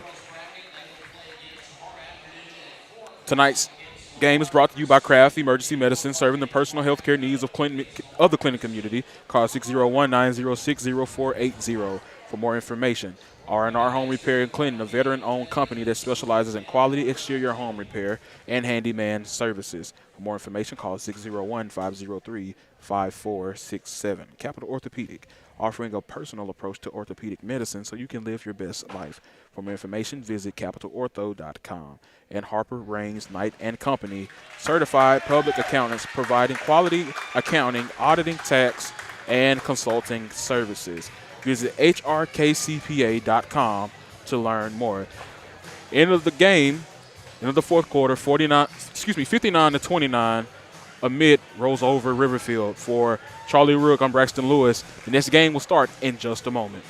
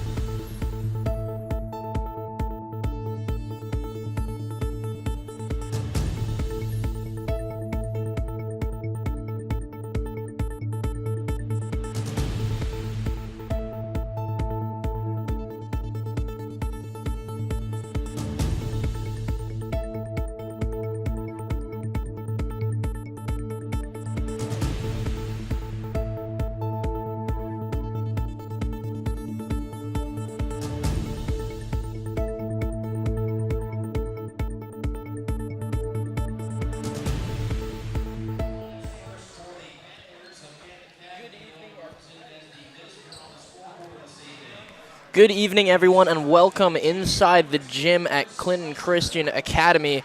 I'm here, Charlie Rook, alongside Charlie Williams tonight as we've got some quarterfinal action, the boys 4A tournament. We've got Canton Academy facing off against Amite. But tonight, first, we'd like to remind you that the game is brought to you by Kraft Emergency Medicine, serving the best personal healthcare needs of the Clinton community. Call 601-906-0480 for more information. R&R Home Repair in Clinton, a veteran-owned company that specializes in quality exterior home repair and handyman services. For more information, call 601-503-5467. Capital Orthopedic, offering a personal approach to orthopedic medicine so you can live your best life. For more information, visit capitalortho.com. And lastly, Harper Raines Knight & Company, certified public accountants providing quality accounting, auditing, tax, and consulting services. Visit hrkcpa.com to learn more. As we are getting ready for the tip right now for this, what should be a fun matchup between Canton and Amite. So, starters for Canton right now, we've got Chris Hunter, E.J. Luckett, Jesse Primer, Bert Goodlow, and Chap Cook on the floor. And then for the Rebels, we've got JT Bass, David Simpson, Markel Smith, Maddox Williams, and CJ Thompson. So we are underway as Canton wins the tip. And now it's moving around at the top of the key. Trying to listen to a play from the bench. As they get the ball inside. Contested layup there. Gets his own rebound. Goes up, gets fouled. And that will send Hunter to the line for his foul of the game. And that one's going to be on number 24. That is Williams. So his first of the game. Team first as well. As he'll miss the first one.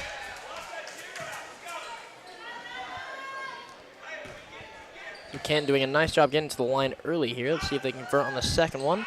And that's no good as well. So 0 for 2 start. Not what you want to see if you're Canton. As Amite gets the board.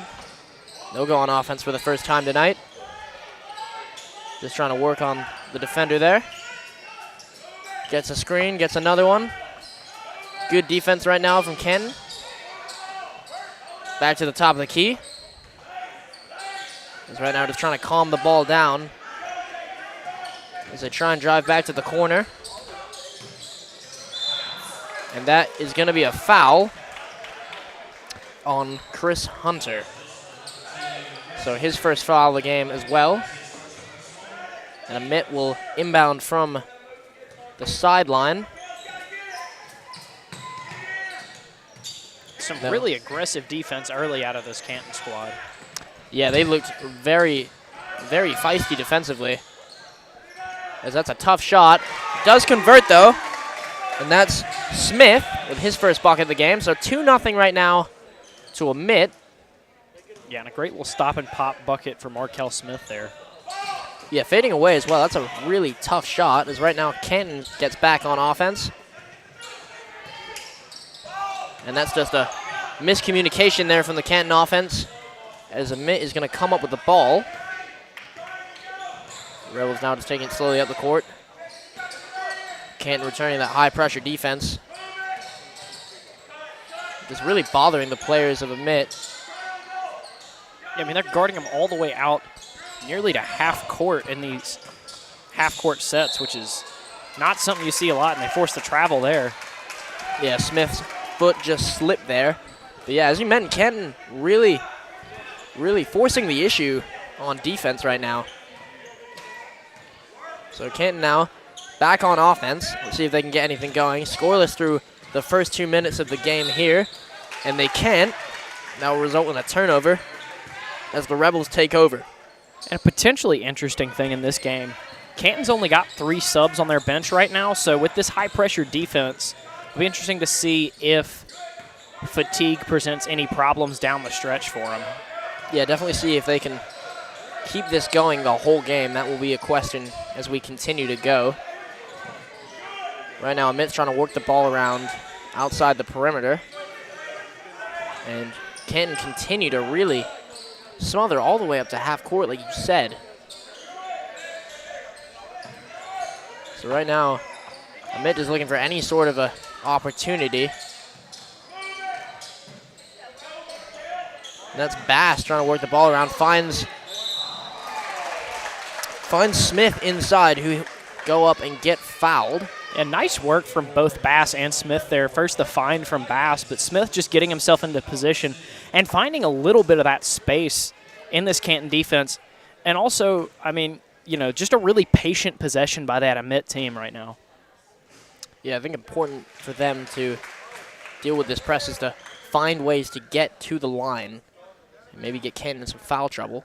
Yeah, get to the line, and like I said, just stay patient with these possessions. You know, you don't have a shot clock you're battling against, so just keep working the ball around, keep possession of the ball, and just see what you can find, and you'll hopefully have some results just like that one. And I'm sure that's the message from Coach Bass right now as Canton gets ready. They pop a three.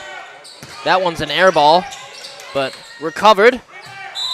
And a foul there, so that's going to send Primer to the line. Lucky break there for Canton to grab their own board after the miss. But Primer goes to the line. Canton 0 for 2 right now in free throws, trying to change that. And they remain 0 for 3. We've seen free throws become a factor in this tournament before. So definitely a frustrating start for Canton right now as they go 0 for 4 to start the game. Yeah, just kind of a tale of two teams early. Amite being really patient, hitting their free throws. Canton just kind of the opposite. Right now, Canton do have a steal, and so they'll pick it up in the corner. Try and kick it to the top of the key. It does a nice job slowing them down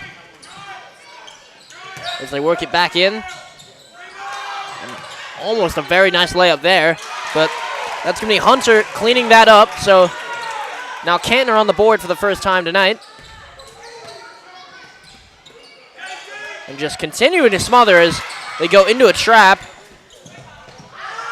And a mystery there, but Goodlow with a really nice steal and then just can't quite convert on the three. Yeah, and Canton just having a tough time shooting the ball so far in this one. And it looks like that's number 35, Aiden Hodges, that's having to take off his headband before checking into this one. It's interesting. Rarely do we see that from an official, but must not have liked the way it was tied. So Canton get us back underway at the top of the key. And this time it's Amite trying to smother on defense as we'll go to a jump ball. So Amite will take over. Yeah, JT Bass almost with a really nice steal there. Just can't quite get it away in time. And so now a timeout on the floor. We'll take it with them. And so 4-2 our score with 4 minutes and 21 seconds left. We'll be right back with you in a moment.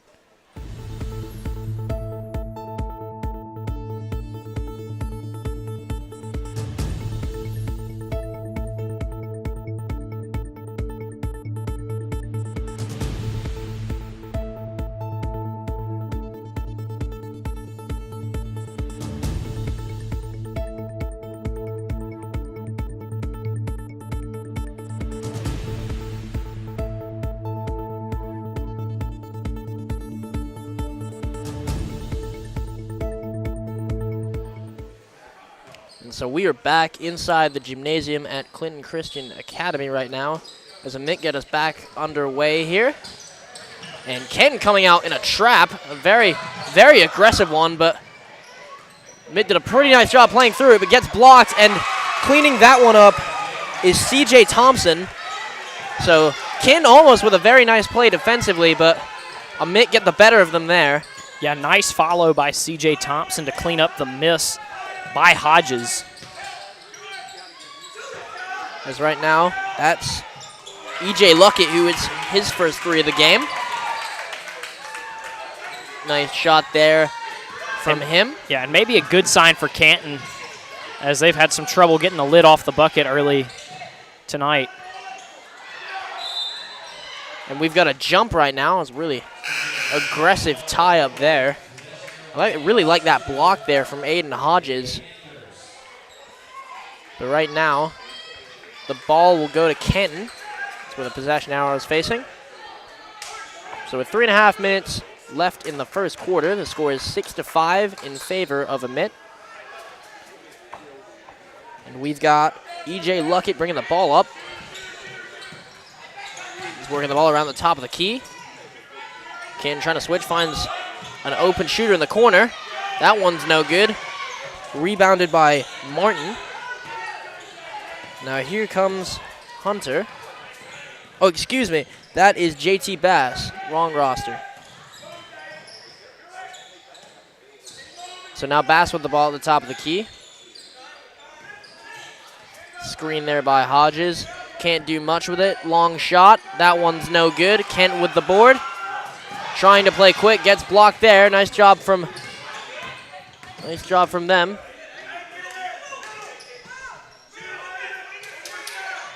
Now Canton trying to be patient offensively as well. Gets the ball inside. Back outside. And this time he will launch the three. That one's no good. Offensive rebound, eventually good.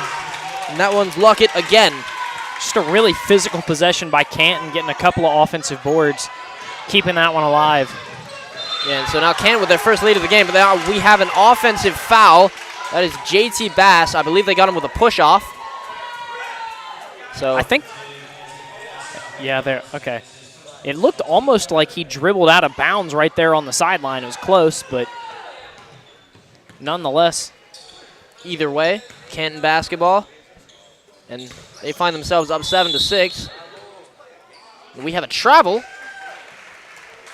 So, nice break there for the Rebels. As Canton continue to press really highly up the floor. See if Amite can break it. Not with that pass. See, and if you're Amite, this is what you don't need to do is get impatient against Canton. I mean, we've seen them have a couple of successful offensive possessions, but it's all about patience. You've got to hang on to the ball and just wait for the shot to almost come to you. Yeah, and as you said, no shot clock in high school basketball, so they really can be patient here, as that's a really nice crossover from Bass, but ended up getting blocked. Now Canton on the fast break, and that is, I believe, an offensive foul. Yeah, so they that's got going to be Hunter. They got Chris Hunter for an offensive foul. It's 2 fouls for him already in the first quarter. And so, nice break there for the Rebels, as Hunter, with, as you said, his second foul this evening. And so Bass now dribbling it up, gets a block. Excuse me, a screen. That's an odd shot there, no good. And again, if you're Smith, you just got to look to pass in that situation. And for the rest of the team, you got to stay moving. I mean, like I said, it's all about long possessions against this Canton defense, and they're just not doing that right now. Yeah, only 3 on the bench. Definitely probably want to tire them out if you're the Rebels right now. But that's a 3 from Luckett. He's had a really nice opening quarter for himself. And so now JT Bass trying to work through this press. And the Rebels now find themselves down by 4. Don't want to go down too much now to end this first quarter.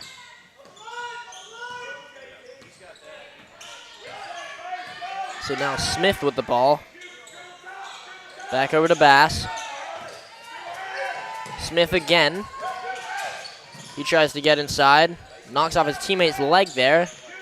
Remains with the Rebels. There's now Bass trying to find something. And there's that shot you were talking about. That one's no good. Almost an offensive rebound. I think the refs are unsure. That's going to stay with the defense. So Canton now with possession of the ball. And if you're Amite right here, you've just got to move off ball better. We didn't see a lot of motion from the guys that weren't handling the ball on that possession, and it ended up with kind of a rush shot. And so right now, that's Cook with the ball.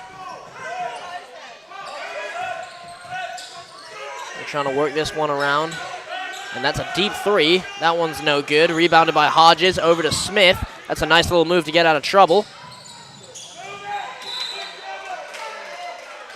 Man, and Canton swarmed him there once again. They had 3 men come right to the ball there. And we talked about this Canton team, very, very fast, very physical. And They've sure shown that so far, with only 6 points this quarter for the Rebels. And so we've got 7 seconds left in this one. The first quarter winding down as that is a miscue there from Bass. Keeps it in, and he's going to have to pull one here. That one is going to be no good. So as we end the first quarter, Canton up 10-6 against the Rebels. And we'd like to remind you that today's game is brought to you by Kraft Emergency Medicine, serving the personal health care needs of the Clinton community. Call 601-906-0480 for more information. And lastly, R&R Home Repair in Clinton, a veteran-owned company that specializes in quality exterior home repair and handyman services. For more information, call 601-503-5467. We're going to take a short break, and then we'll be back momentarily.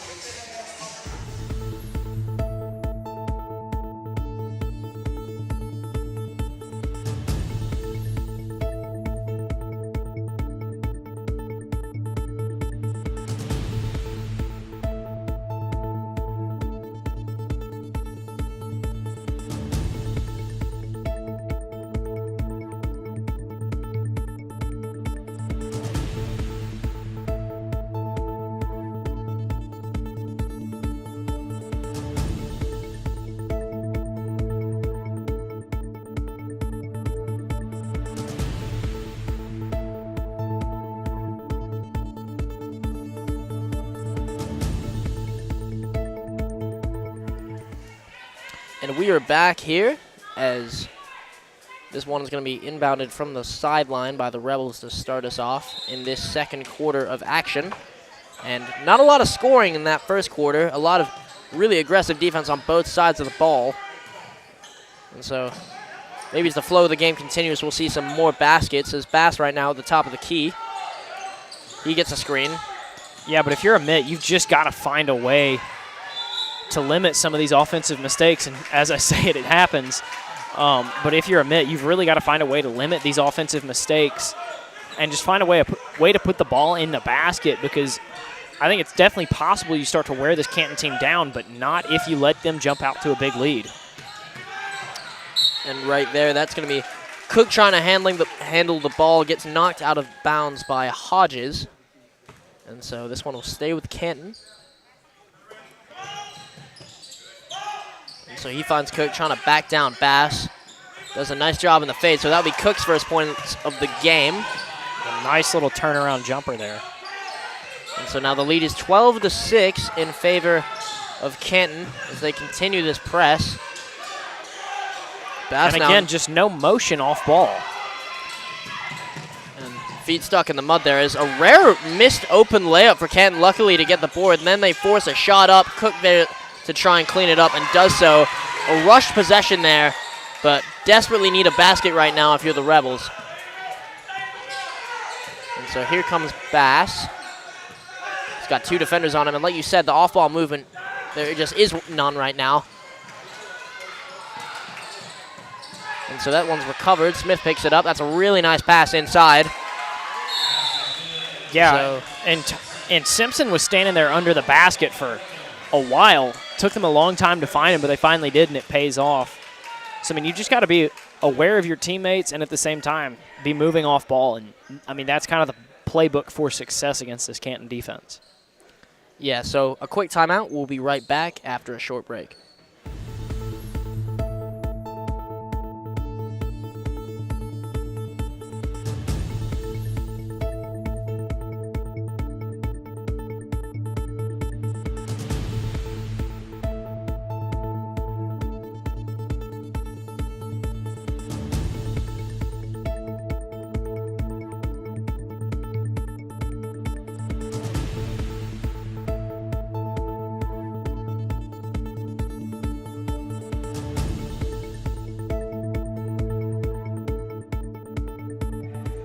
So now Canton gets us back underway here. With 6.5 minutes left to go in this second quarter of action, Canton finds themselves up by 6 as a missed three there. And so now Amite trying to go quick in transition. Nice layup there. That one's no good. Tried to be tipped back in. Smith eventually ends up with the ball. Nice little crossover there. He gets inside, goes right at Cook and fouled. And that's an and one for Smith. And so he's trying to get the team hyped up as he will go to the line and shoot a foul shot.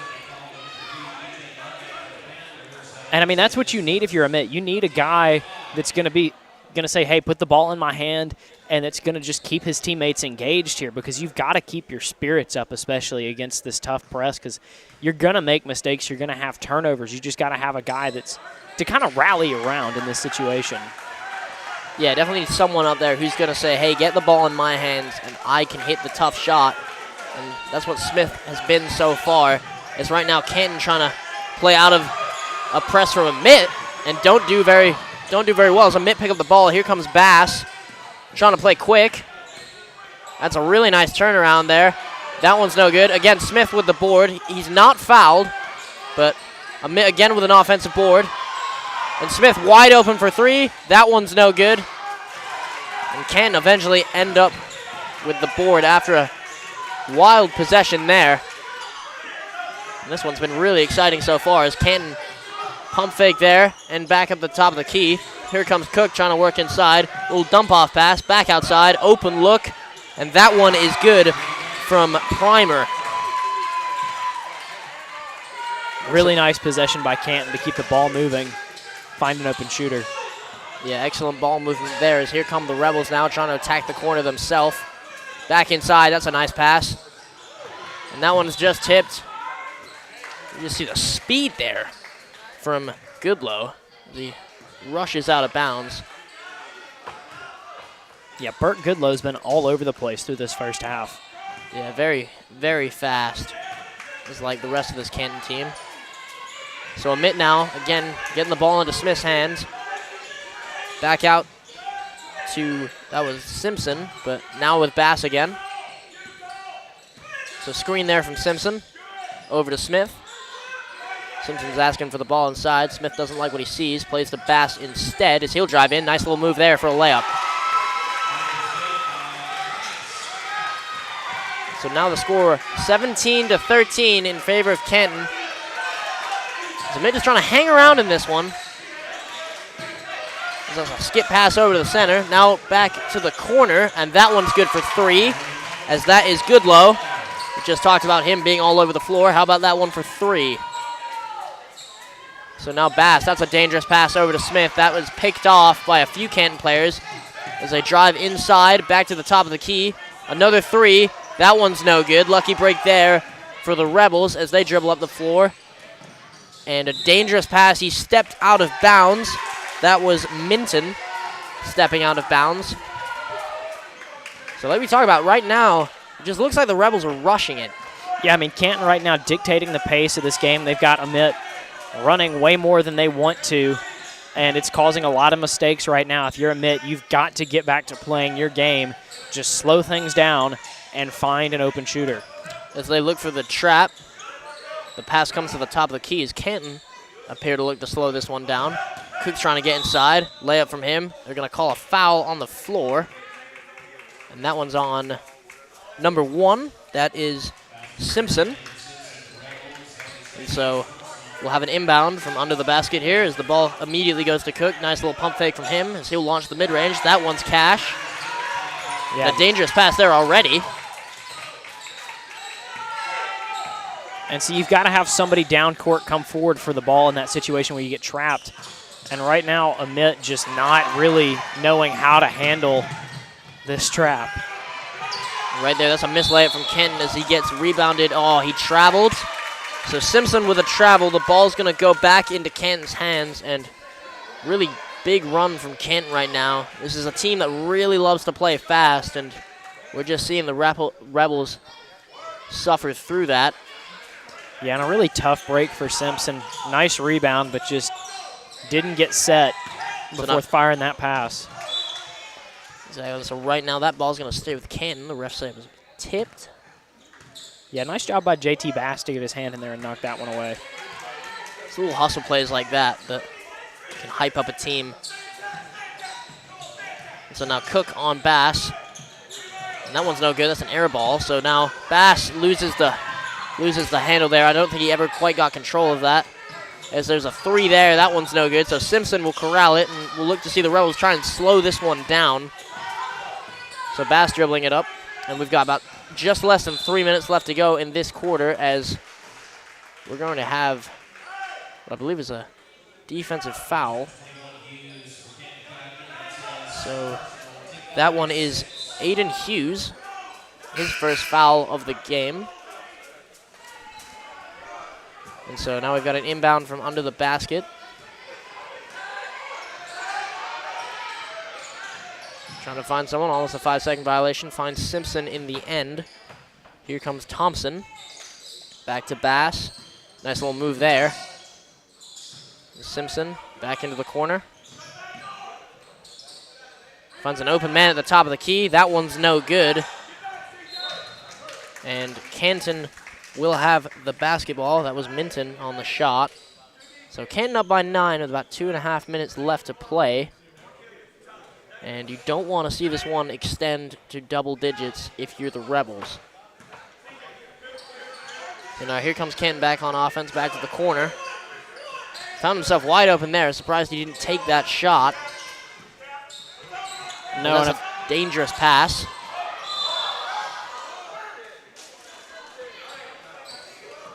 And if I'm Coach Bass for ASC, I'm really thinking about calling a timeout here soon. Try to draw something up, because if we can get a couple of baskets going into halftime, if I'm Amite, I feel like, okay, this thing's not out of range just yet. But if I'm Canton, I'm also saying, listen, if we get a couple more baskets before halftime, we've really got them in a bad position.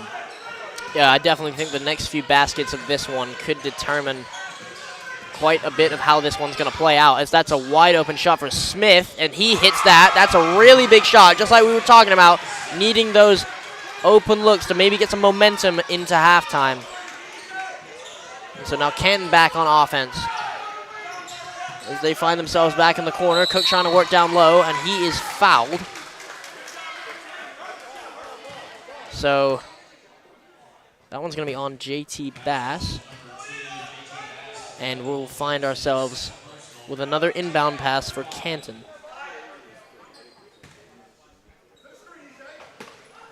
The inbound by Goodlow. Almost stolen by Smith there. And he wants a 3. That one's going to be no good. Cook with the rebound to clean it up, and he does. That was Primer on the shot and Cook on the board. Cook's done some nice work on the boards this first half as well. He's had a couple of tough rebounds. Yeah, really big body inside for Canton right now.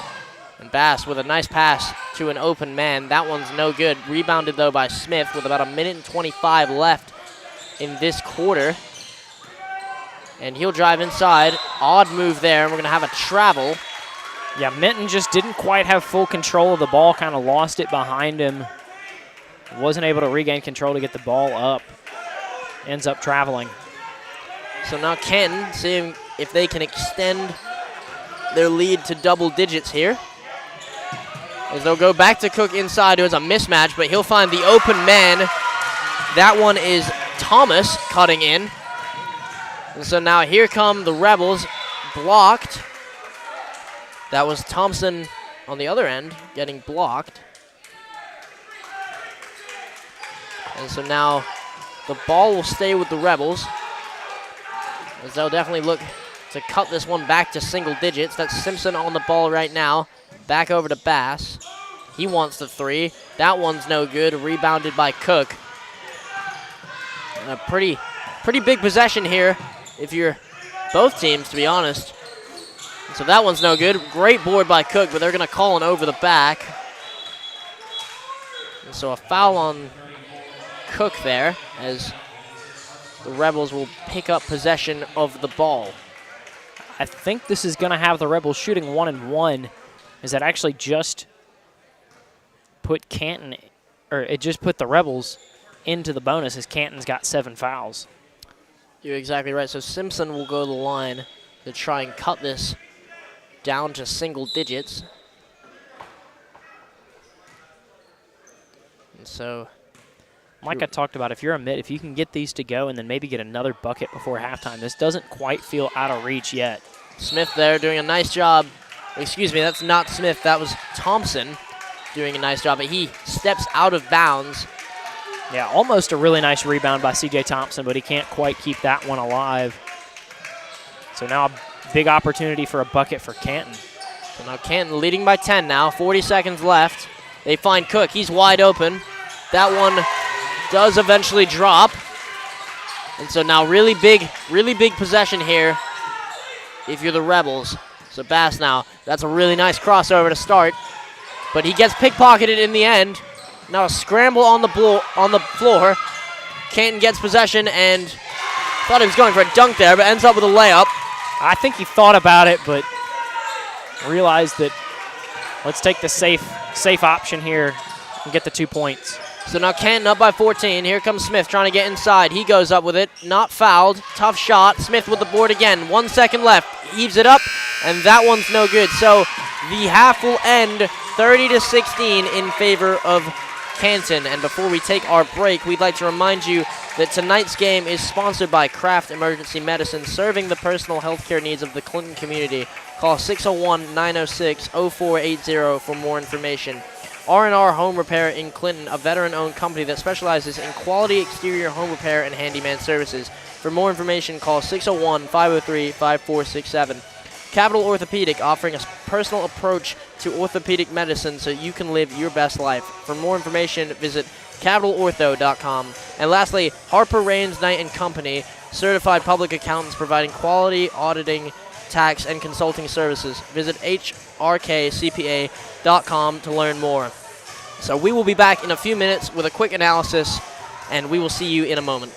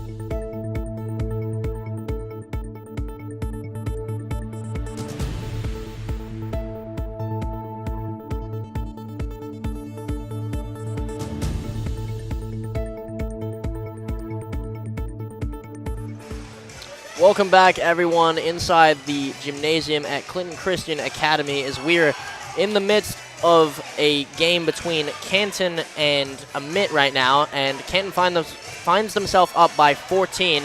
So, Charlie, it's gone all sorts of wrong for Amite in that second quarter. Is there any way you think that they can get back into this one, and how can they do it? Well, I mean, it's been the same thing that I've been preaching throughout this game. If you're Amite, you've just got to slow down get some motion off ball, just kind of get your bearings of what you want to do with the ball every possession down the floor, because right now they seem very hurried, they seem very frantic, but the only thing they don't seem is comfortable. And you've got to just get comfortable with the pressure.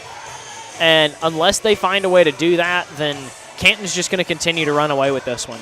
Yeah, no real star offensively for Canton so far in this one. They seem to be sharing the ball pretty well, so not a lot you can do in that aspect. But you know, how defensively can you start to stop the ball movement that Canton have had so far? Well, I think Canton really, like you said, they haven't really had that standout offensive player. They haven't been overwhelmingly great on offense. And I think the way to stop a lot of their baskets is to just stop turning the ball over, because they've gotten a lot of easy baskets off of these Amite turnovers. So it all goes back to what I was saying. You know, you just got to get a little bit more comfortable with this press, get comfortable with the ball, and I think it's going to manifest itself in a lot of different ways for Amite if they're able to do that. Yeah, so definitely a turnover battle is something we will look for in the second half when it gets underway. So we will take a short break, and we will be back as the second half begins.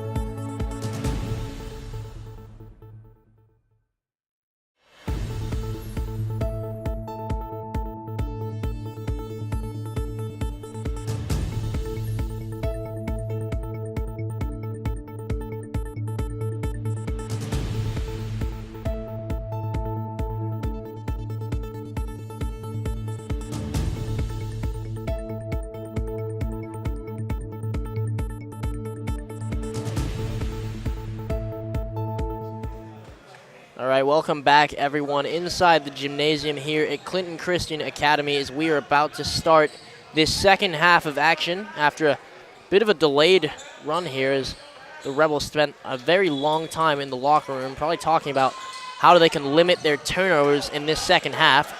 As here comes Canton right now starting us off, and they play the ball down to Cook, who gets a really nice look and turn. And so right now Canton up by double the amount of points that the Rebels have, 16-32. And Cook, just a junior, already showing great touchdown low. I mean, imagine him as a senior next year. He's going to be a problem for a lot of teams. Already really big. See if he can get any bigger next year. He will be a force to reckon with, as right now Smith on the ball for the Rebels. Surveying, trying to find some sort of option. That's a really nice crossover. So he kicks it to the corner. Decides against it, back up to Simpson, over to Bass. And right now, Rebels being fairly patient. Yeah, and I like this approach by Amite, just working the ball around, seeing what they can find, just kind of probing around. Try to find the best option against this Canton defense.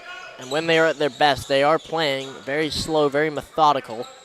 So that was probably one of the messages at halftime, I'm sure, as Simpson finds Smith, but the ball looks to be stolen as a Canton player struggles on the ground. I believe they're going to get him with a travel for a slide. Yeah, that's a pretty easy call. You can't slide along on the ground just the same way you can't walk when you're standing up. Yeah, Canton fans a little disappointed. I'm not sure why. It was a very clear slide, but not a popular call with that Canton cheering section at all, but I think the right one. So Amite now gets us back underway. Remember, no shot clock, so Amite can take all the time they want. And so Simpson trying to set up a screen. Bass goes around it. I'm not sure if that was a shot or a pass, but either way, Canton with the ball in hand as here comes Cook. He'll pop it. That's a nice shot as he's 2 for 2 to start the second half. And so Bass now looking for a pass. And right now, I think the Rebels just need to see something go in if they want to start creating some momentum. As here comes Bass streaking down the sideline. They're going to have him with a travel. Yeah, because he just couldn't quite catch up to the ball there. Yep, and so here comes Canton now. And just a lot of the same problems from the first half already starting to arise for Amite, but a lucky break there with the travel. Yeah, very lucky break there. He's thought about the pass and decided not to take it, but his feet couldn't stay. And so now Bass will inbound to Smith, and they'll look for some sort of an offensive presence here, as that's a bit of a dangerous pass, but plays into it well. So Bass, though, throws a turnover. And we've talked about limiting turnovers, and they're not doing a great job so far, as Cook makes a great pass over, but another missed layup for Canton. And I think he was definitely thinking about a dunk there. Really, really wanted it. That was E.J. Luckett, desperate for his dunk tonight. Sure, we'll see him smile about that as Cook ends up at the free throw line. Just didn't quite have the hops that time. Yeah, E.J. Luckett, the senior, I'm sure wanting his senior moment tonight. And so Cook now. Good shooter in his own right, but that first one is no good. And so they'll look to extend this lead to 19. And so neither one of them good so far, as Canton have struggled from the line a bit tonight, but still find themselves up by 18. Smith trying to work and finds an outlet for himself. Skip pass over to the middle as Simpson, just a miscommunication there as here comes Canton. And that one again, just another missed layup, but Cook there to clean it up, gets his own board twice. Now here comes Bass. Amite on a bit of a break now. That's a really nice pass inside. That one is not blocked. So that one is Williams with a score there. And so we're going to have a timeout. And so we'll take it with them. And so we will be back just momentarily.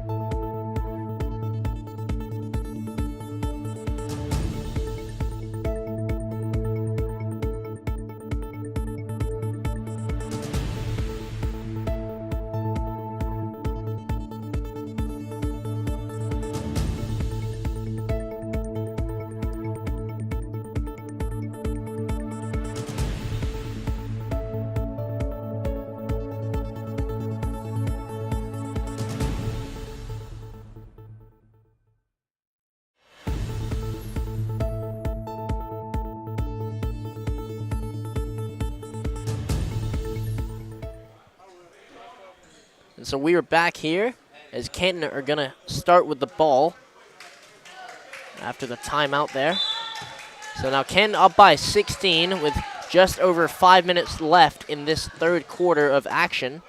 34-18. And this is Luckett bringing up the ball. Crosses over at midcourt, finds his teammate. He'll drive inside. That one's no good. Rebounded again by Cook, but that one's no good either. And so we have a foul on, I believe, Aiden Hughes. So ball's going to stay with the Rebels now. And one thing you can say about this ASC team, they're very young, only a pair of seniors on the team. And so, you know, a young team, it's not necessarily a shock that they're getting kind of rattled in this situation. But if you're this coaching staff, I mean, you want to look at this as a way that, listen, you know, in the future, if we face another team like this in a tournament in a year or so, we'll be prepared. Yeah, Bass and Smith, two of the catalysts of this offense, are only 10th and 11th grade, so definitely a future to be had for them. But right now, Canton bringing up the ball up by 16 still, as that possession from Amite was no good. Trying to find Cook back inside, and that one's no good. Own rebound, though, from Canton, as that's a nice move inside. And that one's Chris Hunter with the bucket. Very physical basket there from him. As Canton, 8 players has not been an issue for them. They have remained with the press the whole game, as that's a risky pass, but I'm not quite sure why Canton tried to save that. It looked to be off of Amite. So with that, Amite will inbound the ball. And right now they need a player to go and do that. So Bass will get us back underway. Find Smith over on the right side, back over to the middle. It's Bass now trying to work down low. And that one double rims out. Bass with his own board, though. So he'll get out to the corner. Over to Simpson. Thought about the three. Bass back over to Smith. He does take the three. And that one, weird touch off the backboard as Canton drive forward with the ball. Drives inside. That's a really nice finger roll there from Goodlow. And so now here comes Bass up the floor again, down by 20. He'll stop and pop. That one's no good. Rebounded by Smith. That one is no good either. So Amite is going to remain with the ball, but an open look for Smith, and it does not fall. And that's the kind of thing that happens on these nights where you feel like, nothing can go your way. You finally get that clear path to the basket, and it rattles around 3 times and doesn't fall. Yeah, we've talked about this with teams in the past, especially the other day. Just feels like a lid on the basket. And so right now, Smith back at it, though, and the ball is almost stolen. I'm not sure who that's going to be off of. They're going to say Amite. And now some chirping there from Canton. They're up by 20, and that looks to be Luckett and Smith with a bit of an altercation there. I wouldn't go so far to call it an altercation. No, just an a conversation. There's a little conversation there, I should say. And that one's a risky pass stolen, and he is fouled despite no basket, so that will be Goodlow going to the line for 2 points, for 2 shots, I should say. Yeah, and once again, I mean, I've talked about it all night. You've just got to stay moving if you're Amite.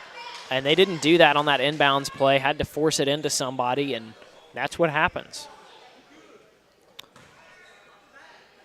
And so right now, this will send Goodlow to the line. So his first one is good. And so the Rebels will make a sub. This is going to be Minton back into the game, the 9th grader, at the expense of Bass. And so now Goodlow looking for his second shot. Just over 3 minutes remaining in this one. And I believe we have probably a lane violation is what I'm going to assume.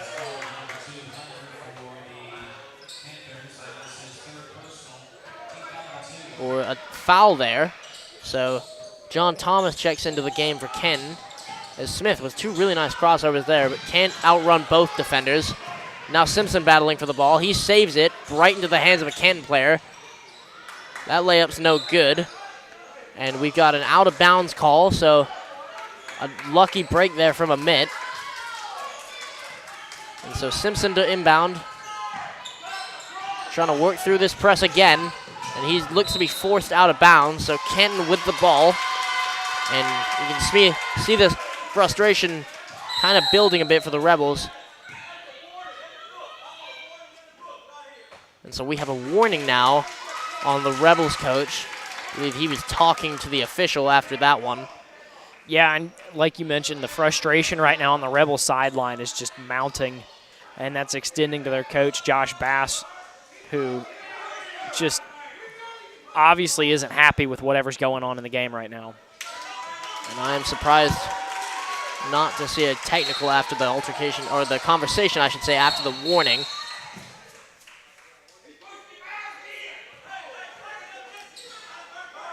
And I think we're seeing a lot of frustration on both sides, as some parents and coaches are both getting into this one. And so Canton now on the ball. This is Goodlow. Over to his teammate. He drives inside, finds the open pass, back out. He'll take the three, and that one's good by Primer. After that conversation with the official, the Canton fans sure letting them know. And that goes off the hands of Williams and out of bounds. So Canton with possession again, up by 24. And with just over 2 minutes left to play in this third quarter.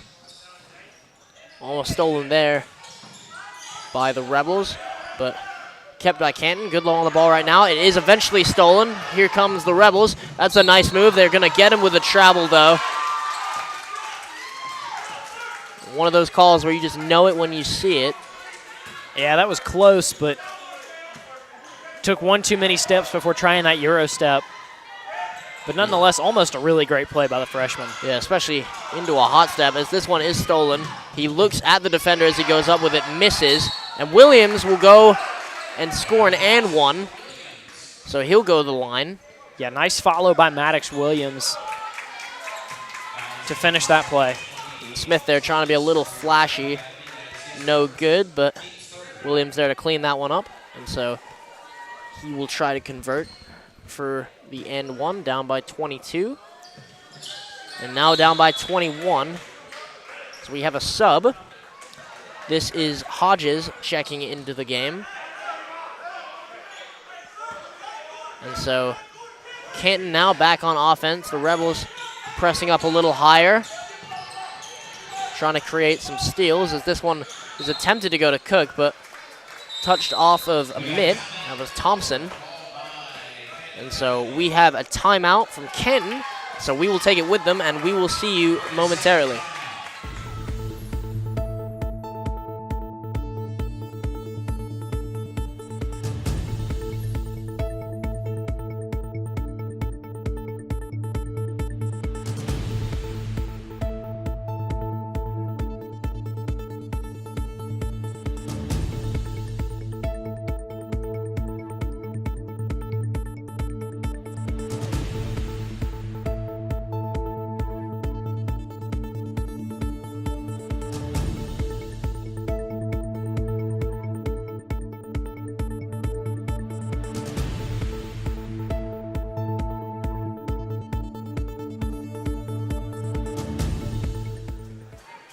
And welcome back as we continue our action here in this second round of action in the 4A tournament, as we've got less than 2 minutes left to go in this third quarter. It's Canton on the ball, finding Cook, and Cook goes up. That one's no good. A little more quiet from him in the last few minutes, as we've got, it's not a jump ball, it's going to be a foul going Amite's way. And I'm not sure who that one's on. Aiden Hodges got hold of the ball, and then John Thomas tried to wrestle it away, and they got him for a foul in the act. So Thomas there on the foul. Smith now on the ball for Amite. That's a nice pass there. And that's a nice layup as well. So nice basket for Amite. They're down by 19 now. Minute and a half left to go in this quarter. See if they can get maybe a stop and another basket to create some momentum going into the fourth, and that's could just be what they do. Is Smith now picks the pocket and goes up with it. And you can hear those two talking to each other. That's exciting. That'll be a fun matchup to watch this fourth quarter. We've got a whistle and a technical. And I was just talking about that matchup, and now we have a technical on Smith and number 3. So yeah, both of those double technicals. text on Smith and Luckett for that conversation. And you can see Smith looking a little sheepish right now, like, oh man, I didn't try to take it that far. And so both fouls cancel out, so the ball should remain with Canton. As that, despite the technical, should still be a fun one to watch. You can see them on each other right now. They're still matched up. Ball goes straight to Luckett, so let's see what Smith has for him. And so Cook on the ball. Attempted steal. And that one is up, and that one is good. That is number 13, Goodlow. And I'm not sure what the call is here. I think the Canton player might have knocked it away. I think that was, just another warning as the ball didn't make it back to the official in time for the inbounds. And so this one's Smith is stolen there, and Goodlow wants another 3. This is going to be waved off, though, as we have a travel on Goodlow. He's shocked, frustrated with himself as well. So now Simpson will be inbounding the ball for Amite. And we're really seeing them to struggle to deal with this press right now, as that is definitely a foul on someone. They're going to call it on the floor. And that's an interesting decision I'm to put that one on the floor. Very surprised with that, as he was going up and Smith jumped over his back. Yeah, I think they're going to get Smith for something after he came down after the shot. I'm not quite sure what the look is, but. And so I think Coach Bass there just taking out Smith to maybe calm him down for a second. Yeah, I mean, at that point, you've got to just kind of take the heat off of this one. Not let this thing get any more out of hand than it may already have gotten. Yeah. So Canton now working the ball around the perimeter as we've got about 30 seconds left in this quarter. That's a nice look there from Goodlow, and that would have been a ridiculous layup. Almost a circus finish for Goodlow, but barely doesn't fall. And so that is a foul on Canton. Their 5th foul.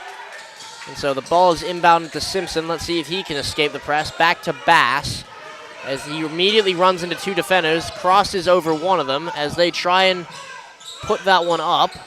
Yeah, nice work from Bass to get that one up across half court. And now it's Amite trying to press with Bass. And Luckett plays out of that really nicely as Cook over in the corner. He'll take a 3. That one's no good. Let's see how Bass plays this quickly. And that one is going to be up and no good as we come to the end of this 3rd quarter. Canton up by 20. Should be a fun one the last quarter. And so we will be back with you momentarily.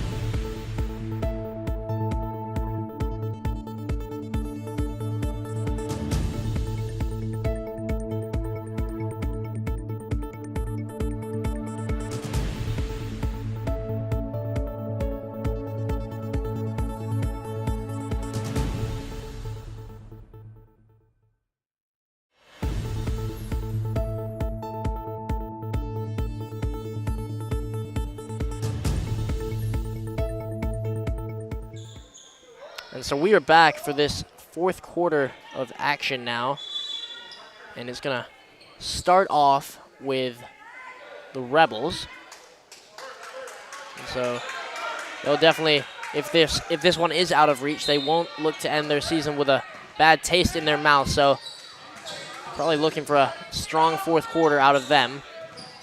And so right now it's Bass on the ball.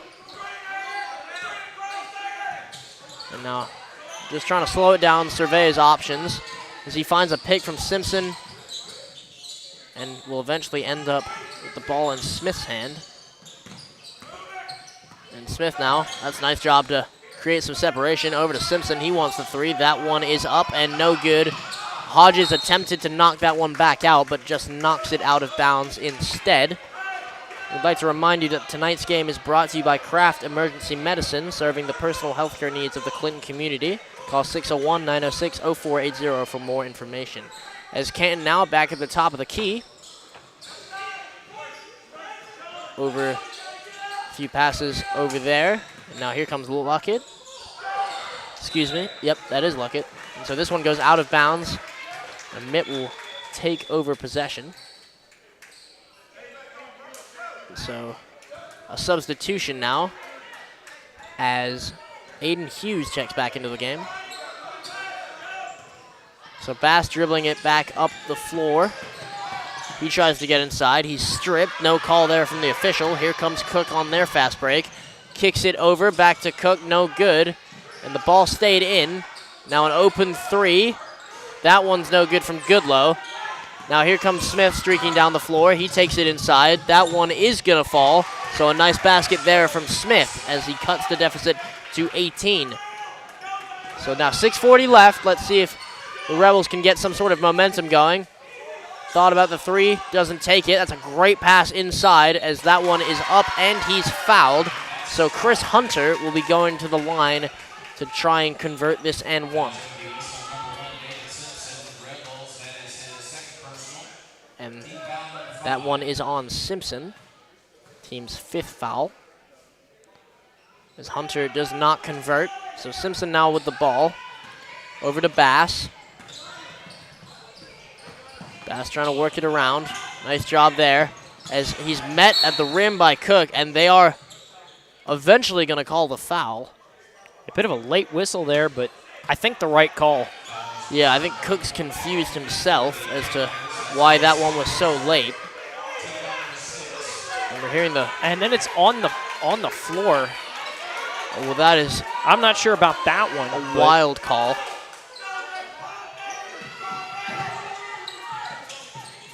So that one is put into Simpson and back out to Bass. As he tries to get inside, back out to Simpson. He wants 3. That one's no good. Nice pass, though. That doesn't go either. So Canton do eventually come up with the rebound. It's stolen quickly, though. Bodies all over the floor. And we have a foul on someone. That believes to be a foul on Hunter for Canton. So the ball should stay here with the Rebels. Oh, no, excuse me. I think it's against Bass. So that one, the Rebels, which is his 4th. So Bass now playing with 4 fouls. Oh, no, it is. It is going to be on Hunter. So a bit of confusion there. Yeah, Canton lined up to try to inbound the ball, and then they hand it back to the Rebels. Interesting scenes here. It's definitely an interesting situation, to say the least, and so we will be right back with you after this brief pause.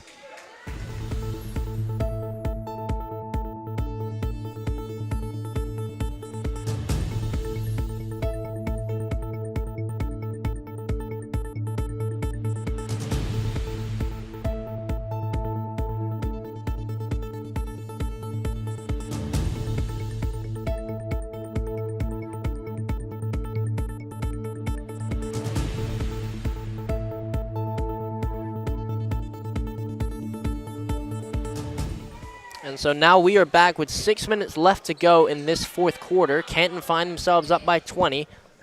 And despite the 20-point lead, this has been a fun one to call. Both teams laying it all out on the line in this 2nd round of the 4A state tournament. And I'm not sure what's led to Smith being on the line here, as we had a bit of a confusing situation on the sequence before the timeout just now, but... And you're right, I didn't even pick up on that. We left thinking there was going to be an inbound for the Rebels. Instead, Smith ends up on the line. So all sorts of emotions going on down there right now.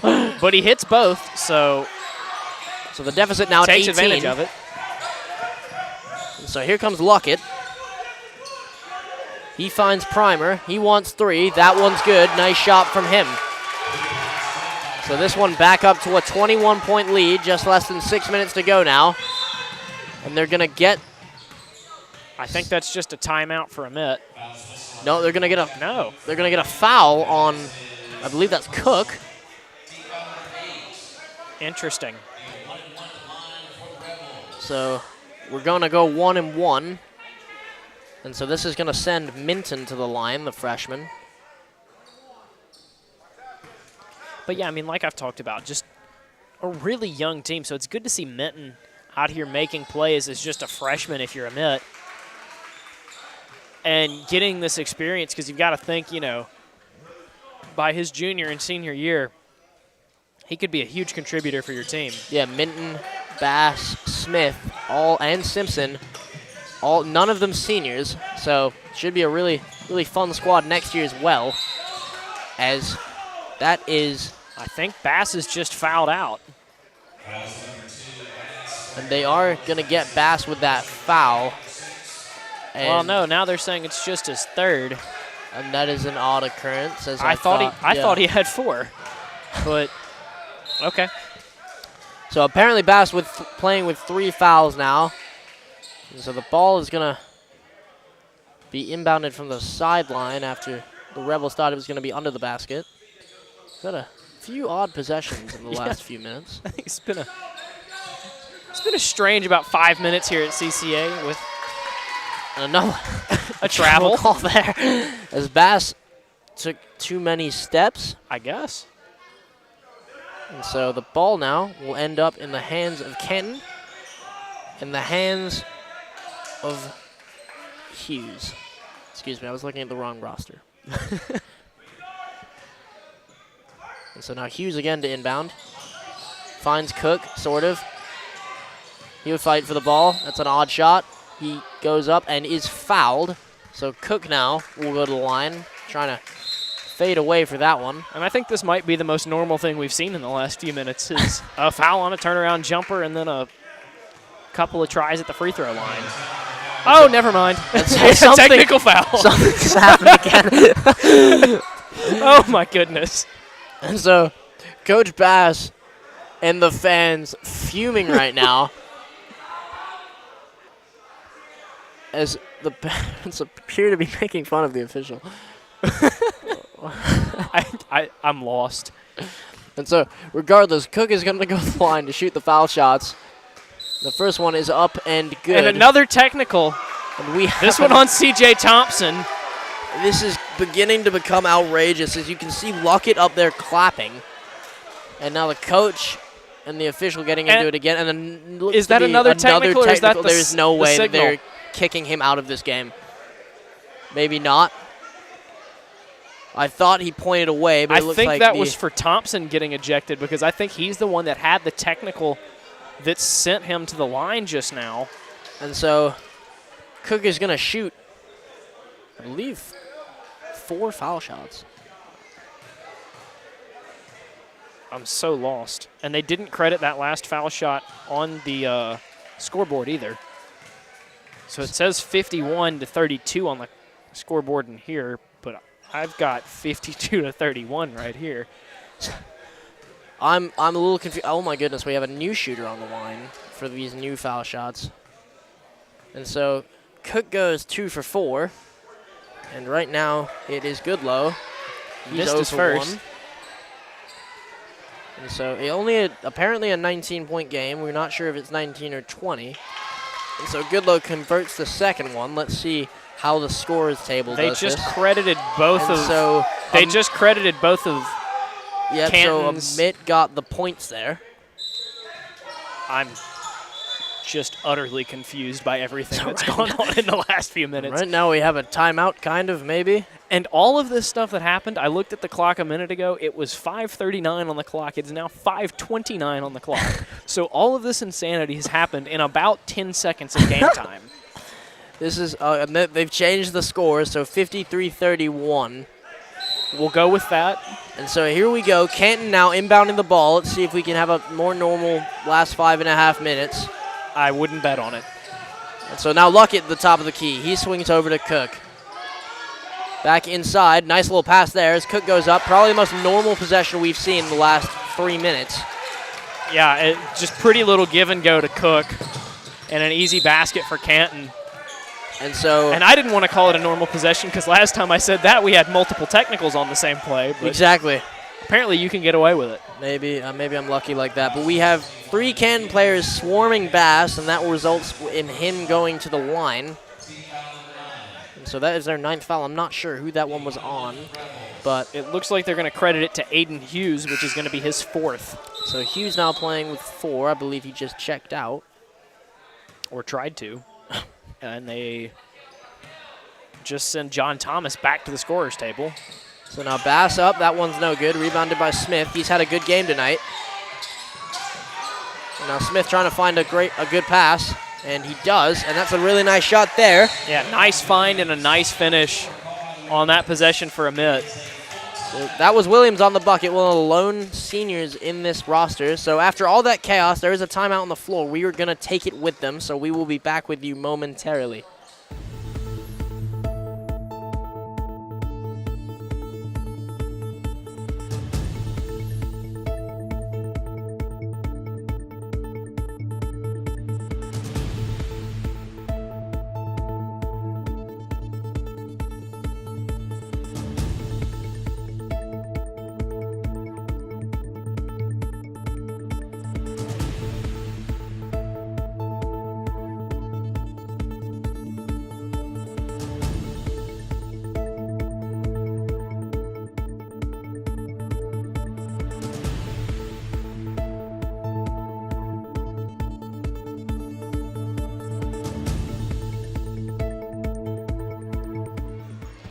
And so now we are back for the last 5 minutes of game time here with Canton up 22 points, 55-33.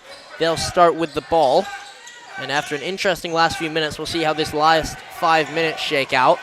So right now Luckett swings over to the corner, decides not to take the shot, goes up with it, thought he was fouled. That one is no called.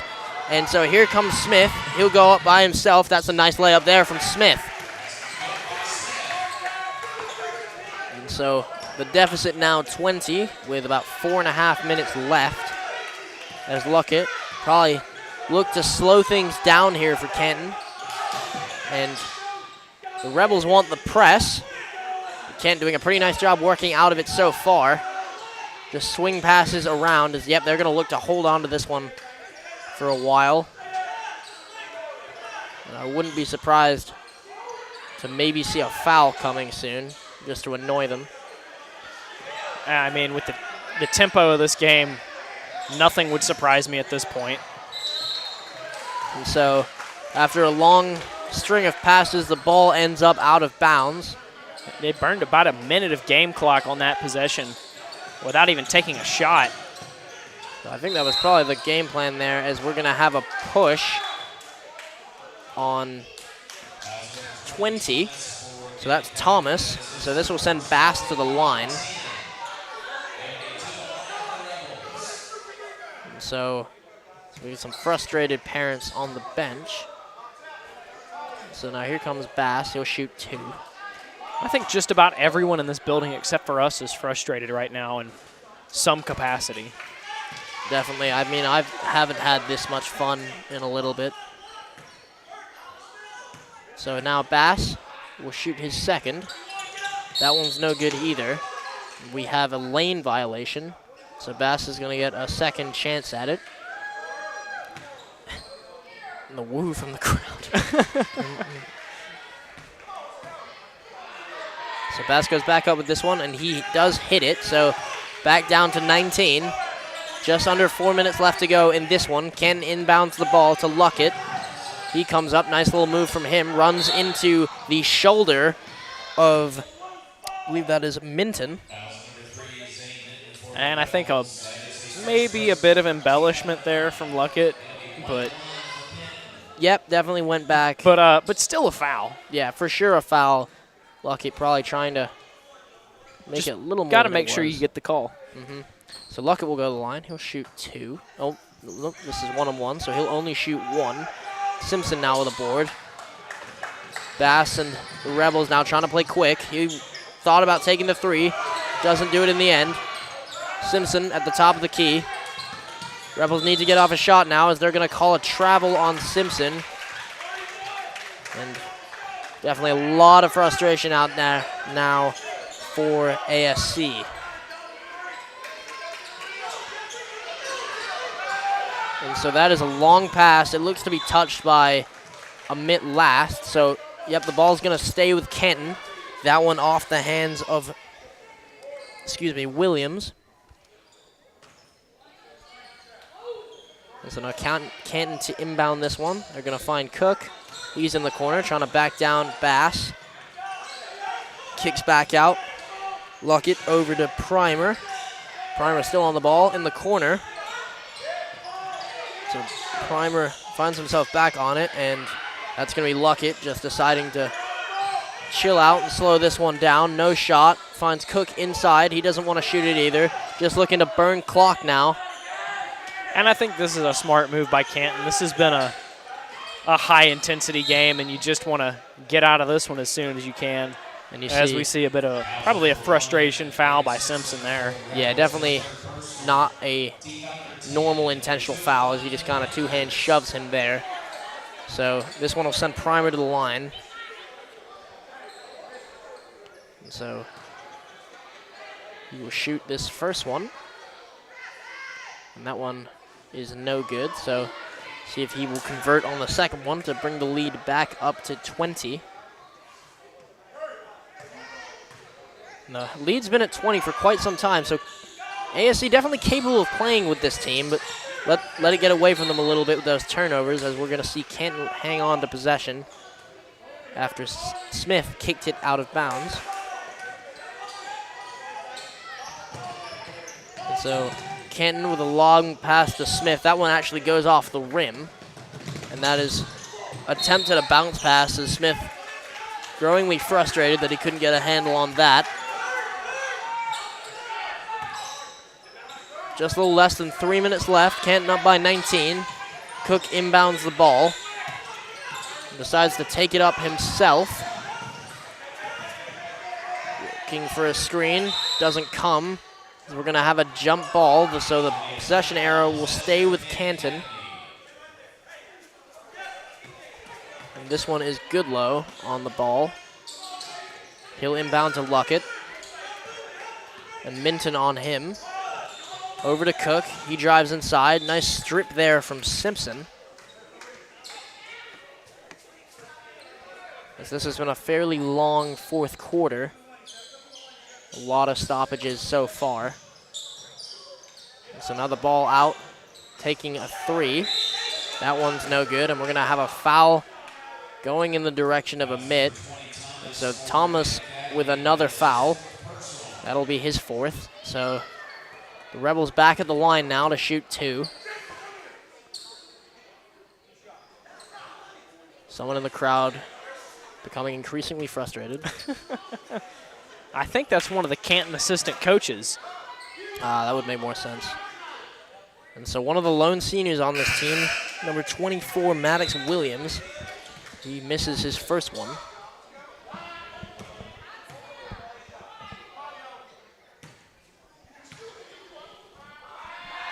So Williams now will convert on the second one despite some of the noise. So Cook inbounds the ball. Smith trying to pressure Luckett. Luckett does a nice job creating a bit of space, but Smith back on him. And Cook now over to the corner. Works it around to Goodlow. Back to Cook. Nice little give and go there. And that one is no good. And the ball is picked up by Smith. 18-point lead, and he is fouled. So Smith now going to go back to the line, try and cut this one to 16. Only with 2 minutes left, but you never know. Foul number 20, Thomas for Canton Academy. That is his 5th personal foul. And so Smith, he will shoot 2. So Thomas just picked up his 5th foul, so he's fouled out of this one. Thomas getting a little bit of an applause as he comes out of the game. Checking in for him is Primer. So Smith is going to shoot 2 here. And that's exactly what this game needed, a foul out. And so Smith will miss the first one, does not get the shooter's bounce. We'll see if he can convert on this second one. And this one is up and good. So deficit 17 now with just over 2 minutes left in this fourth quarter. We're trying to play fast. And the Rebels come out in a really nice trap, but it's going to be a foul on Bass. So definitely slowing this down, this game, is both teams in a bit of foul trouble right now. So this one's going to send Goodlow back to the free throw line.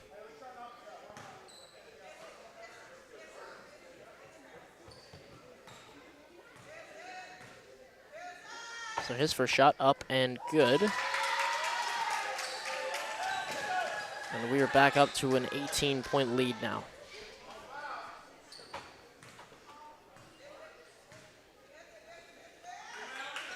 Goodlow goes 2 for 2. Nice bounce there. As we have a timeout, we will take it with them, and we will be back with you in a moment.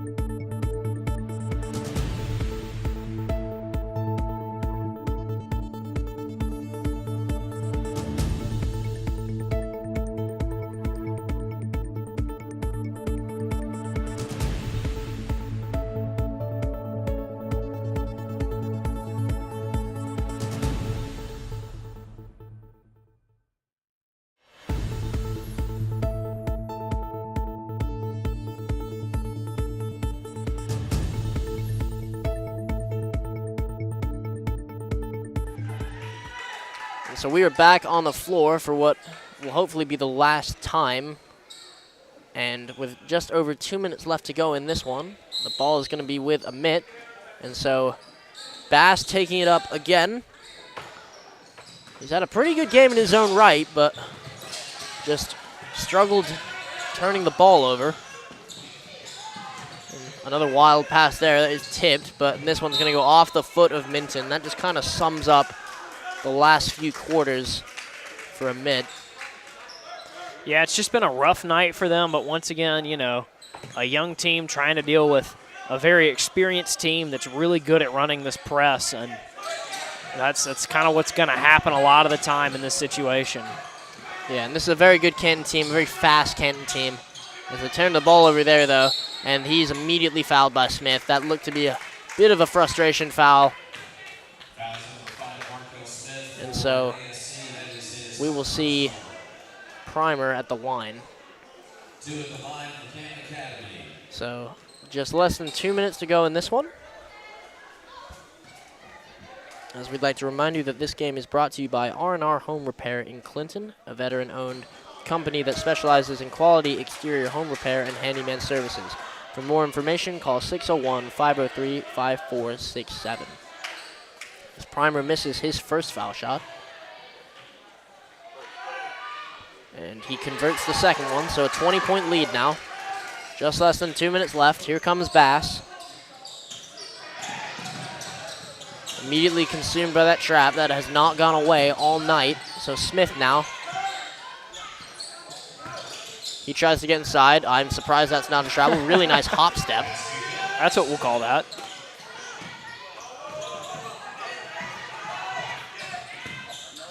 After some of the travels I've seen tonight, I am surprised at that one. So this is going to be Goodlow on the ball. And he's not fouled. I think he thought he was, but the foul does eventually come. And I believe that's JT Bass's fifth. And so is he going to foul out? Looks like, yeah. Yep. And this is going to be Minton checking back into the game as Bass with a deserved applause coming out of this one. And so down by 18 now is ASC, as Canton will look to extend that lead. But Cook misses another foul shot. So despite being up by 18, Canton hasn't shot too well at the line tonight. But they will extend their lead back to 19 as Minton, the freshman, he's going to bring the ball up. Now to Smith, that's a beautiful crossover. And results in an air ball, which is a shame. I mean, the old saying, $1 million move, 10-cent finish. That's exactly the perfect way to describe that one. And so we've got some subs in the game for Canton. That's number 1 and 21 checking in. So that's going to be Sam Martin and Aiden Hughes checking into the game. And I believe this is Martin's first action tonight. Yeah, so it's a lot of fun for him to be able to play. And with just over a minute left in this one, we're going to send Luckett to the line to try and put this back to 20. And so it looks like Hodges is getting ready to check back in.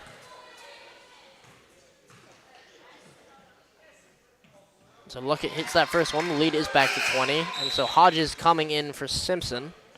I will imagine that that will be Simpson's last few minutes in this game. Simpson, the 11th grader, he'll be back next year. And so this lead now is up to 21, 61-40, less than a minute to play. Smith now trying to work on Luckett. Can't do so.